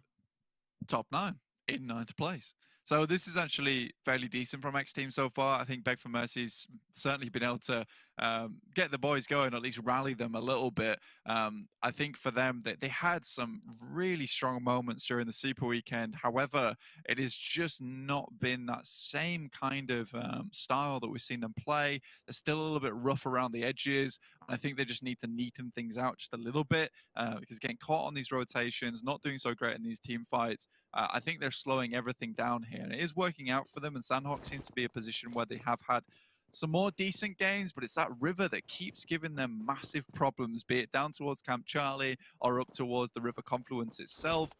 So I think that these guys need to figure this out just a little bit more. Unicorns of Love still haven't moved from this spot. I think they're very aware that 4 Romanian boys are down here, and the circle isn't really pressuring them at all either, so they can sit here all day long.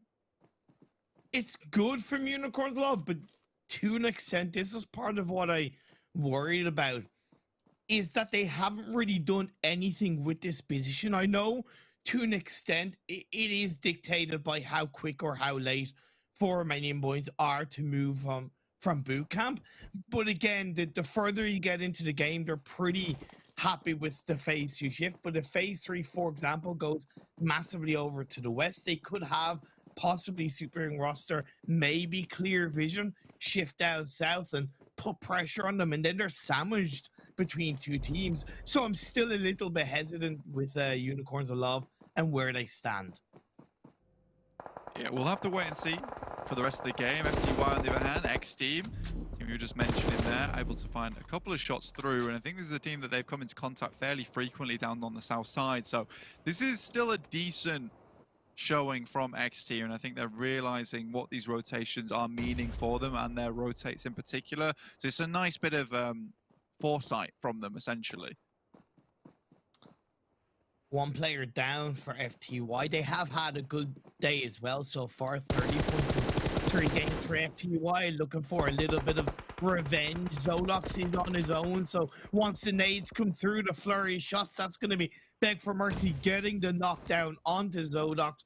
FTY suddenly down to 2 players. And I have to question the rotational path from FTY. I don't see why they felt the need to go so down south, close to that kind of boot camp roadside. I think they had a very easy ability to play from that North Quarry high ground, coming down in towards the black hole outside of boot camp, was still grabbing information. Yeah, I think for FTY today there's been a lot of pressure on their shoulders, and I don't think they're dealing with it massively well, honestly.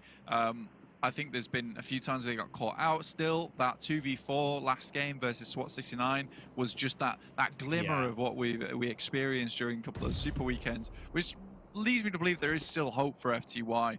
Maybe not a top 8 at this point in time, unless they can really step things up over the next couple of days. But you know, I think 63 points, still fairly decent, but you got to worry about these teams underneath them, perhaps chasing them up. I think it's good enough right now, but is it good enough tomorrow? I don't know. Phase 3 centers up. It's going towards the mainland finish. At least 4 Romanian Men. I only realized when it came into the tail end of phase 2, they were still in the boat on that northern precipice of the circle, but now they're going to be able to swing into the coastline within that phase 3 circle ahead of the likes of Eastern Stars, Big, and even Swat 69, who are all still on that northwest island. Yes, this is a good play from 4 Romanian Men, waiting for this next circle to come in, but I think Gamelord's still very, very proactive and aware that there might be teams coming in there. They do have this high ground to play around with. Again, I'm not sure I would personally expect this play. In fact, I know I wouldn't expect this play, to be honest with you.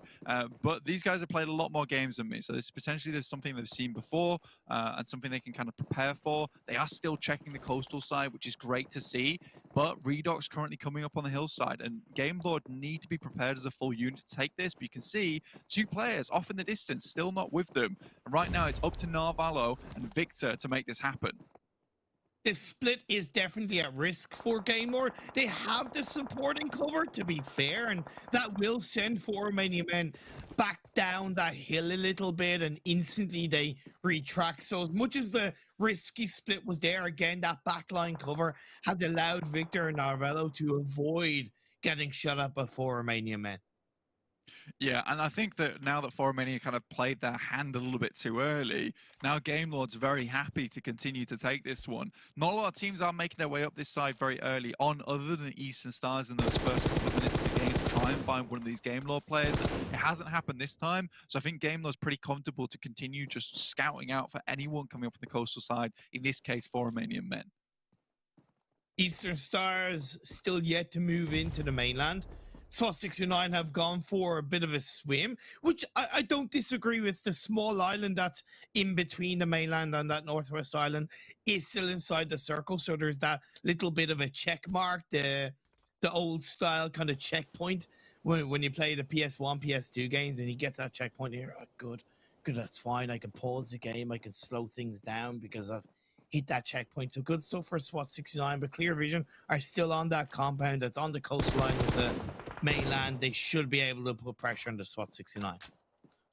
I think Redux is really the player that you have to take care of here, because he's been really spiraling out of control in a lot of these games. And for Romanian Men, yeah, they might not have the most amazing games every single time, but Redux certainly is a prickly guy to deal with. He certainly will catch you off guard if you're not staying steady on it. For Romanian Boys, though, currently coming up against TJB, who've tried to move their way along the coastal side. They're not going for the heel strat anymore, though. Looks like they're actually trying for this game. They do have Lin all the way out in the blue, and this time it's around. It's going to be, I imagine it's going to be more of this Enigma Galaxy playstyle, right? Send 3 in, try and get as much done as possible, cause as much chaos as possible, and from there, you try and speed up the game so your heel strat actually can extend a little bit further.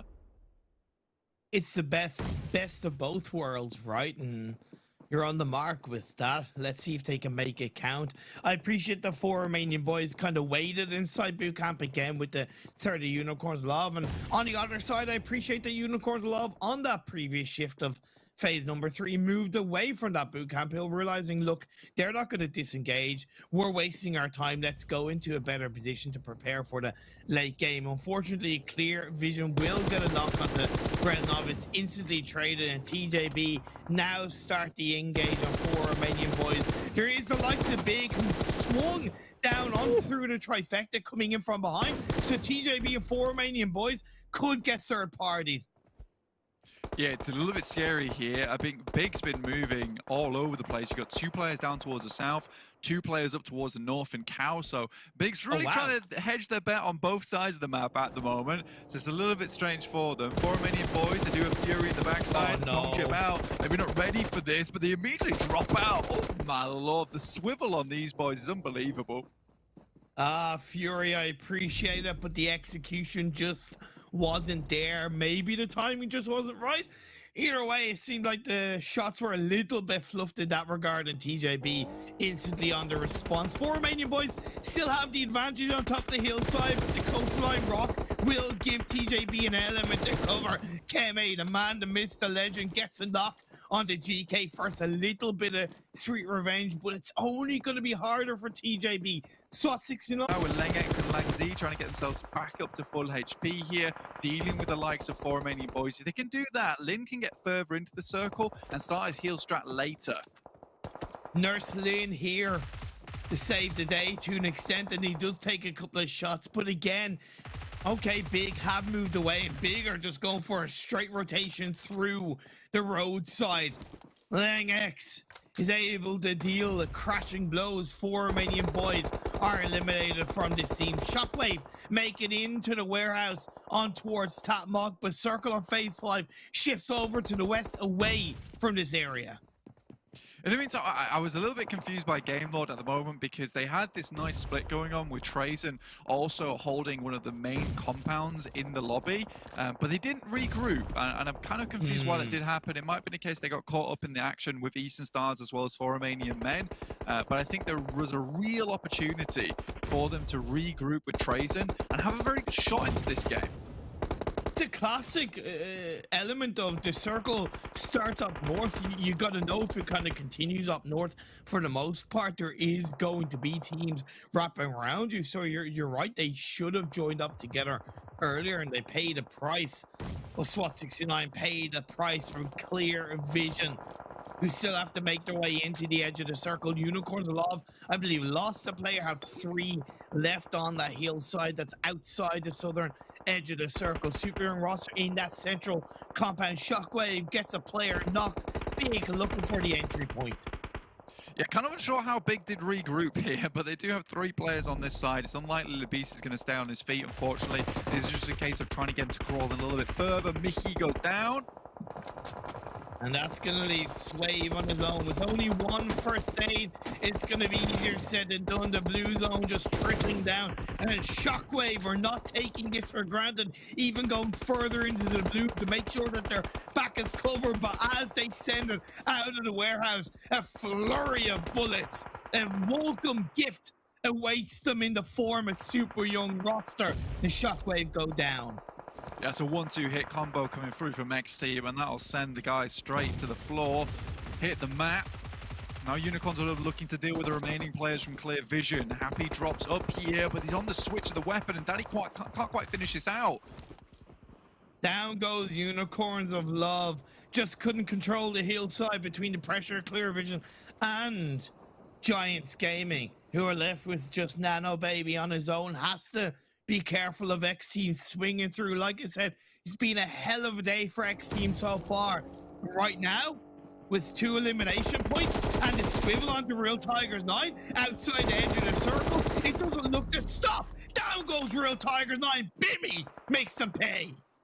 6 eliminations total. This is very, very nice. They still have to make their way through some very difficult zones ahead of them. Super Young roster ahead, looking to send grenades their way. It's going to be difficult. Zombie behind the rock has to make a move, and at phase 6, this is going to start to hit very, very hard. Giants finally go down with Nano out inside the blue. This is beautiful for Super Young roster. I love the fact that they didn't move into the circle. Right, they were like, look, we're going to have teams come towards us. We are in hard cover. Yes, we may pay the ultimate price, but I think it's worthwhile at the benefit of all the elimination points they've gotten. 9 so far in the game as Eastern Stars look to get the chicken dinner. Still 3 players going strong. This is a very, very important game for Eastern Stars as well. They've been slipping down the rankings, and at 8 eliminations, this is going to be a big point game. Currently sat down towards 10th place with 59. This is going to really shoot them up towards that 6th, 5th position, which is absolutely necessary for them. This is a team that we did not think would be doing so badly in the finals, and I think they really need to regain that momentum up towards those top 5 placings. Super Young roster down the hill, Beg for Mercy still out inside the blue healing, as is Lin. I mean, those 38 first aid kits aren't going to run out anytime soon, that's for sure. I'd love to know how many he has left now. I'd say it would be about 12 to maybe 13 in that regard. I'll have to wait to see if it goes onto his perspective. But Orlando has 0 perspective on anything he can do, and Super Young roster are out of here. 5 teams left standing, but realistically only 3 teams have any kind of real threat of getting into the final circles of this game. 3 of them from 4 Romanian Men. Then you have the last player, 3 of them Eastern Stars, the last player for Romanian Men, now the last player Game Lord, but he goes out just like that. The play zone is going to claim him, and this is Eastern Stars with the win. Just waiting on Lin to go down. That's his last first aid kit there. We have to congratulate Trazen though, and I'm not sure why no one moved to that compound at all to try and take shots towards him. That'll be Eastern Stars taking the victory with a fair amount of elimination points as well. But that's the game that Game Lord needed to stay at least in contention with TJB and stay just that one step behind them, because they knew that they were always going to continue to put up points, pump points here on Sanhok. In fact, the Game Lord goes out in 3rd there is a huge, huge relief for them. A saving grace without a shadow of a doubt for Game Lord, as the heal strat works for TJB. A much needed result for Eastern Stars. You highlighted it right towards the end.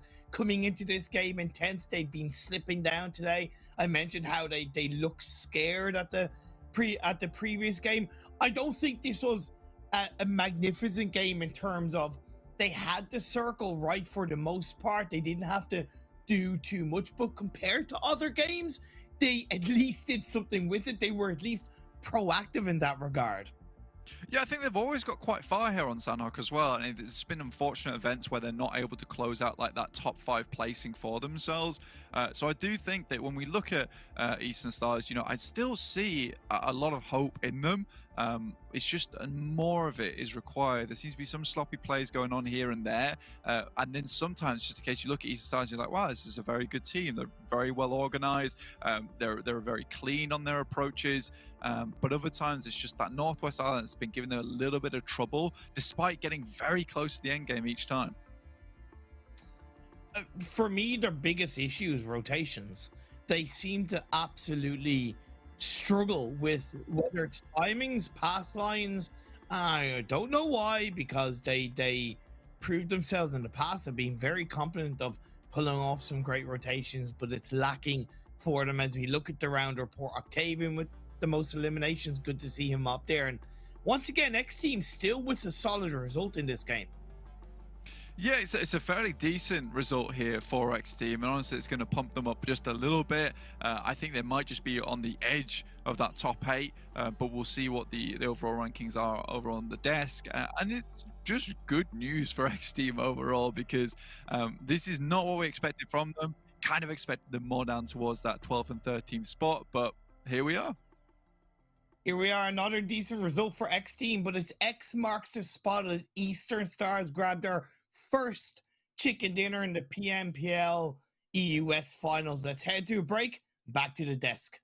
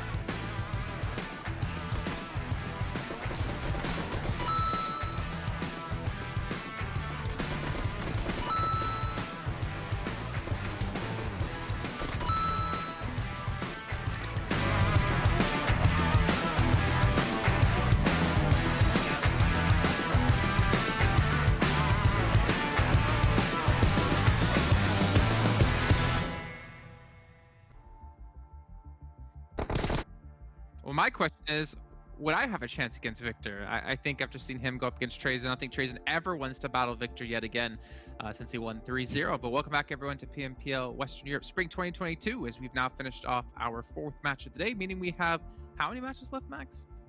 For today or for the whole tournament? Because that's different. That's 8 total. That's 2 left today. I gave you both because I didn't know which one you want. Okay, is that good? I just wanted to be silent, just see what you would do with that one. Yeah. Who knows what we would go with it. Just like who knows where we'll go with our drink off that's going to happen with Monster Energy, our official energy drink partner here at PMPL. I still need to go pick one up. I still need to find some way to drink it. I might have to just settle for the water balloon off the balcony into the face, though. How would you film that? The camera over there. It might hurt though, and I might come back with like a broken nose, which, let's be honest, it couldn't get any worse than it is now. But speaking of that, Eastern Stars, great little win coming through here on Sanhok. They've been wondering all day, all Super Weekend, where's this team been? And we have a good finish for them, actually. And more importantly, it really shoots them up the leaderboards. Yeah, okay. They didn't quite like the comment of me saying I forgot they were playing the game, apparently. So there you go. Little chicken dinner coming in on Sanhok. Really good to see. And actually really good on them because they were capitalizing on the fact that you had, what was it, 4 Romanian Men pushing onto Game Lord. So that all of that fight happening, and that just opened up a lot of the area around the bridge on the west. So they just pushed in on that location, then took the high ground, pushed away 4 Romanian Men, pushed away Game Lord, and they were literally the only team on that position, and it was the only high ground spot. They just zone teams away and take the win. So pretty straightforward, pretty easy finish for them. So good to see from Eastern Stars. Yeah, they finished off, there we go, finished off at 25 points. XTEAM again, another good performance out of them, getting 14 points. And I don't really want to talk about TJB, to be perfectly honest. I mean, we could talk about Fury trying to flank them with jump punches, but it didn't work out for him. And somehow Lim secures him a 2nd place finish when he started healing off in like zone 2.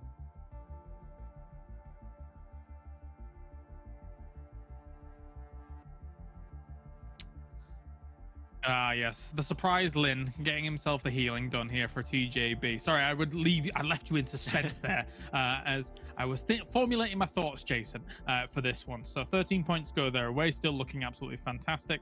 But overall, I mean, the fact that Eastern Stars got themselves this many points up towards the top, I mean, it's kind of one of their circles anyway, right? As long as they're able to get over the bridge and compete with that area that Game Lord's in, this should be a good game for Eastern Stars, and they did get it. Yeah, he was healing for the longest time, actually. I would love to know at the start of the game how many first aids he has and to see how long it lasts him every single time, because you could almost speculate, does he have enough first aids at like the first 5 minutes, and can he heal until the very end? So good for them. I'm a little bit more happy though with SYR in this game, and I think also the game before that, they got themselves a few more points because they fell off. They were initially in 8th place and they fell off. I think they were around 13th and 14th at one point today, so it was a little bit scary, a big fall off for SYR, but at least they are catching up. It's just not going to be as scary going into tomorrow, sorry, hopefully. Also for Romanian Men, who were the bubble at 63 points, secure themselves another 7, puts them up to 70. And I believe it still holds them through into our top 8. Actually, I can tell it doesn't, funny enough.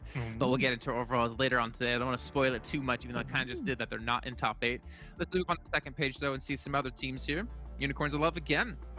Another match, just 2 points. Unicorns of Love, I feel like, are falling further and further down the leaderboard. And I'll give you a little bit of a spoiler. They're in 13th place at 41 points. The cutoff right now is 74 points. Oof. It's been a bit weird too, right, Kalash? Because every time we look at Unicorns of Love, and if they get a little bit to the late game, is always Daddy solo at the end. And if you want to have a solo at the end, you probably want to have Icy as a solo, right? Yeah, I don't know how it's happening. Their early rotations are not working out for them. They're losing players very early on. And where they pulled their strength from was from having all Icy remaining as a solo at the end, or having the entire squad up, which is not happening at all in these finals. So yeah, if they keep having these type of results, I don't think they're going to make it in top 8, which I would say is the biggest upset going into these finals you could expect. Yeah, I was a little bit hopeful for them this game because I was watching as they were sending it sort of towards the middle, and then from that point on, movement got a bit stagnant, and slow bleed out. Okay. All right. Well, Eastern Stars, let's see who were the true stars of the team. Typically, we talk about Kapahala quite a bit. I think Doran's going to have to be talked about a little bit here. Wow. So you can see him with 432 damage. But Octavian, he was the heavy lifter. And I feel like he was the 2nd heavy lifter on the team originally when we look back at Eastern Stars.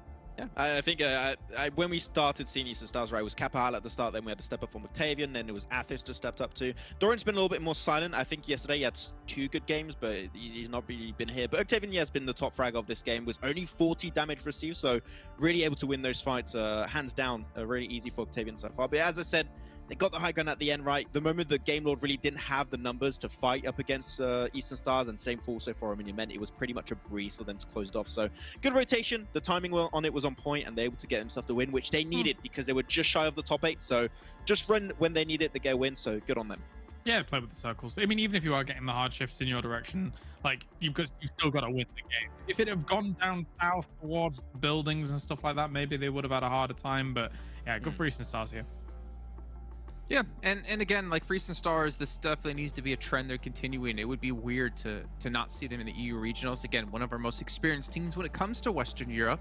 But then again, Unicorns Love as well. We're not really seeing make it through at the moment unless they have a step up, and time is running thin. Just like time is running thin here before we get into the next match. So let's quickly jump into our schedule really quickly. And we can talk about what's coming up next and what's coming up a little bit later on today. We got Miramar next at number 5. And we got Erangel as our final match of the day. Now, we've had TJB take a victory on Miramar so far today.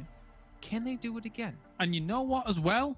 If your logo ain't black and white today, nuh-uh, no wins for you, baby. That's right. This is, yeah, it's a bit... I think TJB might get another. We'll see. Okay. Well, let's head over to our commentators to find out if TJB can do it yet again today. They have 2 more chances now to be getting into the thick of it. Get another chicken dinner on board. Currently sat at the top of the tables fairly convincingly. And the chase is on to catch up to them. They're the blueprint right now of how other teams need to perform. I would argue to an extent, like, they don't need to get another chicken dinner. Yeah, of course, it's what they're going to aim for, and it's what they would like to get from a confidence standpoint. But now consistency for me is just extremely key for TJB and helping to close that, to grow that cushion to an extent. It was only 2 points, but it was still a cushion builder in the previous game in Sanhok. So just continue that TJB in this game and onwards. Yeah, absolutely. Looking to build that up. I mean, the fact that Lin was able to get in so late into that game, that's going to be fantastic, especially since Game Lord lasted fairly deep into that last Sanhok. But Miramar now, yet again, looking to maybe repeat that performance that they had earlier today. After an early south rotation, they were able to take control of the south side of the circle with very little contestation until a lot later into the game. We'll have to see if they are afforded the same opportunity here. Plane path from Monte Nuevo to El Azahar. A lot better of a plane path for all teams. It's pretty much in the middle, and that slight diagonal pathway does once again kind of make it just that little bit easier for teams. TJB should go down to Valdemar. Shockwave are not going to because of that slight northern tip on the west at the end. They'll probably go to Campo Militar without any real trouble. So once again, that creates a little bit more space for TJB to work with. They'll only really have to worry about Giant. Big will probably go to Chumacera, and then depending on the phase 1 circle, whoever else is around that edge coming into phase 1. 3-1 split this time for TJB. So Lin heading up north, the other 3 going down to Bahia de Mar. And we'll be playing from that south side. Team starting to drop out. The first circle yet to pop just yet, but will be coming in any moment now. Looking at these central drops, I'm looking at the spread from Real Tigers 9. It feels like they've gone for a vehicle split drop here as the first circle pops. It goes northeast, so almost the opposite side of the map from last time around. I like it because I don't think we've seen enough northeast circles. I'd like to even see it continue to shift up. Northeast El Azahar Hills are, to me, one of the best places to have an end game because you have that valley in the middle either side, right, with the road, and depending on if it goes north or south, they're able to play with the dip of it. But Clear Vision sent 1 player further down south of El Pozo.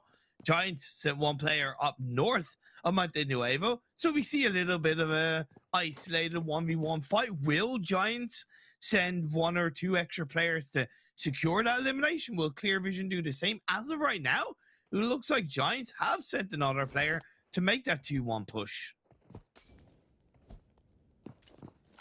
Samo still on the top floor, has got some decent firepower in the arsenal, but If there's a nade in the right place, it might all sum to naught. Nano Baby sends in the charge, has got that Tommy gun. Footsteps up the stairs will be given away. The nade is looking all right, but out the window. Neither of them take damage. 3 players now in the compound for Giants. Spots Ulysses on the shadow. Swings out wide, but Ulysses is quicker on the draw, able to shut it down. And no other players nearby. Leaves clear visions down a player. I like this from Giants. I think if the circle had been more down on the southwest, they wouldn't have done that. But because of that circle on phase 1 being on that northeast and they already have a distance to travel, you want to slow down and suppress the team that is also in a bit of a potential similar path line. So it automatically not only gives Giants an elimination point, but that psychological advantage over clear vision. Yes, technically their looting phase is a little bit slowed down, but I have no doubt about it that Giants will use that and be able to adapt coming into phase number 1. Game Lord looking good so far in the circle. They have their normal San Martin drop, so they can shift probably a little bit more up north towards the end of this phase 1. Probably Water Treatment Hill will be their place of lockdown. They could go down south to not only put some pressure into Real Tiger 9 on Picado Hill, but grab some extra information on a couple of the teams coming from that south side, right? Because that phase 1 is up on the northeast. Northeast side teams going to be given a little bit more leeway. I mean, Shockwave last time on Miramar did have a very far rotation and had to rotate in pretty far after that to get up towards the Campo Militar. So see how that ends up going. XTEAM on that northern side near La Cobreria, near actually Lynn, who is completely separate from the rest of TJB. We saw them drop split in Valle de Mar, which is where the rest of them are. It is a full north-south split. One of the furthest splits I think we've seen in a very long time. This is scouting from Lynn going through and should be able to spot the players in La Cobreria. That makes sense from TJB. I look at it and I initially think, what in the blue hell are you doing, TJB?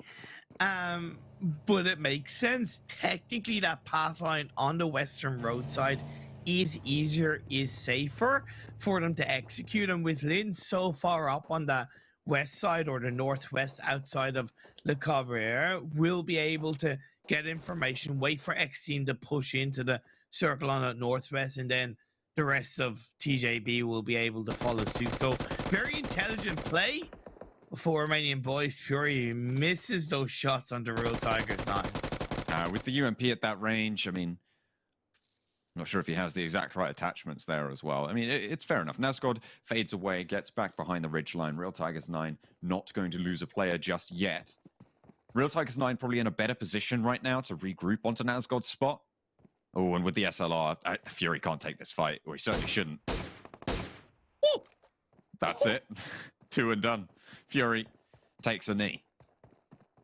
I know Fury didn't know Nazgod had the SLR, so kind of have to give him a bit of a pass, but you're also on your own. You missed for whatever reasons, lack of attachments, just the unfortunate timing, but you've taken shots onto a player from a team. You can't presume he's on his own like you are, even though it initially looked like it, and the rest of your team are nowhere near you. So that was definitely a mistake from Fury to peek out once again in that regard, and some lovely clean shots with the SLR from Nazgod to put a bit of pressure on the 4 Romanian Boys, and just to give a Real Tigers 9 a little bit more freedom on that western edge of the circle, because now it gives them the ability to control more of that west side, maybe slow down the likes of Giants, for example, coming into the tail end of phase number 1. I'm still not convinced, like I said at the end of the previous game by Eastern Stars. Yes, they won, and I really hope it allows them to up their confidence and up their ability to come into these games and these circles with a bit more either aggression or proactivity. But again, it was a game where they had a lot of the circles. They didn't really have to rotate much, and I look at rotating as their biggest weakness right now. They're in the circle, but if we have phase 2 shift massively up northwest, again, I'm not going to be convinced until they make something of it. We have to keep the eye out for that. Unicorns of Love, yet to have an impact on the tables, yet to have a good game. Unexpected coming into this tournament, but this is where we find ourselves. Unicorns of Love not really doing what they were setting out to do. They still have some games left to play, 8 games to be referencing Max's calculations from earlier. XTEAM, TJB, close to each other. How does Langzy get away with that so long? And he turns around and turns up the heat. Langzy is on fire today. TJB can do no wrong. But that also, to an extent, shouldn't have happened, right? Great play by TJB, and they're doing exactly what I thought. Now, XTEAM haven't moved as deep into the circle as maybe TJB would have liked, but what have they done with that? They've gotten information, and Lynn has actually wrapped around on that northern high ground outside of Le Cabrera to once again get some continued information. I think Game Lord will have heard those shots, and they didn't go quite so deep into water treatment as I maybe expected, but again, that northwest side has some massive high ground that you're able to control with, and you can see as you get to the tail end of phase 1, they're looking firmly in the direction of both XTEAM and TJB. Ooh, that's a tricky rotation for certainly the teams up towards that northwestern side, especially TJB that we've just been talking about. To have to swing up and then over and then down past water treatment, this is very treacherous. If they go further east, they might have a better time of things. There's a lot of teams to the east side of those crater fields and the west of water treatment, and included in those teams is Game Lord.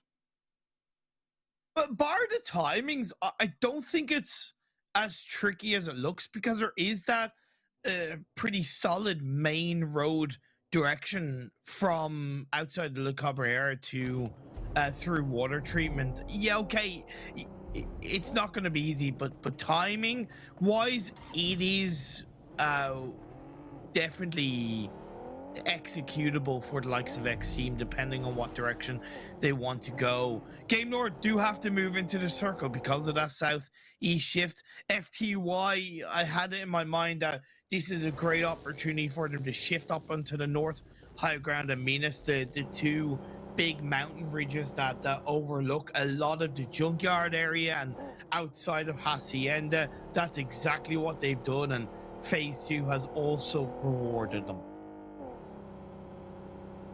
Next team trying to slither on through on the south side of water treatment. They are ahead of the curve in terms of pacing. Game Lord moving a little bit further north than they are, but Bimmy leading that scouting charge. A little bit further ahead of them, SWAT 69 have taken up residence and will be guarding them out on that northwestern edge. TJB at the back of the queue out here. And this is what I talked about with Real Tigers 9. Their entry point on that western side and their playthrough became a lot easier when they took down Fury for Romanian Boys, and that's meant that for Romanian Boys are playing a little bit more passive, are playing a little bit more suppressive now. They are still ahead of TJB, but they're by no means comfortable as they play on that western road side. They're going to go through San Martin, and it's a little bit similar for Clear Vision, right? They lost a player early on against Giants, and it's made them a little bit slower coming into this phase 2. XTEAM have eventually gone onto that roadside that I did mention. Yes, SWAT 69 do have a solid point, but with all due respect, it's SWAT 69. They haven't exactly proven themselves so far to be a dangerous team to either rotate around or go up against. At the moment, they're not really taking that fight with XTEAM. Letting them slip on past, but Big and Giants pretty close to one another yet again. Zaro at the back there, trying to be that backstop, but Ulysses on the forward guard, looks for the spray. A lot of damage sent towards Beast, but they're giving as good as they get. A lot of damage sent in the blue zone. Enveloping is going to put a timer on this for Giants. Nano looks for the drop shot. The weapon swap needs to come through. Pocus is there, but Mazzaro wins out the trade. Looking for the flushes onto the Giants. It's just Pocus left standing. Up the top of the hill, there is another player on the off angle, Salazar. And Mihi finds out all about it. Salazar strikes from the shadows there, and Beast looking to get the res up. Hocus pocus, Alakazam, Azaro comes in at the palm of your hands.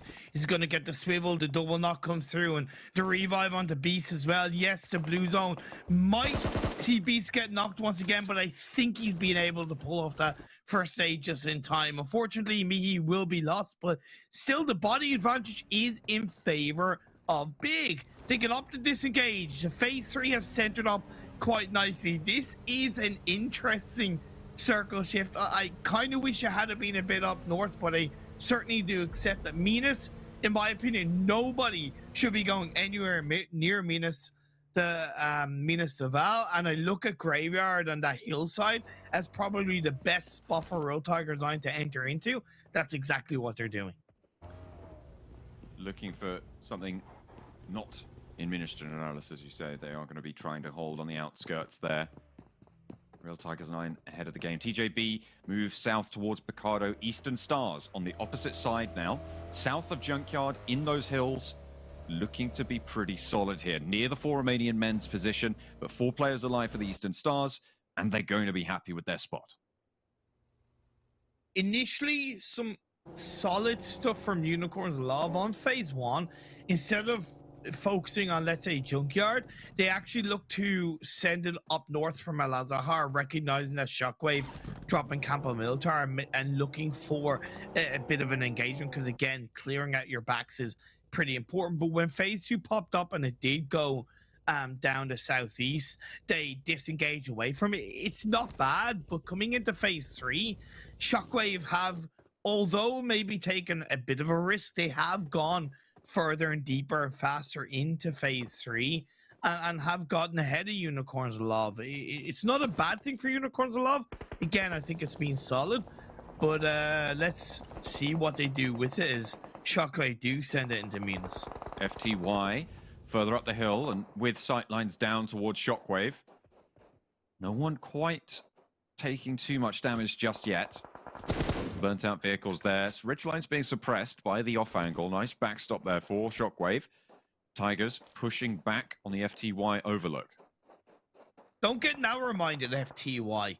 I understand that you sniff an opportunity to get some elimination points on the Shockwave, but don't get distracted like a dog seeing a treat and kind of, oh, can I have a treat, and then seeing another one, right?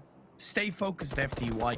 Right now, Shockwave are pinched down in Minas. They've gone for that kind of somewhat desperate rotation, which I don't agree with. So FTY should eventually be able to find an opportunity. Patience will be key for FTY. They still have to watch their backs as you get into the tail end of phase number 3 in Eastern Stars.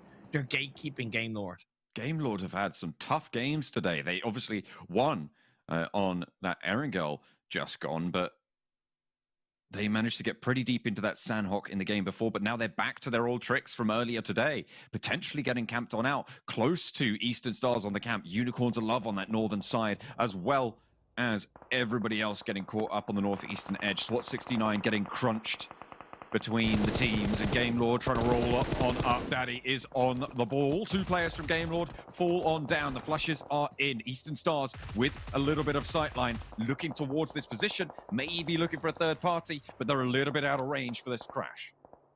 I don't get this rotation from Game Lord from the northwest to the northeast.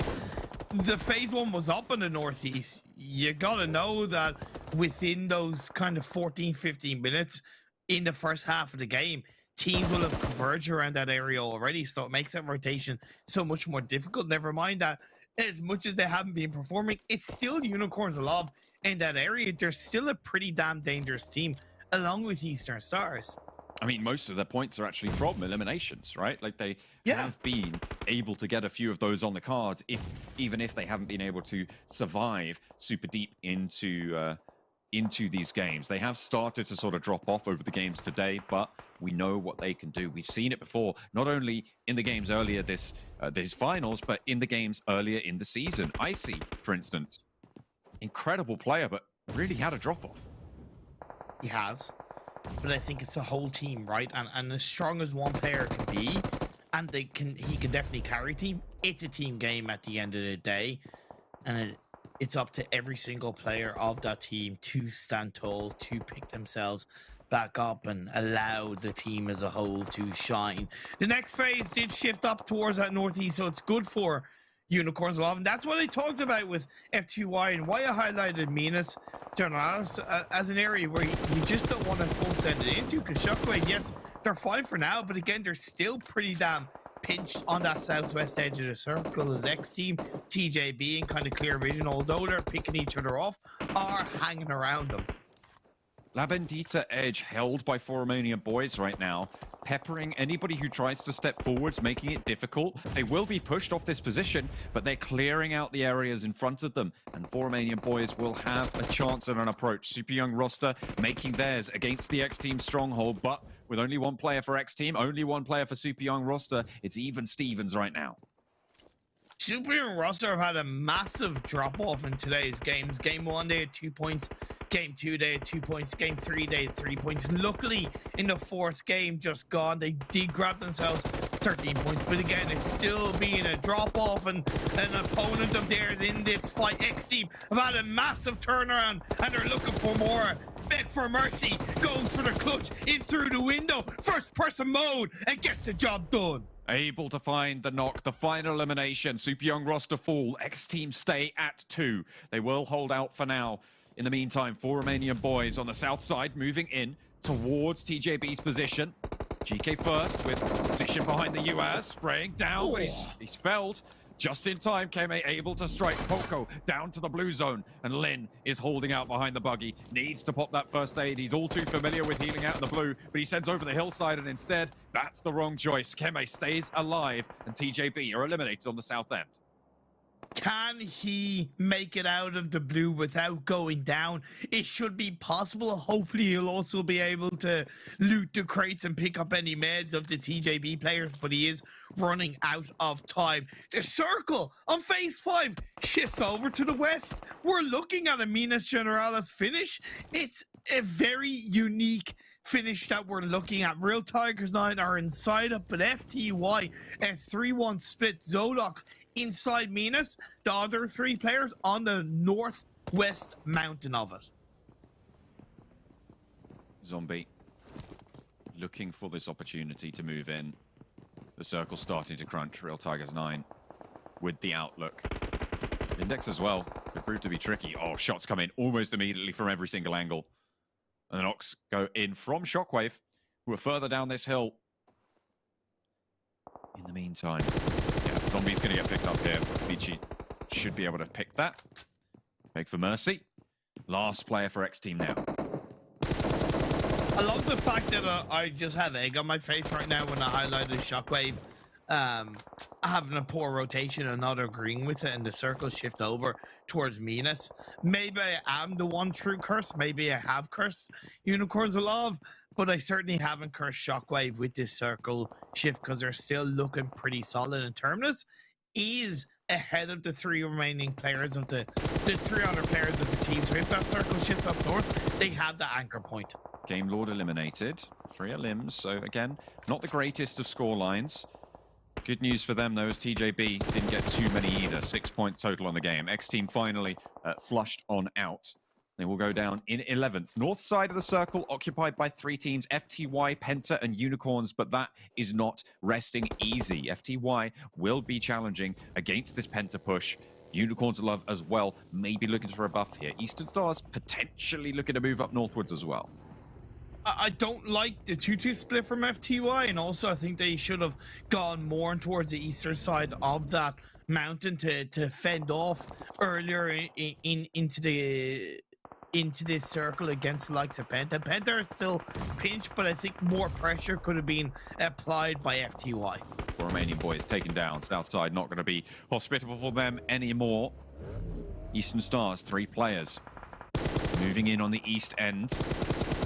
Resnov spraying, suppressing, a lot of damage, gets 1 knock, looks for a second, but it's his teammate to back it up. Actually, 4 Romanian Men chiming into the fight. The flush is good, takes the vehicle up, and now it's just Doran for the Eastern Stars. Unicorns will need to move forwards, though, as the circle shrinks towards Shockwave. Like, what do Eastern Stars expect? That they're going to get into a vehicle and nobody's going to look at them? Just some silly timing coming out from Eastern Stars. The circle has centered up away from the majority of the Minas Generalis buildings. Big finally go down. They end this game with 4 points. So TJB to an extent being saved, as even though they went down earlier, they picked up more elimination points than Big. For Romanian Men. Sarah not getting sprayed down by Alicio there. Clear Visions dispatched with their last player Vindex falling in Minas Generalis. And up on the hillside, for Romanian Men actually managed to get some sort of a foothold, but Eastern Stars cutting them down as they try and slinky back together. The smoke chain not going to provide cover. And the spray down's looking good. Kapahala on the off angle, but they'll need to push through this position. Smokes being thrown out by 4 Romanian Men. That's a decent molly to suppress 4 Romanian Men even further, and Redux does get taken down. An important elimination, but instantly traded up as Kapahala gets put down to his knees. Rana sits in the middle of the road, pops the shots, and Doran falls as well. An excellent crossfire established for 4 Romanian Men to keep themselves going, keep themselves in this one, but they have got a little bit further to go. 5 eliminations now as Unicorns of Love taking care of Penta. FTY, their main combatants right now on this northern side, but they're more concerned with isolating and controlling the 4 Romanian Men. This is great for Penta. Unbeknownst to them, the top 4 teams above them were eliminated early with a maximum of 6 points. So coming into the top 6, if they can survive against FTY, which is going to be easier said than done, they have a chance to get in more cleanly to the top 4 above them. But they are taking heavy hits. Look at that, the kill feed looking heavily purple on the right-hand side. It's not ideal. Icy, I think that's the last player. And the Unicorns will go down in 6th, only putting 50 points up on the game. I think that might be... there's no more than that? I feel like there's got to be a little bit more, maybe. But either way, later in the game that we've seen from them so far, no further will they go. Shockwave, only 1 player standing, and now it's FTY's game to lose. Real Tigers line being put under pressure by Shockwave, and it's a knock onto Nazgod will slow them down, but lovely nade being thrown up by Mango. The high ground is controlled by FTY. As much as it's FTY's game to lose, I could see 4 Romanian Men, if they get rid of Shockwave, low-key stealing this game away. I mean, they have just lost another player. Sarah's a solo player now. Fair. After that extra knock and flush just there. With FTY having the sightlines they do, I mean, I just don't see it. I just don't. Real Tigers 9, to me, is the only other team that could do it. They have actually managed to res to 4. I was more thinking that maybe with FTY and Real Tigers 9 distracting each other in that regard, that I saw something there for 4 Romanian Men. But again, like you mentioned, the confirmation coming through of their second player just solo left up. It is a lot easier now for Real Tigers 9 and FTY. Spray down, Mango spotted. Sarah, 1 player sure, but still lethal. Given the angles, unfortunately, Nazgod sees to it that retribution is found. Mango looking to get picked back up, and FTY now establishing that control on this high ground. Still being a better day for Real Tigers 9. Still volatile like they had shown in PMPL. Still inconsistent, but in the second to last game of the day, they're setting themselves up. It's Kale Boy with the nade. Able to land it on top of Shockwave's position. Now Real Tigers 9 under the purview of FTY. They are trying to play for this high ground as well. Look at Mango and Hardman up on high, and Kale Boy actually sat down there. A nice opening pick there for Mango. Now Shinyo wants to respond, cooking the nade. Could be crucial if it's on target, but it's a little bit long. Does a lot of damage to Hardman in the meantime. A nade center response. Nox moves up to regroup. Kale flushed.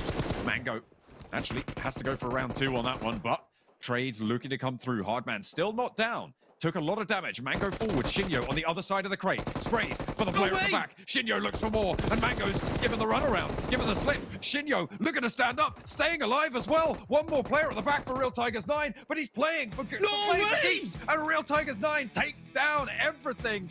FTY dethroned. Shinyo could not hold out for the 3rd. Shinyo did so much towards the end of that game behind the crate, but there just wasn't the right timing of support, and in the end he was just left to dust, and Real Tigers 9 cleaned it up It could have gone either way, to be fair, John. And I think for the most part, both teams played this game extremely well. Real Tigers 9, they started off strong with the early elimination point onto 4 Romanian Boys. It was always going to make their rotation into the early circles pretty well. The shift onto Minas was tricky, but they played up onto Graveyard. And that Graveyard Hill gave them sightlines, gave them information. And yeah, I think that push into Minas was at the right time. That clearly worked in their favor. No, absolutely. I mean, the hard shift towards the settlement really did play into their favor, as you say. I feel like without that, they would have had a much tougher time of things, but that thrust them into the fight. It thrust them into the position to take a 13 elimination chicken dinner. This is really big for them, especially, especially in the position that they are on the tables, right? I mean, they absolutely crucially needed to ramp up these points, get a possibility of stepping up into those top 8 here in Western Europe. We have seen overall a big improvement from a couple of teams who struggled in day number 1. FTY, XTEAM, like I mentioned, and now to an extent Real Tigers 9, despite that little bit of volatility coming into play. So it means that those final couple of placements that are available coming into regional finals are getting very close. Absolutely, so crucial. And with a pretty big game from Real Tigers 9, they have definitely kept themselves in the conversation to be one of those 8 teams representing Western Europe moving forward into those regionals. We'll be looking forward to what more they can put up. Will they be able to climb on up? Will the other teams as well? Only time will tell as we head back to the desk.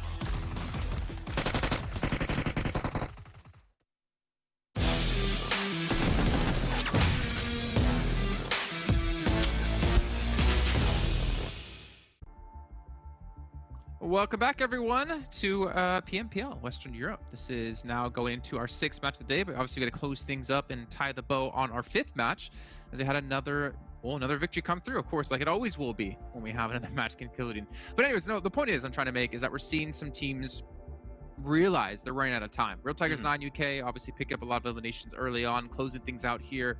I think they realize like we got to make something happen. We're not looking too hot on the leaderboards. A lot of teams are starting to make those final pushes happen, and there's only 7 matches left to go in the entire finals. You don't have much time, and it's only the top 8 teams move through to regionals, man. You got to make something happen right now. And this would be the perfect way to do it here, obviously with the last 2 matches of the day. Yeah, I mean, there's one big highlight that can be made, and I think also Imperium brought it up during the cast, is that when you look at their rankings, a little spoiler of the overall rankings right now, Real Tigers 9 are not even a top 8. They're 9th position currently with what is that, 84 points total.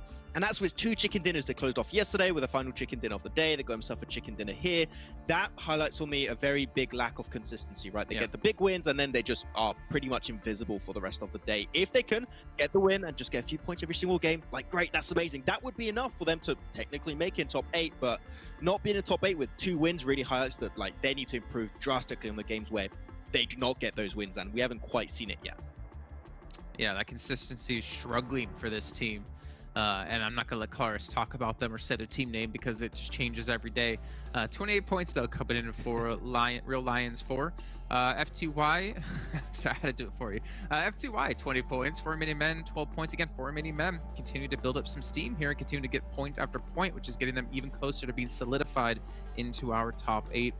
And then we're also seeing Unicorns 11 Eastern Stars have, you know, a decent game, I'd say.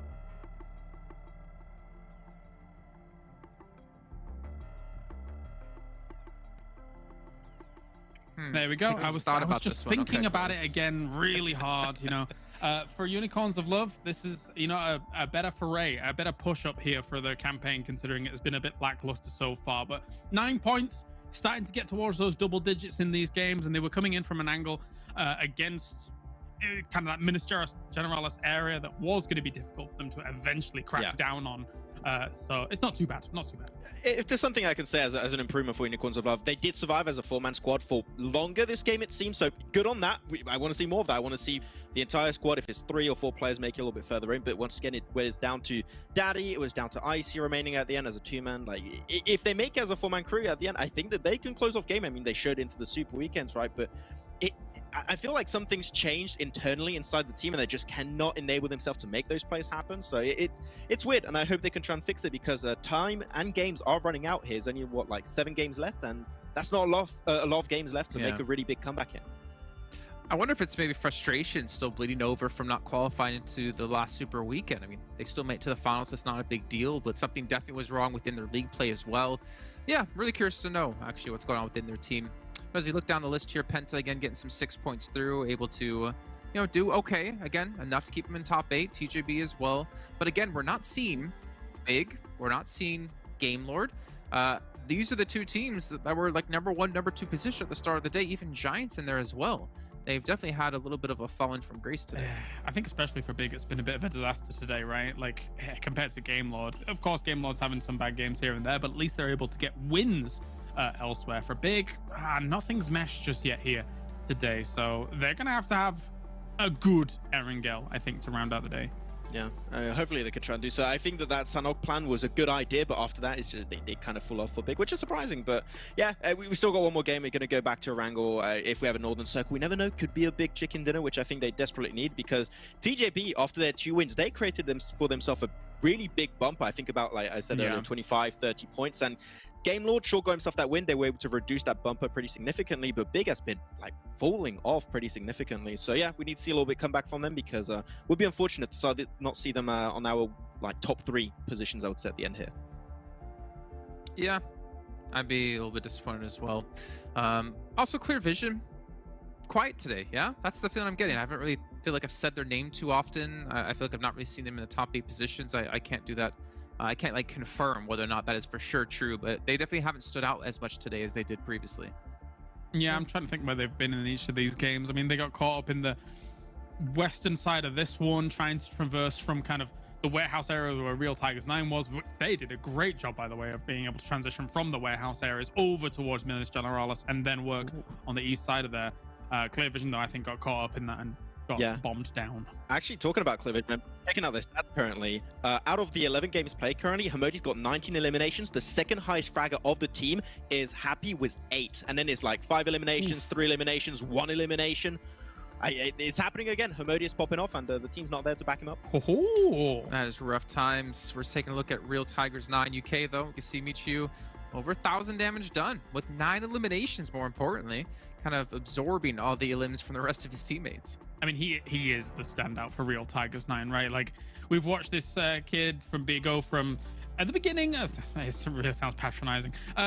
We've watched him in week 1 being like, oh, it's pretty, yeah, doing some nice stuff. And then now when we're getting into the finals here with the, you know, arguably the big dogs of the entirety of the tournament, Michu's able to get 9 eliminations off the back of what is, in theory, mostly urban combat here throughout this game. That's very impressive.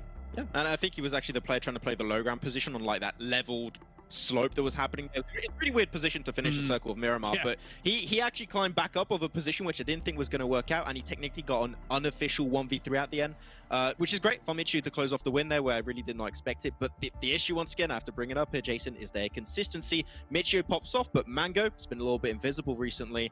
Naz got some good nades, but other than that, have we really seen much more? Not really. I want to see the entire team pop off, and unfortunately in the finals, it just hasn't happened enough here. Okay.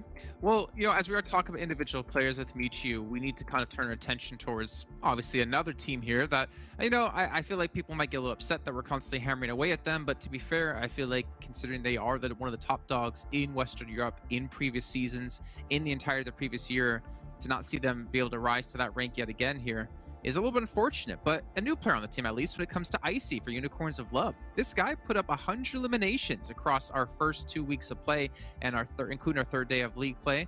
I don't think anyone caught up to him, if I'm not mistaken, right? He still stayed ahead of Navallo. Of total eliminations, he was. I'll have to. That'll take too long to load the stats. Unfortunately, he had 100 going into the 3rd super weekend, and I think Navallo was like the next one at like 90 something, like low 90s, and eventually almost caught up to him. But the fact is, Icy over the course of the super weekend so far, or sorry, the finals, I can't even say super weekend, has 9 elims. He's not even leading his team anymore. You have Daddy on 13, you have Alicio on 8, and you have Reznov at 7. This man was like the standout player for the team, and you know, to go back to what we were saying before, something must have happened within Unicorns of Love camp, or something's just completely going wrong for them, because they have not had a single player live up to how well they were playing before. Yeah, I have the impression, if you're comparing Unicorns of Love in the Super Weekends and the league plays of that stage to now, I don't have the impression Icy is enabled as much. I don't see the team around them. They don't have that team synergy. They don't feel as a team. They're like 4 players that, weirdly enough, have the same jersey and are all playing together in the same lobby, right? That's how I feel it's going right now for the entirety of Unicorns of Love. So it is very weird. You still get a few eliminations here and there, but you know, we're not seeing Alicia pop off. We're not seeing Icy pop off. We expected a potential Unicorns of Love MVP. And I'm going to say the seat's open now. Like, I'm looking at Victor, Navallo, Swave has been doing great. Like, I don't expect this team to have an MVP player, because I think it's too late, clearly, for these to make a backup. Yeah, it's not going to be Alicio, and we were suspecting Icy, right? But right now, unless they do something miraculous in the next 7 games, it is not going to be Icy as well. So a little bit of a shame, because we did see excellence, I want to say, shine through in the league play and super weekends, but not to be here just yet. Okay, well, we still have 1 match left to come up today. It's going to be Erangel, if you've been paying attention to the top right-hand side of your screen. And if you didn't, well, we have a schedule to show you anyways. It's going to be Erangel once again. And then tomorrow will be the final 6 matches of the day. We got 2 Sanhoks, got 2 Miramars, got 2 Erangels once again. It's going to be exciting, honestly. And I don't think any of us can tell you really right now who will be winning, because it is a battle of a couple of different teams here at the very top, but also still a battle around that 8th place bubble to see who's going to make it into our finals. Or into our EU regionals, I should say, which kind of is the finals. It's the finals of the finals. Anyways, let's throw it to our casters, though, to finish off the day. Hey, one thing I can tell you is it's the final game of the day. We're going to be getting into Erangel. Me and Blank going to be here to take things up. What have you got on your thumb there? You got a plaster on it, or is that for gaming? Is that a gaming sock? Oh, what have you done to your thumb? Oh dear, oh dear. Friction burn from too much. Oh, okay, I was thinking friction burn from too much PUBG Mobile, but you know. Don't punch with. Oh, there you go. Only you can hear the story. Nobody knew what was. No one knew what was going on. Never punch with your thumb, Blank. That's all the advice I'll give, and I think that's all the context that anyone out there needs. Depending on the situation. Oh, thumb punch. Ooh. Yeah, dang. It depends. Anyway, I don't want to get into that because we're not here to think about that kind of thing. We're here to think about how exactly we can get these gunshots through onto the players and not how we can get into close quarters combat, because I don't think that's what any of these teams really want at the end of the day. Checking this one out though, we do have the plane path over on this eastern side, heading down towards Novorevnoye. So honestly, it's a little bit towards the east, right? So some of these teams on the western side might struggle just a tiny bit. I think this is the kind of game where Romanian Men do get into a little bit altercations with the guys from Shockwave, right? So that's something that I am expecting. Eastern side plane. See where teams opt to go. Big, obviously very happy about this. Severny early on the plane path. They don't have to go anywhere. They'll be able to stick around. Now, further south, the plane path will go. TJB out on the northern side. We'll be going back to that North George spot. Yeah, this is a typical beginning to our game here on Erangel. Not too much happening, John, to be quite frank with you. I think a lot of teams should be able to find their position. It's nice for Game Lord. They had to drop out in Yaz pretty early on. You just saw the rankings very quickly on the screen, but I will just remind you because I'm very nice here. TJB currently in first place, 140 points, Game Lord 131, and then a massive drop-off down to third place with Giants at 100 points. And it's kind of very even there onwards for a lot of these teams going down. But this game here, is a game. It's certainly a game with that kind of circle. But this is the game where Game Lord really need to step things up, because if they want to end the day in first place, it's going to give them a very, very good shout into tomorrow. And typically, Tongjia just haven't been doing very well on Erangel over like the entirety of the league and Super Weekend stage, right? But here in finals, something's happened. It feels like Rock Lee's dropped the weights from the ankles, and Tongjia is absolutely going for it at the moment. So we'll see what they can do here on Erangel. I'll be very interested to see what kind of rotations they make. They're heading to North George early, so they will have a long haul. And I think this is a case where you've got to really think about this rotation, because they could head down towards the west coast, perhaps super young rosters over there. But we do have a huge cluster of teams down towards the south side. If you want to keep track of that huge cluster of teams blank, you know what you got to do, right? There's only one way that you've got to do this, right? You've got to open PUBG Mobile, open the game, play the game, go to the Esports Event Center, and participate in the event to earn the special items. Of course, you can grab yourself some things to look fresh, to look fine, and keep yourself looking real cool on the battlegrounds as you do progress further in. And to do that, of course, just follow those easy steps. Make sure you're watching PMPL in the PUBG Mobile. That's right, John. It's got to be done. Got to keep up to date with the PMPL, Western Europe, right? So that's what it's all about, my guy. And I think that with us coming to a quick end here, actually, I mean... What? Is that... What's he... How's he done that? Oh, okay, there was a crossfire. Okay, it wasn't just the one player. But still, they dropped like nothing I've ever seen before. Super young roster cut down Lumberjack's Shockwave on the south coast. I love that it was just... And then 3 players were just like out the car, so... Well, like quick, swift headshots coming through onto the US, and they'll pick themselves up a vehicle for the Troubles as well. So things really did work out well for their Shockwave. Always the early grinders here on Erangel. Romanian Men, in fact, actually heading early down towards Sosnovka, almost anticipating the Sosnovka finish here. Big on the complete other end of things, actually all the way up in Severny on the north side of the map. I think for Romanian Men, don't mind this, but Shockwave, once again, is their arch nemesis, rotating in between the two players, the two split units. So we'll see exactly how this does go down, because it looks like Shockwave are pretty geared up already and ready to dish out some damage. Hopefully the damage goes the right direction for them. Have to wait and see. Shockwave already across. Nice news for them. At the moment, not too much more going on. Actually, I'll take that back. Eastern Bridge, Real Tigers 9 and XTEAM in close quarters. Yeah, massive cluster here. FTY also moved their way through. Real Tigers 9, at least Hardman has made his way down towards farm side. You've got one player here in Shinyo just hiding out. waiting for the rest of his team. He was the forward scout here. The 3 other players are still making their way down past Farm Roads. Real Tigers 9 currently a little bit split with Mango all the way down on Sosnovka already. The rest of the team preparing to make their cross. But you're right, there's a big cluster here. An XTEAM who have had a pretty decent day today, all things considered, are actually on the bridge, just trying to camp on that eastern side. All quiet for now, but that most likely will change. Repositions coming through from FTY, regroups towards that south end. Yeah, it's this kind of circle and that kind of playing path that really does cause problems in the early game, right? Which is why we're down to 60 players already. It's just one of those things where we drop towards the east, and then you get a south shift on the circle. So teams are trying to think about where can we pick up vehicles, where's unguarded, where can we start to move next. And then by the time they've already figured that out, we get this Sosnovka circle, and suddenly they're trying to figure out, well, do we need to grab vehicles and just go across now? Do we need to stick around in this area? So I think it's just one of those things for Super Young roster where there's a lot going on. And you're not in your natural habitat of Primorsk. So there's all sorts of nasty predators around. So it's quite difficult in that situation to get out of it quite quickly and easily. So I do feel for Super Young roster there. I mean, it's not great. It's not a great feeling just being put on the bench for the day. I mean, sure, they can take a rest early. They can start their review now and maybe get ahead of the game on that, ahead of everybody else. I think that's the earliest squad wipe we've seen so far in PMPL.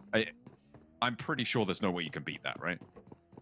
No, that was almost immediate. And obviously go down with 0 eliminations means we can quite succinctly set up what their points will be tomorrow, because it's just what they started with, right? So they're going to be going to tomorrow with 64 points.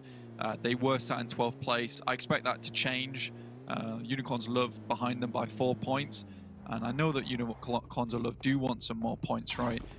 They're a team that, like the guys on the desk were saying, we just haven't really been focused on too much because they just are not putting up the numbers that we expect. And it really does feel like there was that blip that we assumed it was a blip after that third league play. They didn't make it to Super Week, and then they come into finals, and it feels like that similar thing is going on where they're just not quite pumping those numbers as much as they'd like to. So I don't know if there's internal conflict or players just aren't meshing very well at the moment, but something is seriously wrong with Unicorns Love at the moment, and there needs to be a change, and change needs to come quickly because, tomorrow is our last day, last 6 games. This is the final game of the day today, so putting up those numbers now will be very, very beneficial.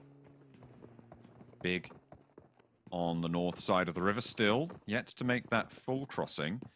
But they're going to be fairly looted. They were out early on the plane, which is the reason that they've been, that they're really able to stay out here this long. I mean, they could feasibly do it on a different plane path, but they got out early. Now they can start to move south. The question is, which route do they take towards this military island? Because everybody is looking to cross now, and they will have TJB pretty close by to them. Yeah, I think that from our eye, because we get the bird's eye image, right? The western bridge is completely clear at the moment. And there is a reason for that, though. It's just because of the eastern plane path. So many teams are clustered around that eastern bridge. So if I'm big, I'm more than likely going to head down towards through Pachinki, just take that clean road through, and then head over that bridge there. And you can quickly just send out towards the western side over the hills and find a nice little ridge line to play around. But most of these teams very hell-bent on going to Sosnovka, though. And I think we do need to add that caveat that it might not end there. It's true. There is still a lot of that northern main island in this next circle. The circle shift will come through, but Vindex is down. Clear Vision's getting bombed out by XTEAM. 4 players still standing for them, so a full force squad on this eastern bridge, playing as the Guardians on that eastern side. Circle does shrink, but it's still not guaranteed military circle. Yeah, it still heads up towards a little bit on Pachinki. There could have been a harder shift here, but now this is when things start to get a little bit tricky for some of these teams. For Romanian Boys, Game Lord, Big, TJB might have just dodged a bullet here. We don't know just yet. It's going to be that phase 3 where things really do start to get a little bit more interesting for us. And I would assume, or at least imagine, that Big is going to try and hover around that western bridge for as long as possible for making that crossing, just in case we do get a circle where it heads up towards that northern island coast. Again, there's a lot of Sosnovka in this one, so it's more likely going to shift down now than it did before. So a lot of the teams happy that they did make the crossing early. Ooh, not quite landing their headshot there, but focus now in the sightlines. The bark from the K9. Holes not quite connecting though. I wonder how many he's going to toss through there. Now Salazar just opening up the smoke train backwards to provide a little bit of support while sending some shots back out towards the rest of the PENTA players. This is not exactly ideal for PENTA, considering it's a very passive team in the early game.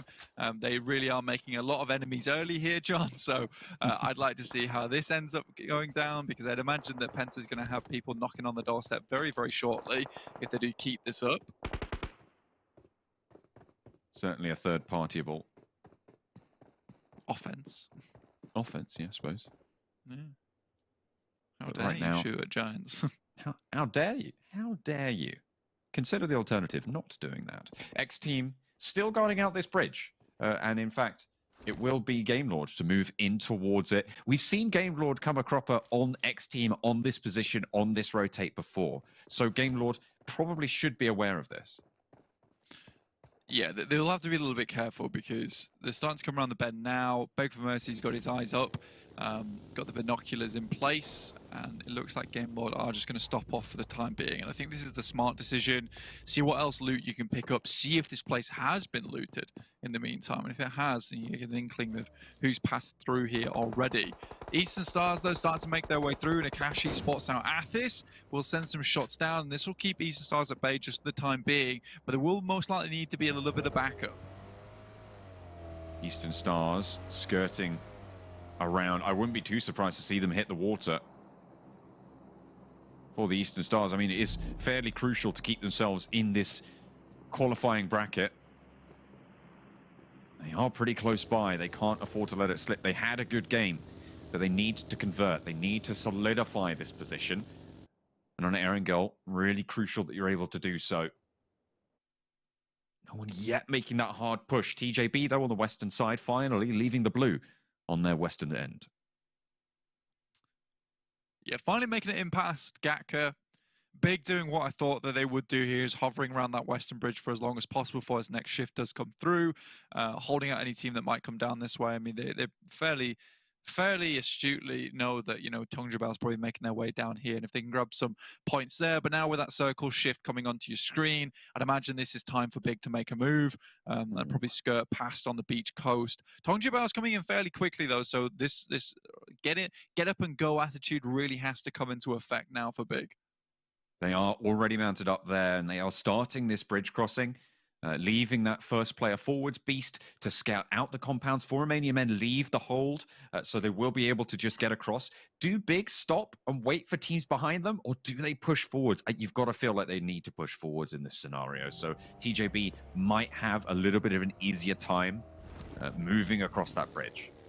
Yeah, there's not a huge amount of playable area actually in this area, so you know, you want to get in as fast as possible and take up some position, whilst you know there's still a lot of players like crunched up on that eastern bridge. So moving in, finding a spot to play around, even if it's just a ridge on this western side for Big, that's a smart decision. Game Lord, on the other hand, XTEAM is really not letting up at all on this eastern bridge, and they're going to hang around for a long time here before they do move in. They've got Swat 69 waiting for them. I mean, they don't want to make this crossing as much as Game Lord does. Goodness me. XTEAM will receive now. Victor moves on up and Beg for Mercy immediately pops the spray in. The players from Game Lord not able to respond just yet. Akashi not in position. Trazen rebuffed as well. Game Lord seems to be unable to take on XTEAM in these scenarios. Around the bottom, it's Bibby to absolutely decimate the push from Game Lord. And they cannot get through. Yet again, XTEAM hold the eastern bridge from Game Lord.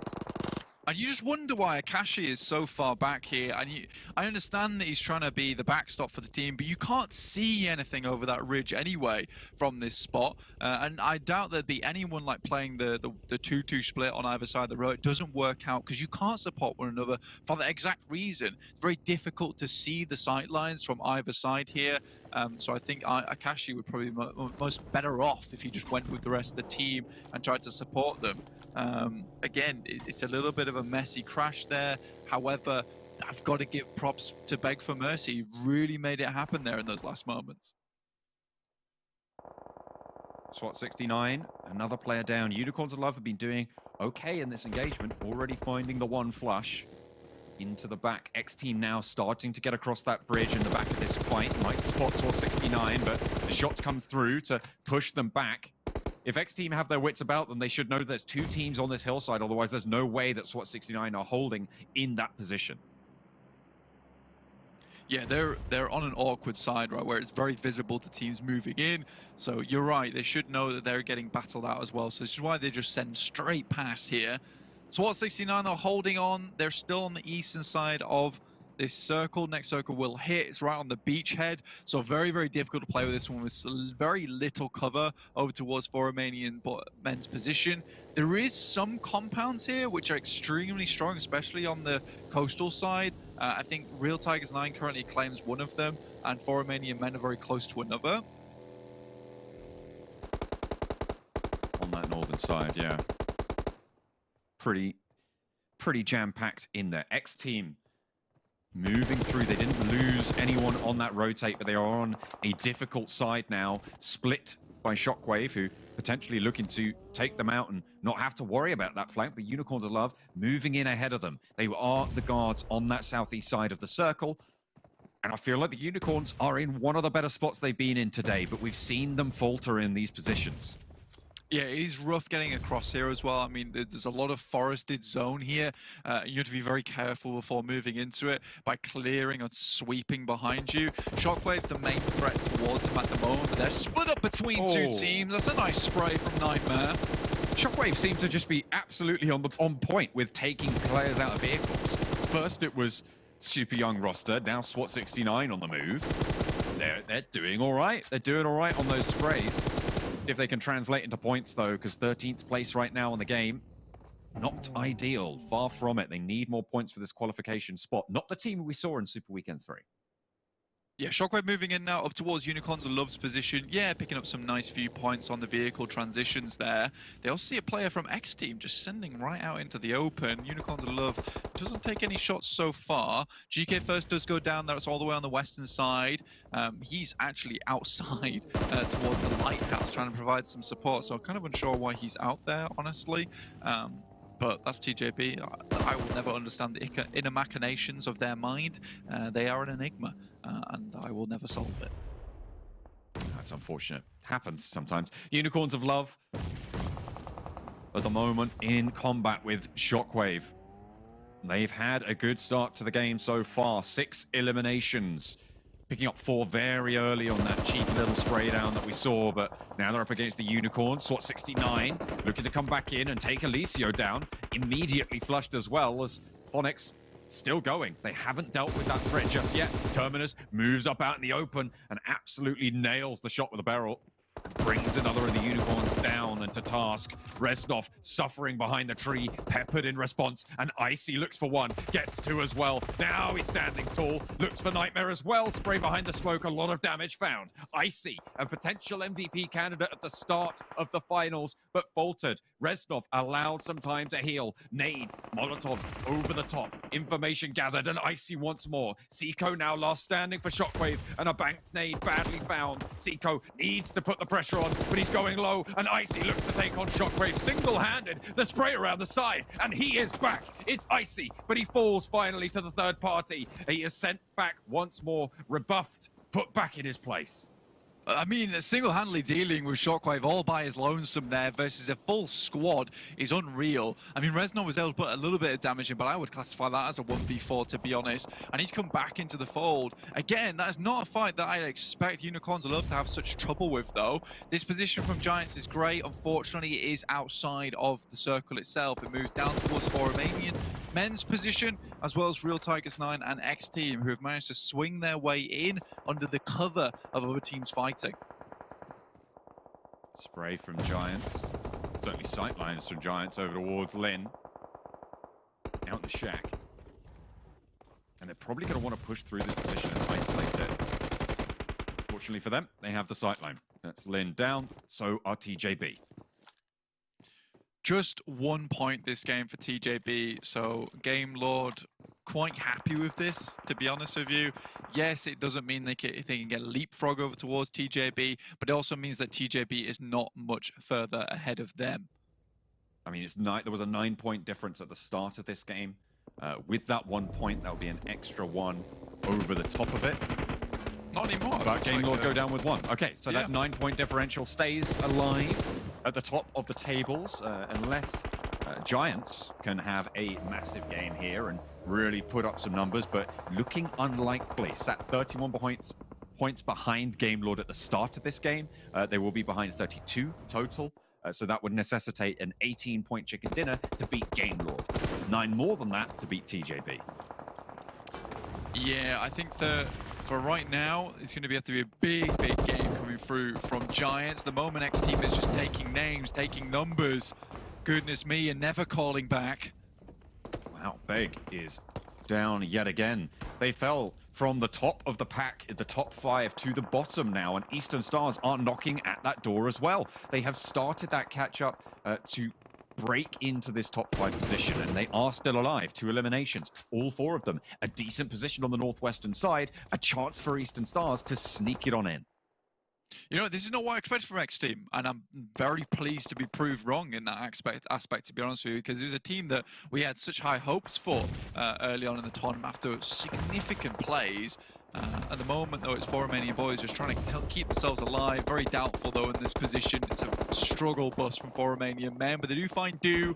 But Lau is on his last legs out into the blue there, and they will just pick up the final player, 4 Romanian Men, and get back on their way.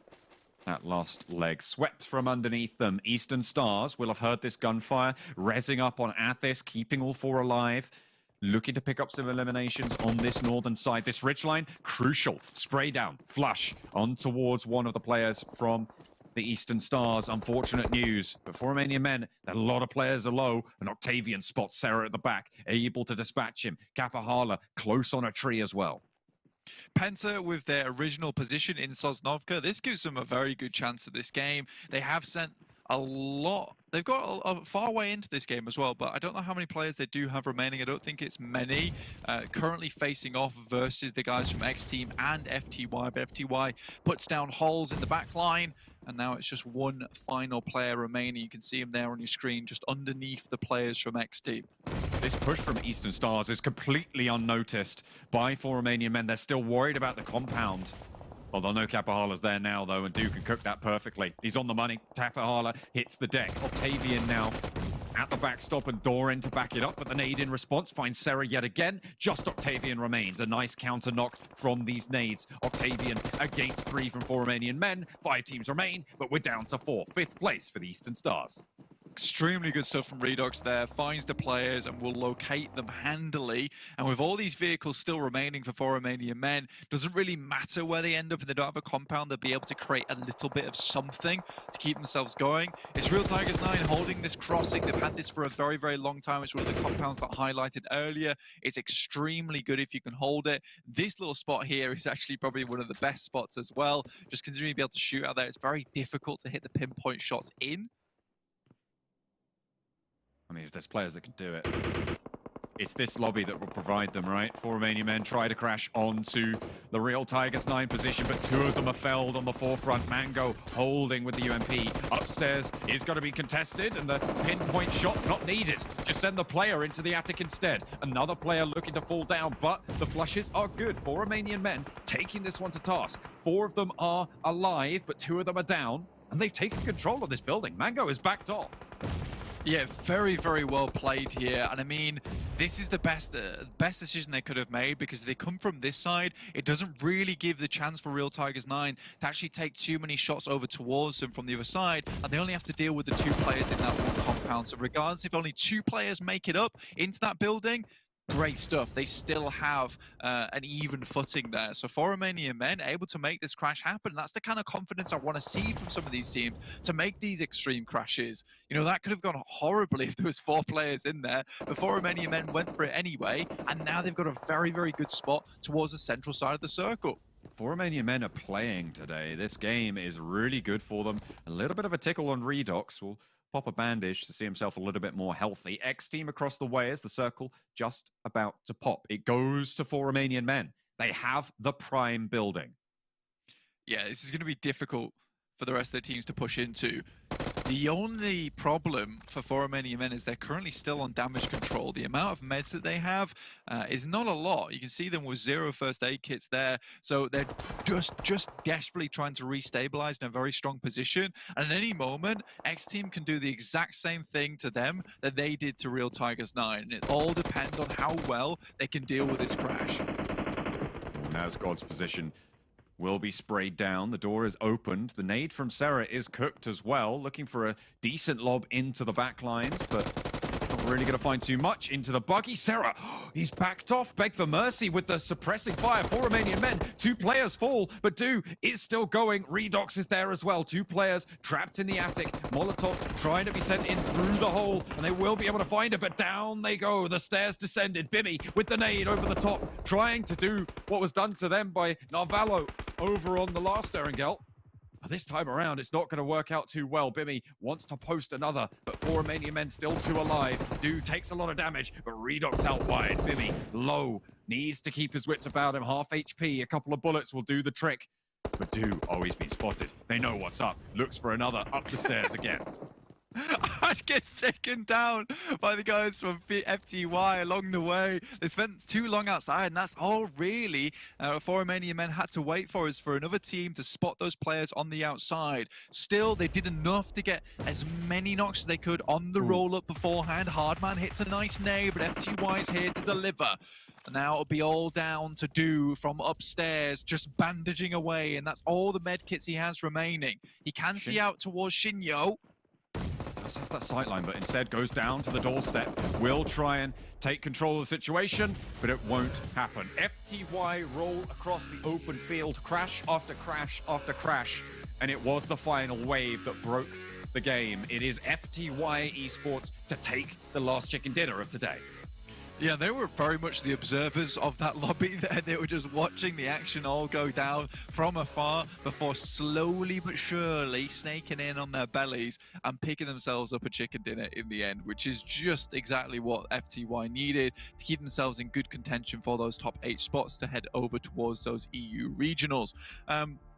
Honestly, a very good game, very interesting game, to be honest with you. Yeah. And it's just nice to see Romanian Men get a nice break there, just sending straight down towards Sosnovka and making it go from there. You can see the numbers are pretty low from FTY side, and it's unsurprising because realistically, the 2 teams that we all had our eyes on that really should be on this page right now would be Romanian Men as well as XTEAM. Both those teams were extremely good during this match and made some extremely good decisions.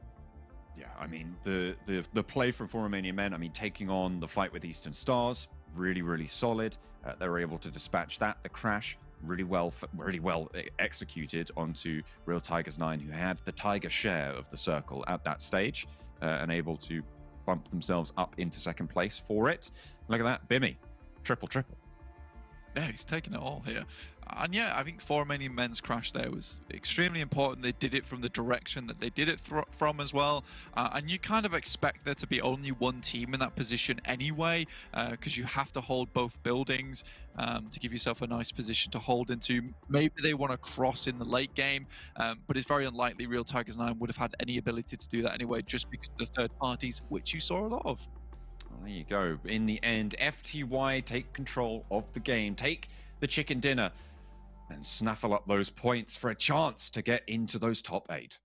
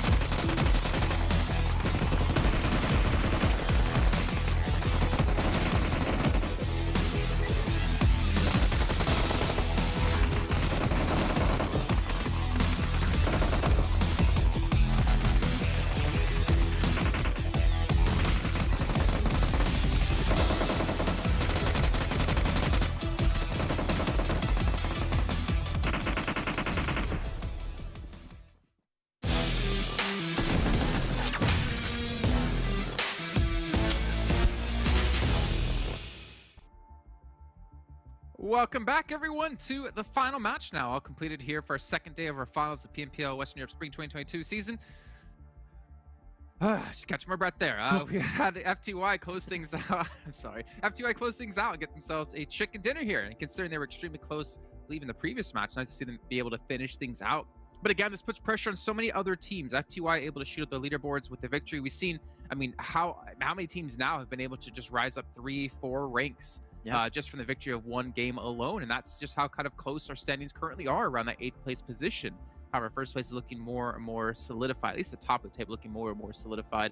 It actually makes me wonder, what is the expected bubble of these 3 days of the finals? Because we actually never got around to doing that. And maybe John can crunch the numbers for us. And maybe we can actually see some teams potentially already qualified through into the regionals. But let's jump into our match standings. You can see FTY, 24 points, but also 4 Romanian men. Today has been a stellar day for these 4 Romanian men. People. Yep. I think for Romanian people doesn't hit as good. I think for Romanian men is good. We'll stick with that one. Yeah, actually a really good day. I'm really happy you brought that up, Jason, because they've been constantly getting themselves some really good games every single time. No chicken dinners though, which they get close on occasion, but compared to Real Tigers 9, where they have these big up and down performances, I can't really argue with this, and I think that this will clearly be enough for them to potentially make it in a top 8 position if they keep getting these type of results, but it depends if they can keep getting them tomorrow also. Yeah, a total of 50 points they've garnered from today for 4 Romanian men, so it's pretty good considering that they started, with 32 points, now they're 82 as a whole. Spoilers for the overalls, but that's where they're at. So, I mean, it's a good jump up, but they'll still need more if they want to get into that top 8. If they continue these kinds of performances, if they continue to get these kind of games, then sure. Yeah, I will stick with you, Max, on that one. Yeah, I mean, considering for Romanian men, actually, no, I'm not going to spoil it now. Let's not spoil it yet. Don't do it. Let's talk about it later on, because we're going to look at the overalls in a little bit of time here. Eastern Stars, decent game out of them, 10 points. Just going to bring it up because, again, they will desperately kind of need it. Unicorns will have 6 points as well. So we're still not seeing that breakthrough game. We got to see Icy clutch things out by himself, which obviously got them their 5 eliminations, you can see here, but not really seeing those performances that we'd want to see or expect out of a team out of Unicorns of Love. I don't know if you want to talk about that, Max, or if you want to move on to the second page. I was going to talk about Real Tigers. Okay, I was a little bit critical. You know, they got themselves the win, not really able to back it up with results. Here they get themselves a decent amount of points. I can't see it. It's gone. It doesn't exist anymore. But yeah, I'm happy with Real Tigers 9. I think they were very close to the cusp on that 8th position. So they did back it up a little bit, that win. So good to see. But still, tomorrow is when they really need to bring home the results.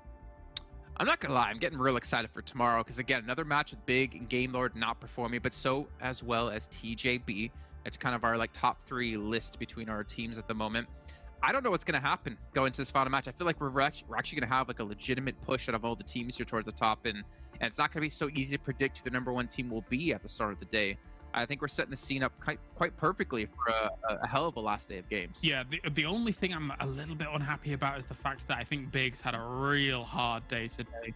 It's been so difficult there, which, considering that they were going to be one of the title contenders as well, unless something crazy happens tomorrow, I think they might have fallen off that opportunity to do so. But at least, whilst that happens, we have had some teams that we didn't quite expect to be title contenders to rise to the top. Yeah, I mean, when you're looking at Big especially, right, I think that coming into these finals, we did say that they were potentially going to try different things, and I think that in the grand scheme of things did hurt them a little bit, and that's maybe why they did fall off a bit. So we'll to see, and we'll see if they can come back tomorrow. But as you said, we're going to look at the over rankings, and they've got some new contenders at the top, which is pretty hype.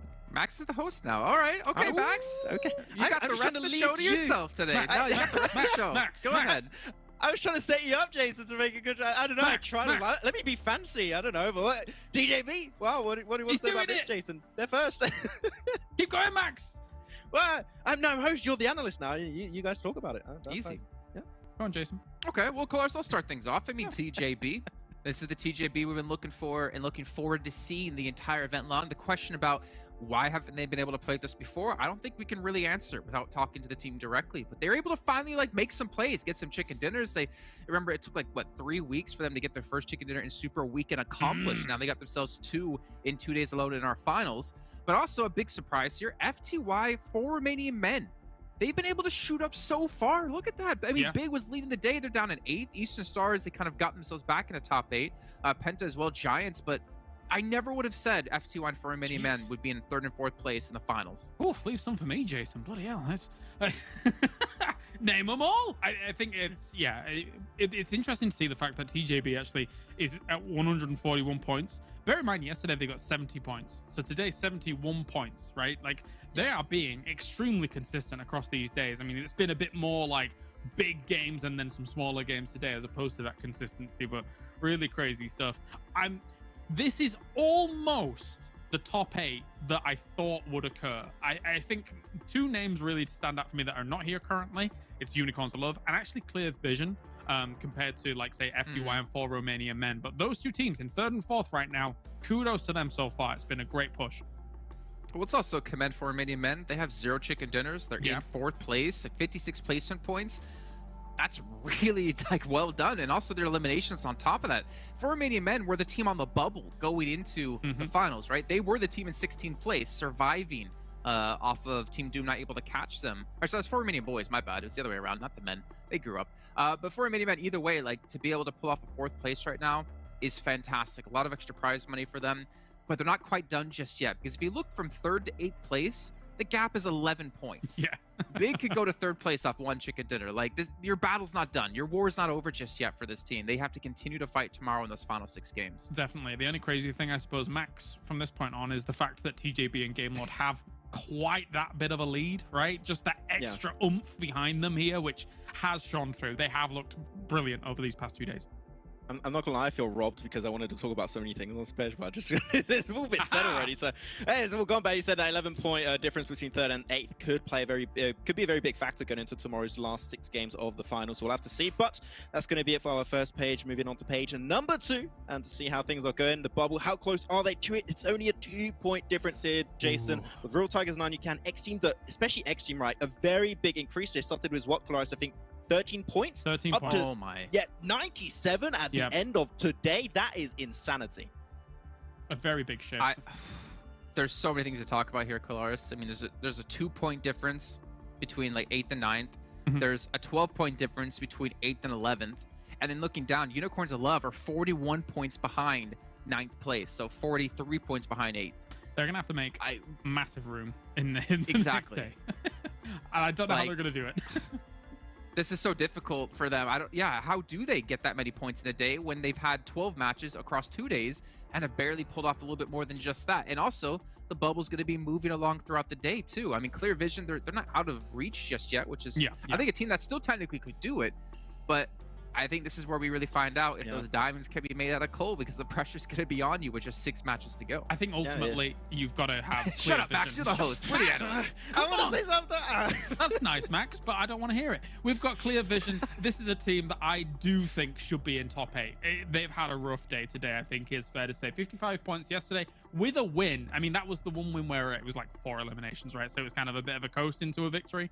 But that team, I want to see good old Colonel Mustard Hamodi up there blasting some people. Go on, Max. Oh, are we letting Max? Okay. Go for it. It's fine. I lost my rights to speak, apparently. Go for it, Jason. Is yours now? 4 Romanian Boys, Unicorns of Love. If we can take a look at this really quickly before this comes off. Unicorns of Love, 14 placements, 42 elims. I mean, bam, they're doing fantastic in elims. For some reason, they just can't stay alive long enough into the game. Same with 4 Romanian Boys, 9 placement points and 33 eliminations. Like, to me, that's pretty crazy. Realizing that SWAT 69 below, you have less than half of your eliminations, but have over almost double your placements. Like, something's going wrong for 4 Romanian Boys and just surviving to the late game. Can't rely on Kemi. Alone. We can't. I mean, those point disparities are always something you want to try and fix going into the actual finals, right? So you still have 1 day of play. I think it's fair to say that if you are Clear Vision and above, they still it potentially could count in Super Young roster and Unicorns of Love if there's a big change of pace for those teams. But man, I was actually pulling a face the entire time. I couldn't talk about stuff. But it's fine. Jason, good job, Jason. Very nice analysis. I think I'm scared of them cutting down the talent on this, and it's just like 2 guys on the desk, and it's just Jason doing 2 roles and you, Kalar. So I'm scared right now. But yeah, it's a good day from a lot of the teams, and the TJB Game Lord able to get a very significant lead here, Jason. It's good to see from them. Yeah, fantastic to see. Yeah, still not taking it. Okay. No, you're the rest of the show. Rest of the show now. I don't know where we're going after this. I'm not hearing anything. I don't know what's coming next. I am stressed right now. I hate this. I can help you, Max. Okay. I can help you. Okay, I'll give you a little hint, okay? Okay. What are we going up to next, Max? What comes next? I don't know because I wasn't told. I don't think Jason was either, if I'm honest. No, I know what's coming up next, but I thought you just generally knew. You were able to guess what comes up next in the show. You should know. It's always the final segment of the show. We get to talk about our lovely energy drink provider, energy drink partner here at PMPL, Monster Energy. There you go. If I had to do that, I'll say I drank it and I could tell it's good, and that's my. We've seen him drink it. We've seen. I it literally happen. drank it. Yes. And we got a first-hand testimonial right here. Yes. Tomorrow's crunch day, though, I'll boys. continue, I guess. Tomorrow's crunch day. Well, I got nothing to drink out of. And yeah, I'm not even gonna try to elaborate what I could drink it out of. So anyways, that's gonna end off our second day before I say something that gets me permanently fired from PUBG Mobile. But thank you again, everyone, for tuning in today. We still have 1 day of games left to go. 6 matches separate some of these teams from first place or from 8th place. We'll find out and see what happens tomorrow at the exact same time.